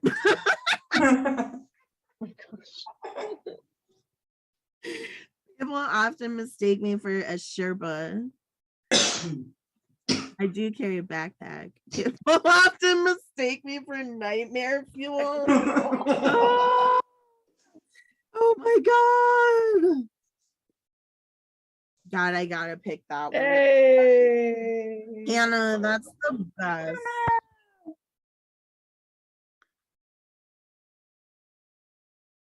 Thank you.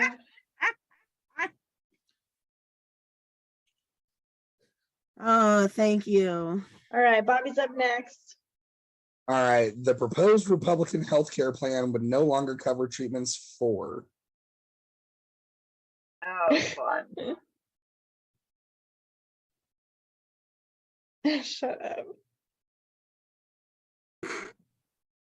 There's some kind of funny ones. I'm gonna have to pick Great those. card.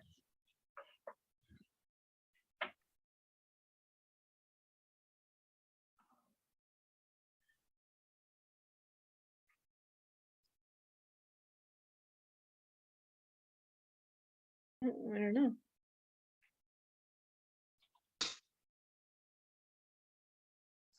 I don't know. I think it's on public. I don't really care though.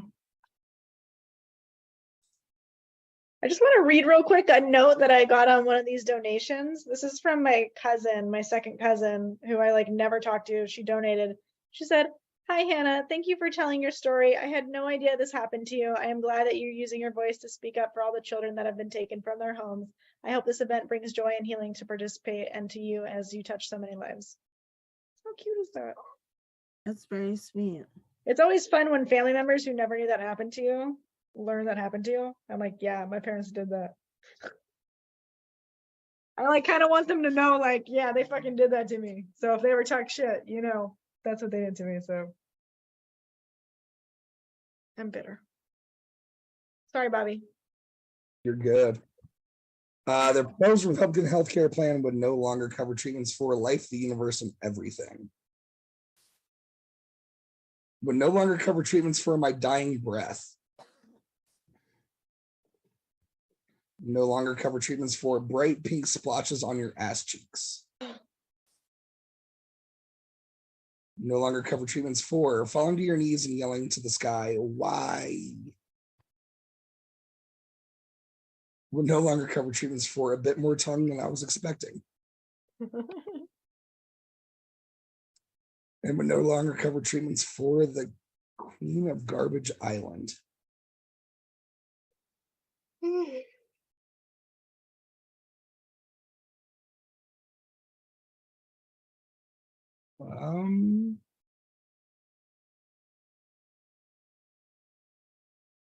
Well done. Gosh, Jordan's killing it. Jordan's got really good cards. Did Jordan sign up to get I better know. cards? I feel like Jordan got all the good cards. You signed up? You guys are assholes. And Hannah, You signed up? You guys are assholes. I'm really sorry for that one that I And Hannah, I'm won. I'm really sorry for that one that I Oh, somebody has too many tabs of this screen open. Here we go. Whew. Oops, that was a lot of tabs. If you have the Twitch open and Zoom, then it's just like this echo chamber. Where the heck did nothing go? All right, Jordan's turn.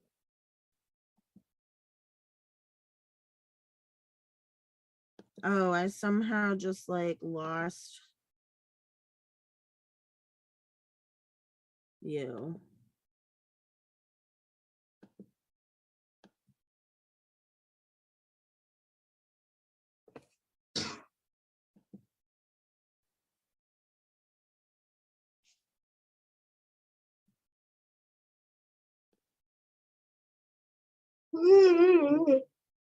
Hipsters, nature's answer for. Oh God, this is horrible.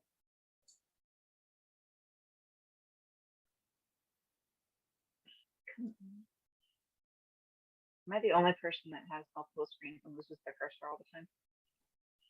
I didn't hear you. What did you say? Am I the only one with multiple screens that loses their cursor all the time? I just never know where it is.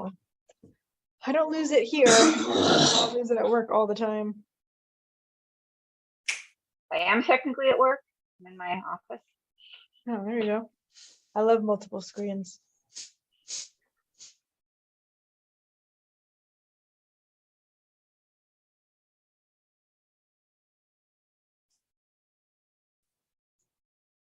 I just need it to be a color that's not white, because most of my screens are white.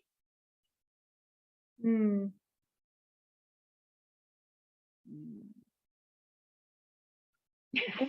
Nature's answer, forest center.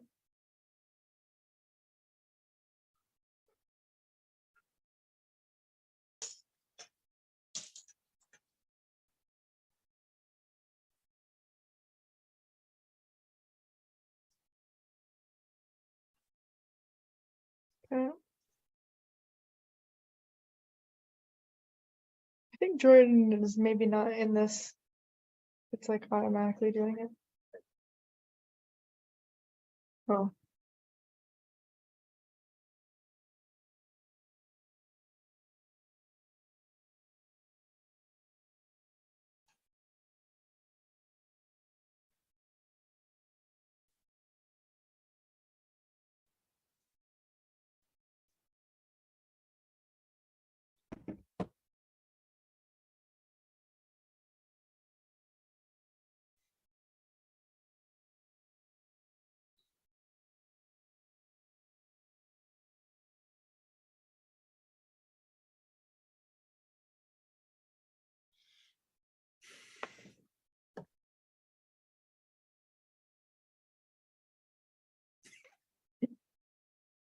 Oh, wow.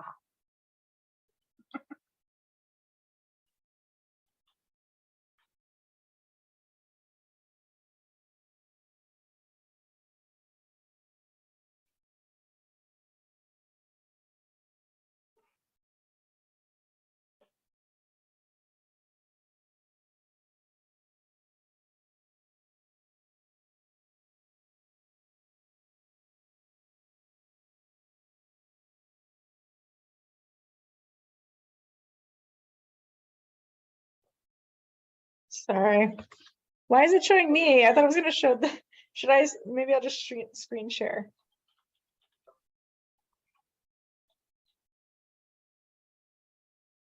Oh, that's true. Just kidding.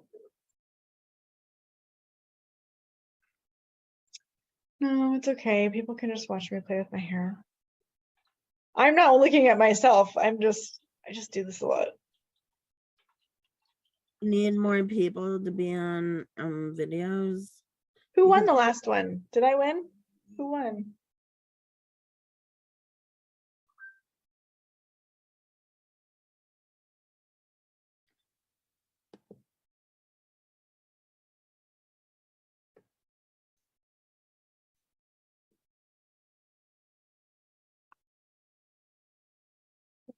All right.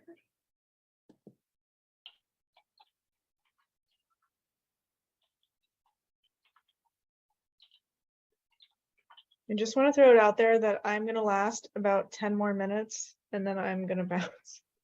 I'm so tired.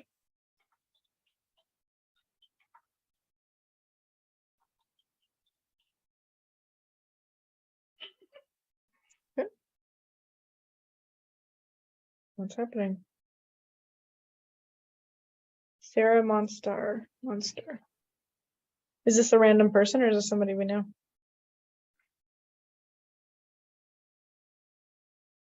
Don't know. Yay, that was mine. Yay! Coming up. I think I'm next. Not very funny.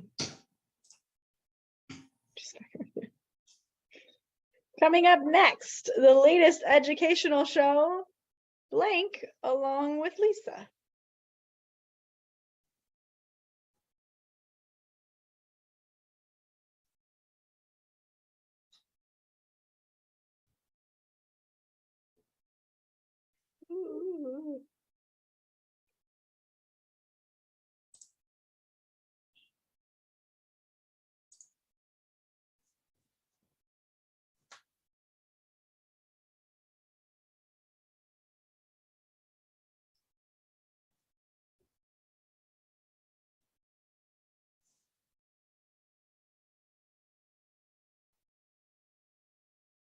Hey, Will, is it possible for you to schedule the streaming to start tomorrow morning so you don't have to like wake up super early to start the stream? Or should I?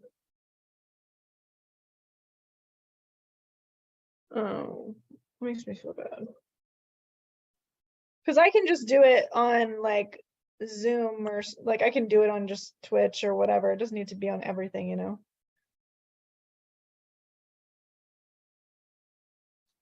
No, what I'm saying is I can just stream it if you don't want to be up that early. I can just stream it to directly to Twitch and share the link everywhere.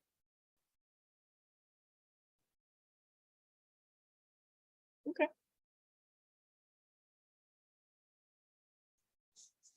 Okay.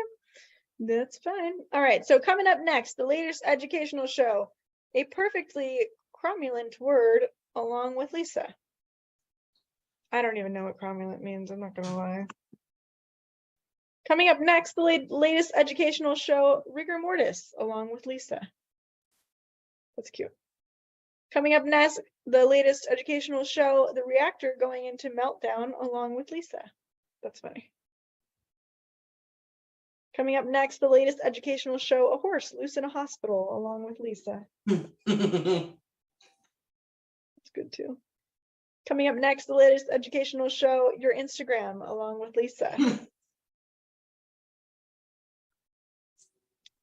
Coming up next, the latest educational show, myself, no really, me, the one reading this card, along with Lisa. That's fun. Coming up next, the latest educational show, a man who's clearly tripping balls, along with Lisa. These are good ones. There's a lot of good ones.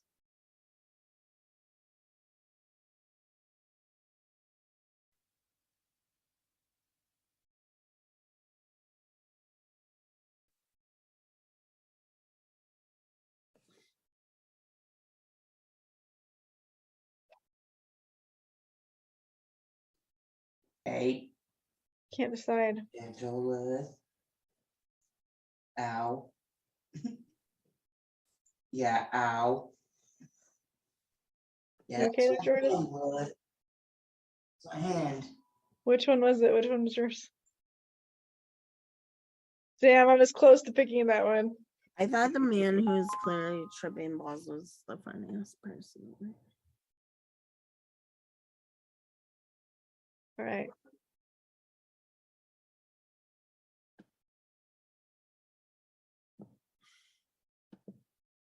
Oh, interesting.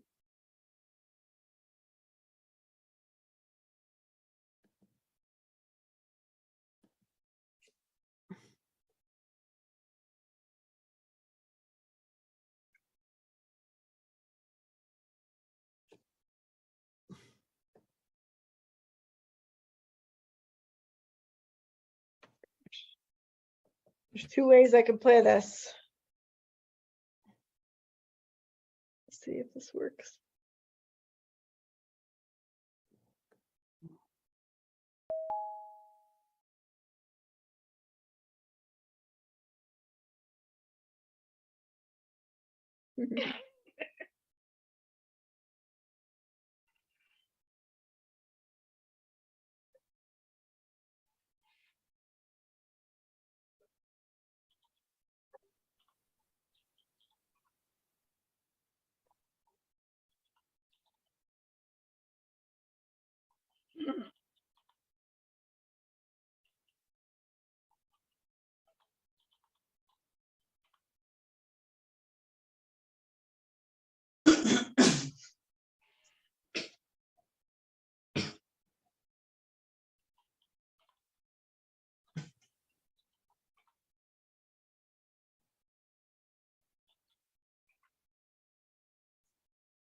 Take it. There was two ways I could play it. I thought you'd appreciate that one. So am I winning now?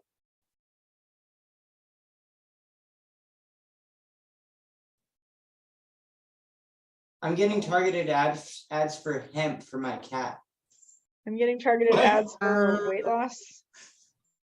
I am not getting targeted ads. They are for Walmart in hefty bags. I'm getting ads for Sephora, and the last time I wore makeup was in October. Mine's Rena Center. Oh, wait, mine just refreshed. Now I'm getting, oh God, now I'm getting like women's shoes and stuff. This is weird.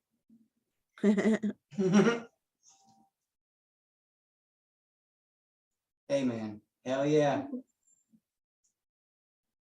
Yeah, there's a little art studio though. That's kind of cool.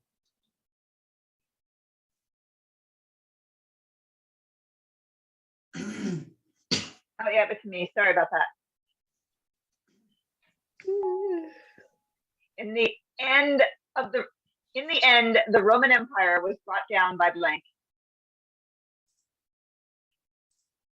Hey, was it late stage capitalism? Was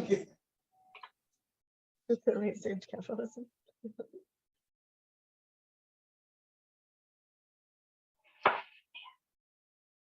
Oh, I'm so tired. Could have been red hat.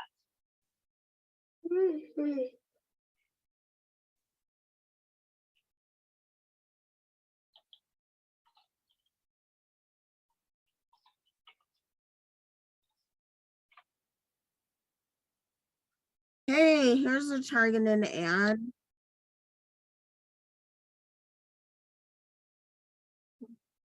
Okay. Like in Zoom? Oh, okay. We must know them.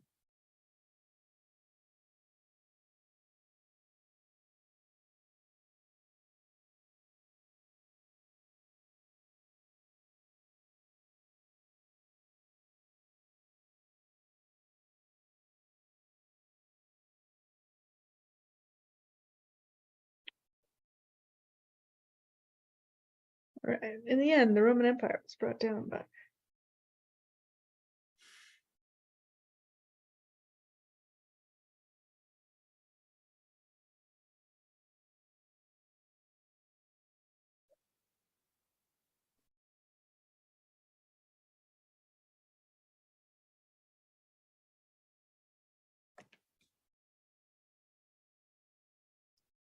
Mm.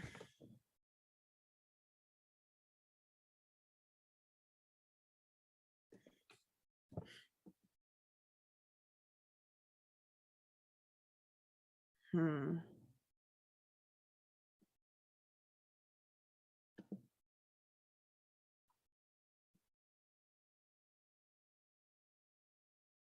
Oh, it's me.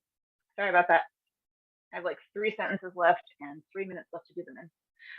In the end, the Roman Empire was brought down by shitty britches, the way I lost my virginity, booty clapping, REM's out of time, way too much earwax, confirming the Illuminati once and for all, sexy Flanders.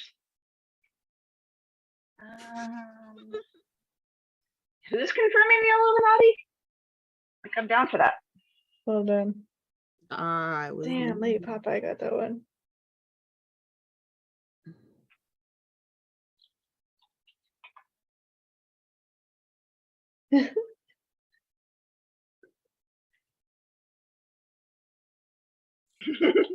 That's a good one. Oh my God, Karen, you can't just ask people about.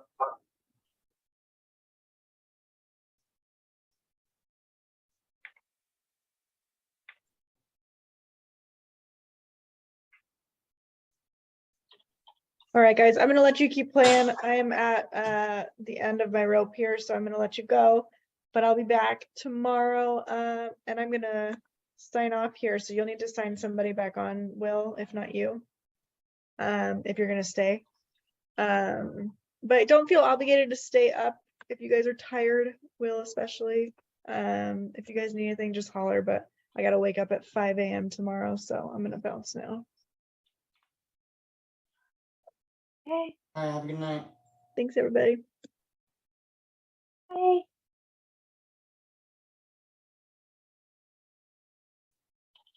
So are we still playing or?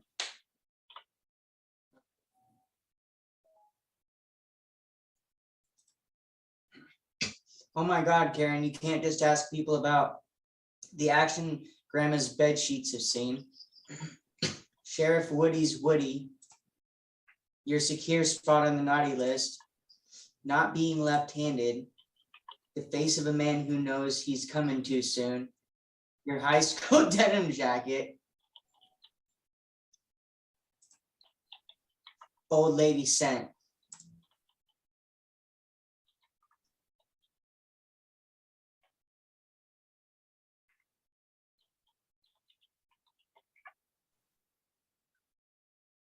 Momentarily, one sentence left. I love what I do.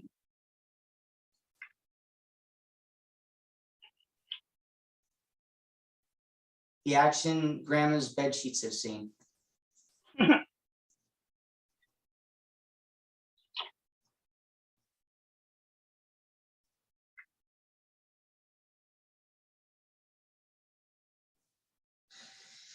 Oh, dang, I'm the judge.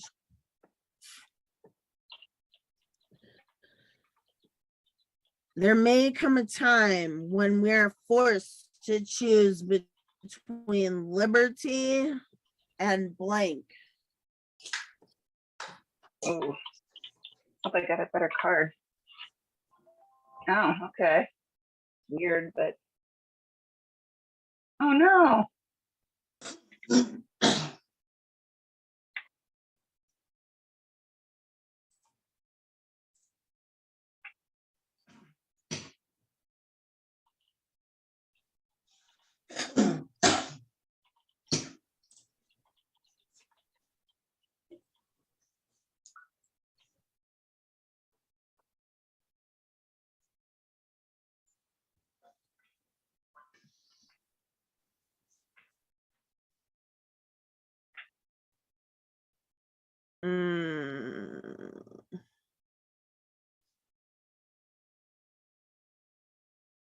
Success. Just under the wire. I love what I do. I don't like writing about it. Oh, show me the cards. There may come a time when we're forced to choose between liberty and an eyeful. There may come a time when we're forced to choose between liberty and a lot of poop. There may come a time when we're forced to choose between liberty and the fact that Jesus was a Jew. What? Why'd it go back to a lot of poop? The fifth Beatle? Being forced to dab nonstop for 14 days straight. You wouldn't have to force me to do that. No, you wouldn't have to force me to do that either. Oh, okay, doing the dance. Okay. Aw, man, because I thought you were talking about the other kind of dam.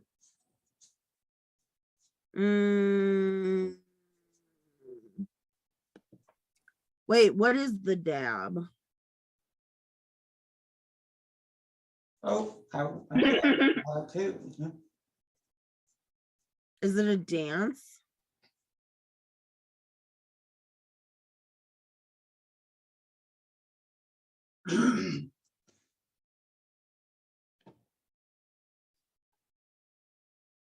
It's nice to see everybody's faces.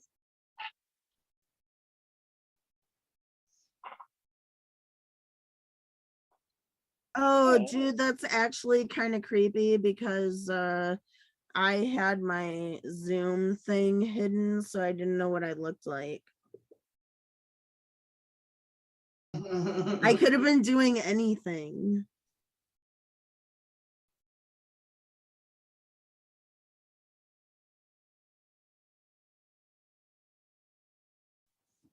Why is my light?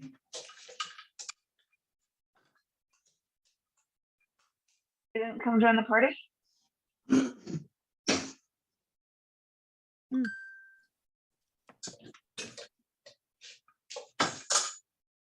Dang, folks. I might need to leave in a little bit as my boyfriend needs to get picked up.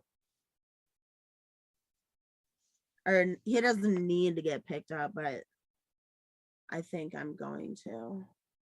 You don't want to take us on a car ride with you? Well, anyway, it's been a wonderful night. I'm so glad that I got to hang out with y'all.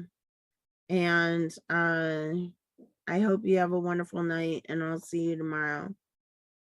See you tomorrow. Okay. Bye, folks.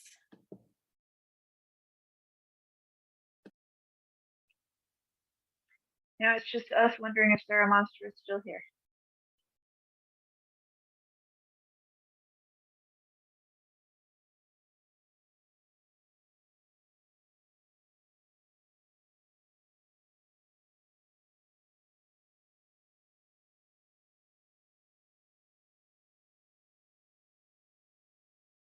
Zoom chat. Thank you.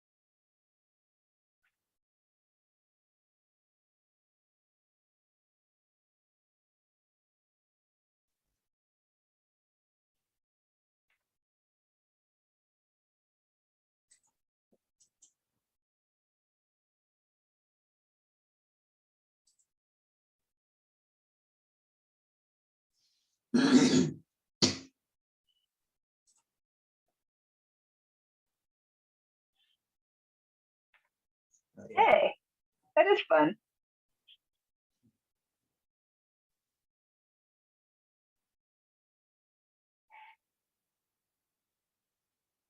No. Oh, yeah, yeah.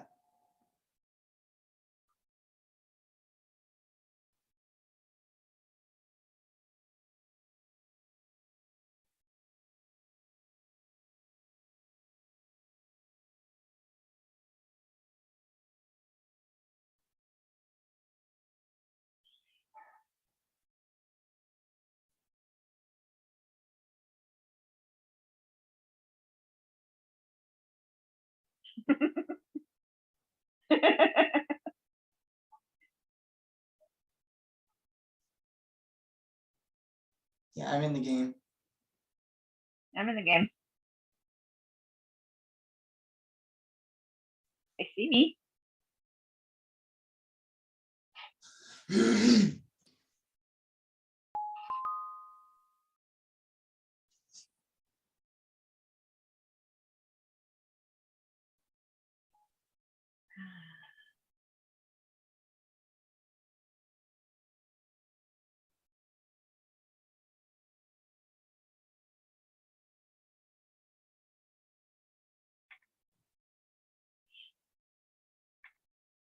I have to take out my earbuds.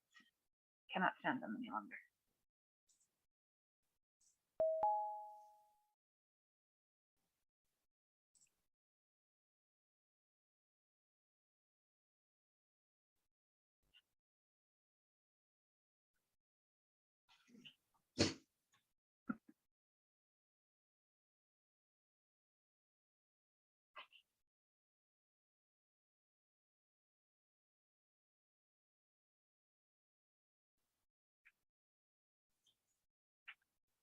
Why I picked it.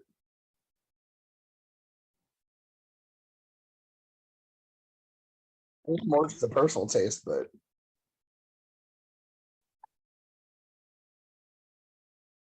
oh shit. All right, consult a doctor if blank lasts for more than 5 hours.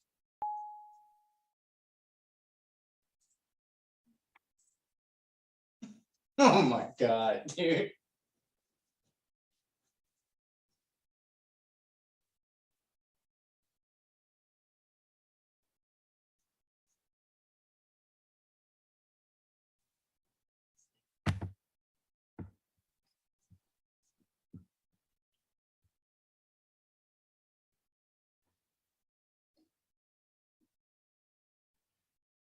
Told the doctor if Baron von Dipshit over here lasts more than 5 hours.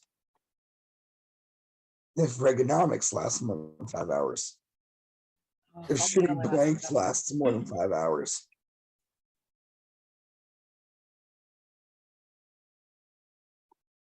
More the personal taste, though.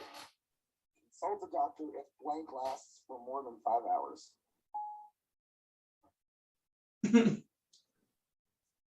Shooting. Oh my God.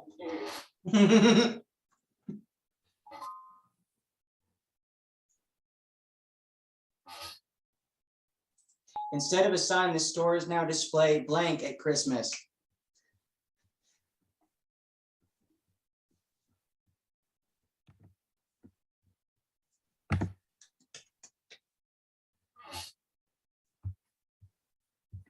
Told the doctor if Baron von Dipshit over here lasts more than 5 hours. If Reaganomics lasts more than 5 hours. If shitty blanks lasts more than 5 hours.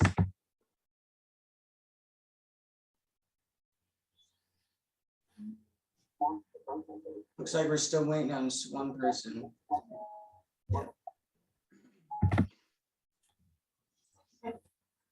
Walruses are so awesome.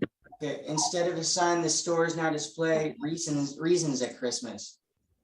Instead of a sign, the stores now display a poke in the snoot. Instead of a sign, the stores now display a complete refusal to talk about it at Christmas.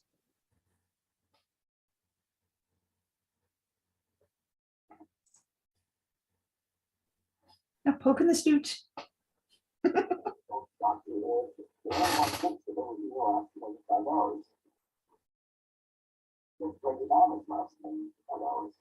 Why does Reaganomics keep coming back? What? I know, right?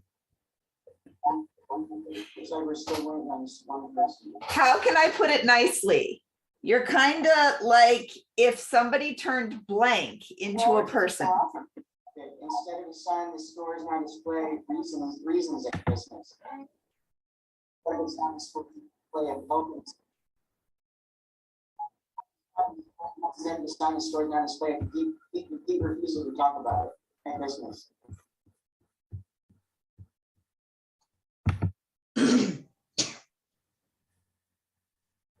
Open the snoot.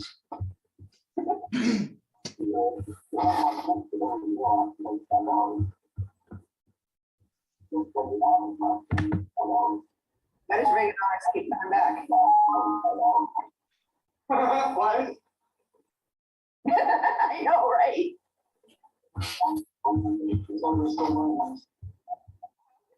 Nicely. You're kind of like if somebody turned blank. Yeah, I heard you. It's me.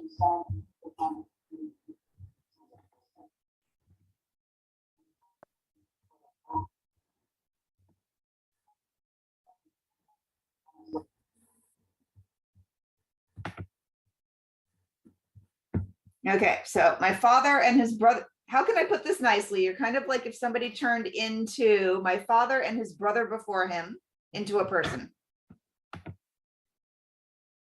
How could I put this nicely? You're kind of like if somebody turned the fine line between insanely sexy and just plain wrong into a person. Blonde hair and blue eyes into a person. Yeah. Or, you know, my father. Who is the fine line between insanely sexy and just plain wrong?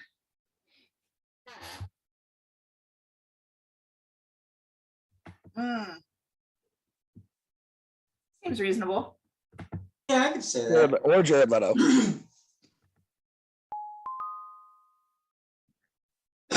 Well, I mean, he runs a cult. No, he runs one. It's called the Echelon. They go to Greece every year and like follow him around as he dresses like Jesus. Sarah's here now. Hi, Sarah.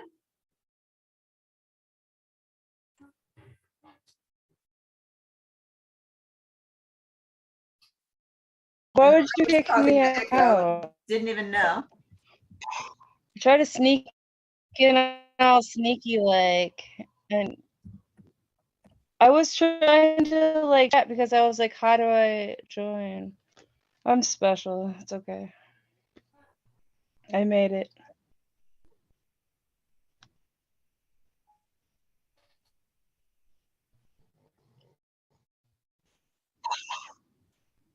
Now I need to join back. Now I gotta find more links. Oh, there it is. I found it. I found it. All very new for me. I'm sorry about the echo earlier, people.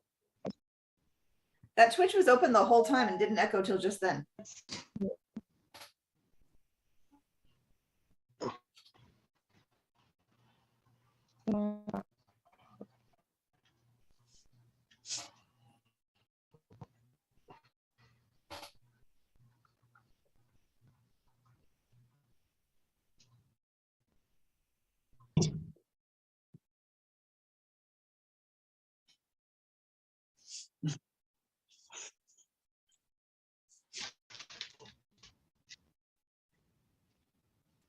Simultaneity?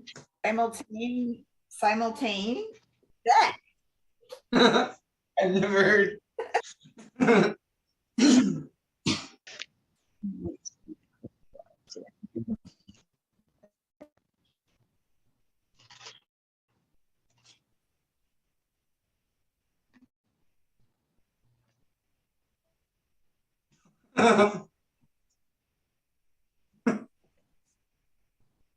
My mom got a clock for her mantle.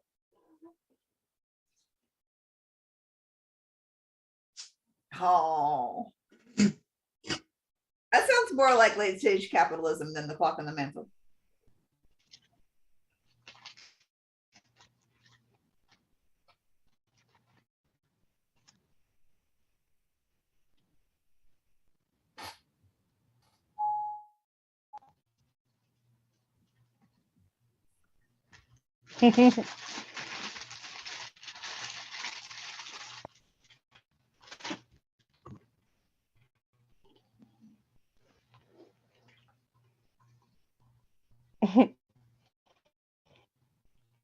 Right.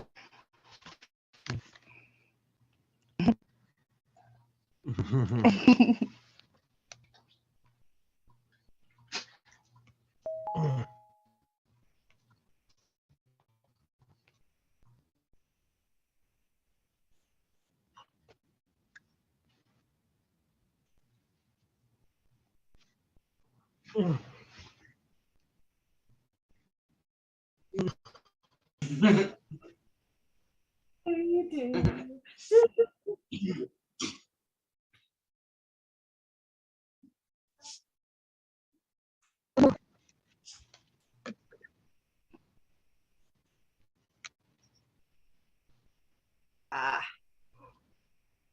I figured that everyone I know was good since so many of us have written books now. Me too. One day. Right now I can barely keep up with my notes. All right. My dad always gripes at me about blank.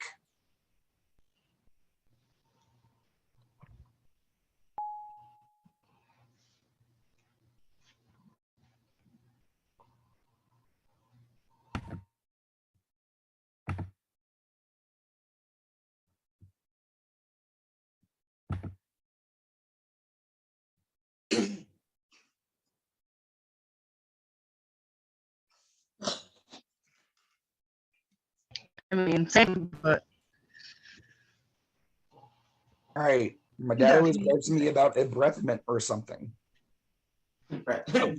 My gayness. Jesus.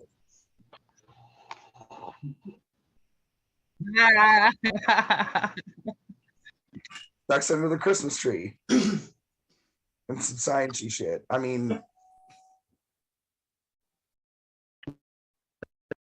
yeah. No way you couldn't choose that one. Oh, thank you. You're welcome.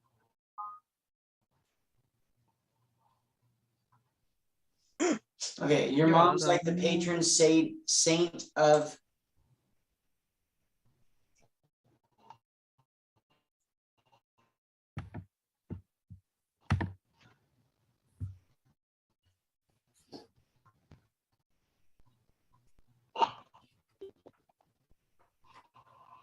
That's when it used to be. Your mom's like the patron saint of rage. Your mom's like the patron saint of the sight of someone pulling their underwear out of their butt crack. Your mom's like the patron saint of a Pringles can filled with dead squirrels. Your mom's like the patron saint of humiliating uniforms. I'm gonna have to go with.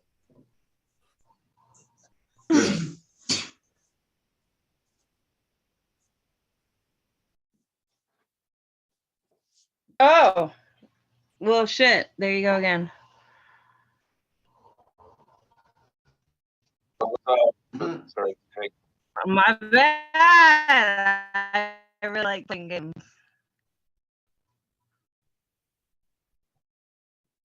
Nothing wrong with being good at games. Okay, so this year's wreath was made from, what did I make the wreath out of this year?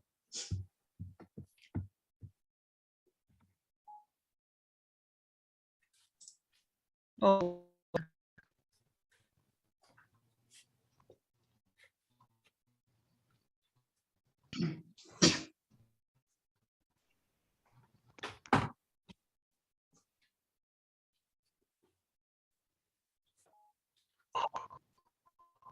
All right, let's see what you did.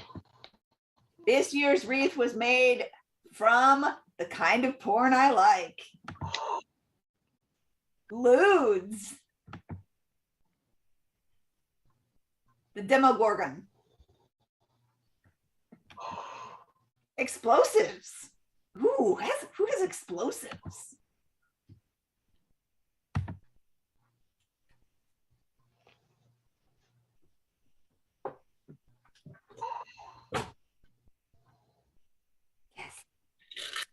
I like explosives. I can say that now that Hannah isn't here. I wouldn't want to traumatize her.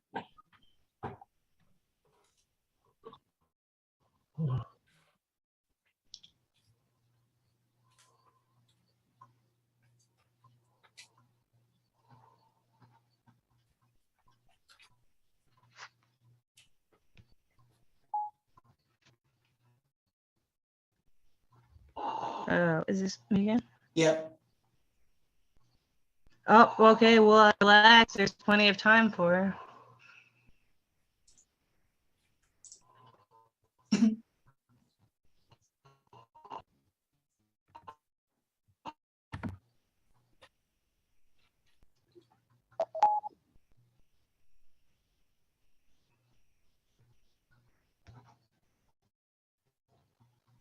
Your emotions. My plan of growing a beard to a baby. Making man with a chainsaw.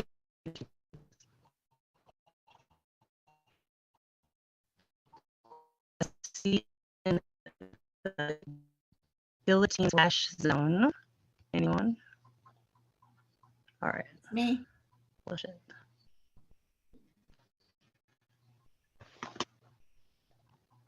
I plan on growing a beard to a baby.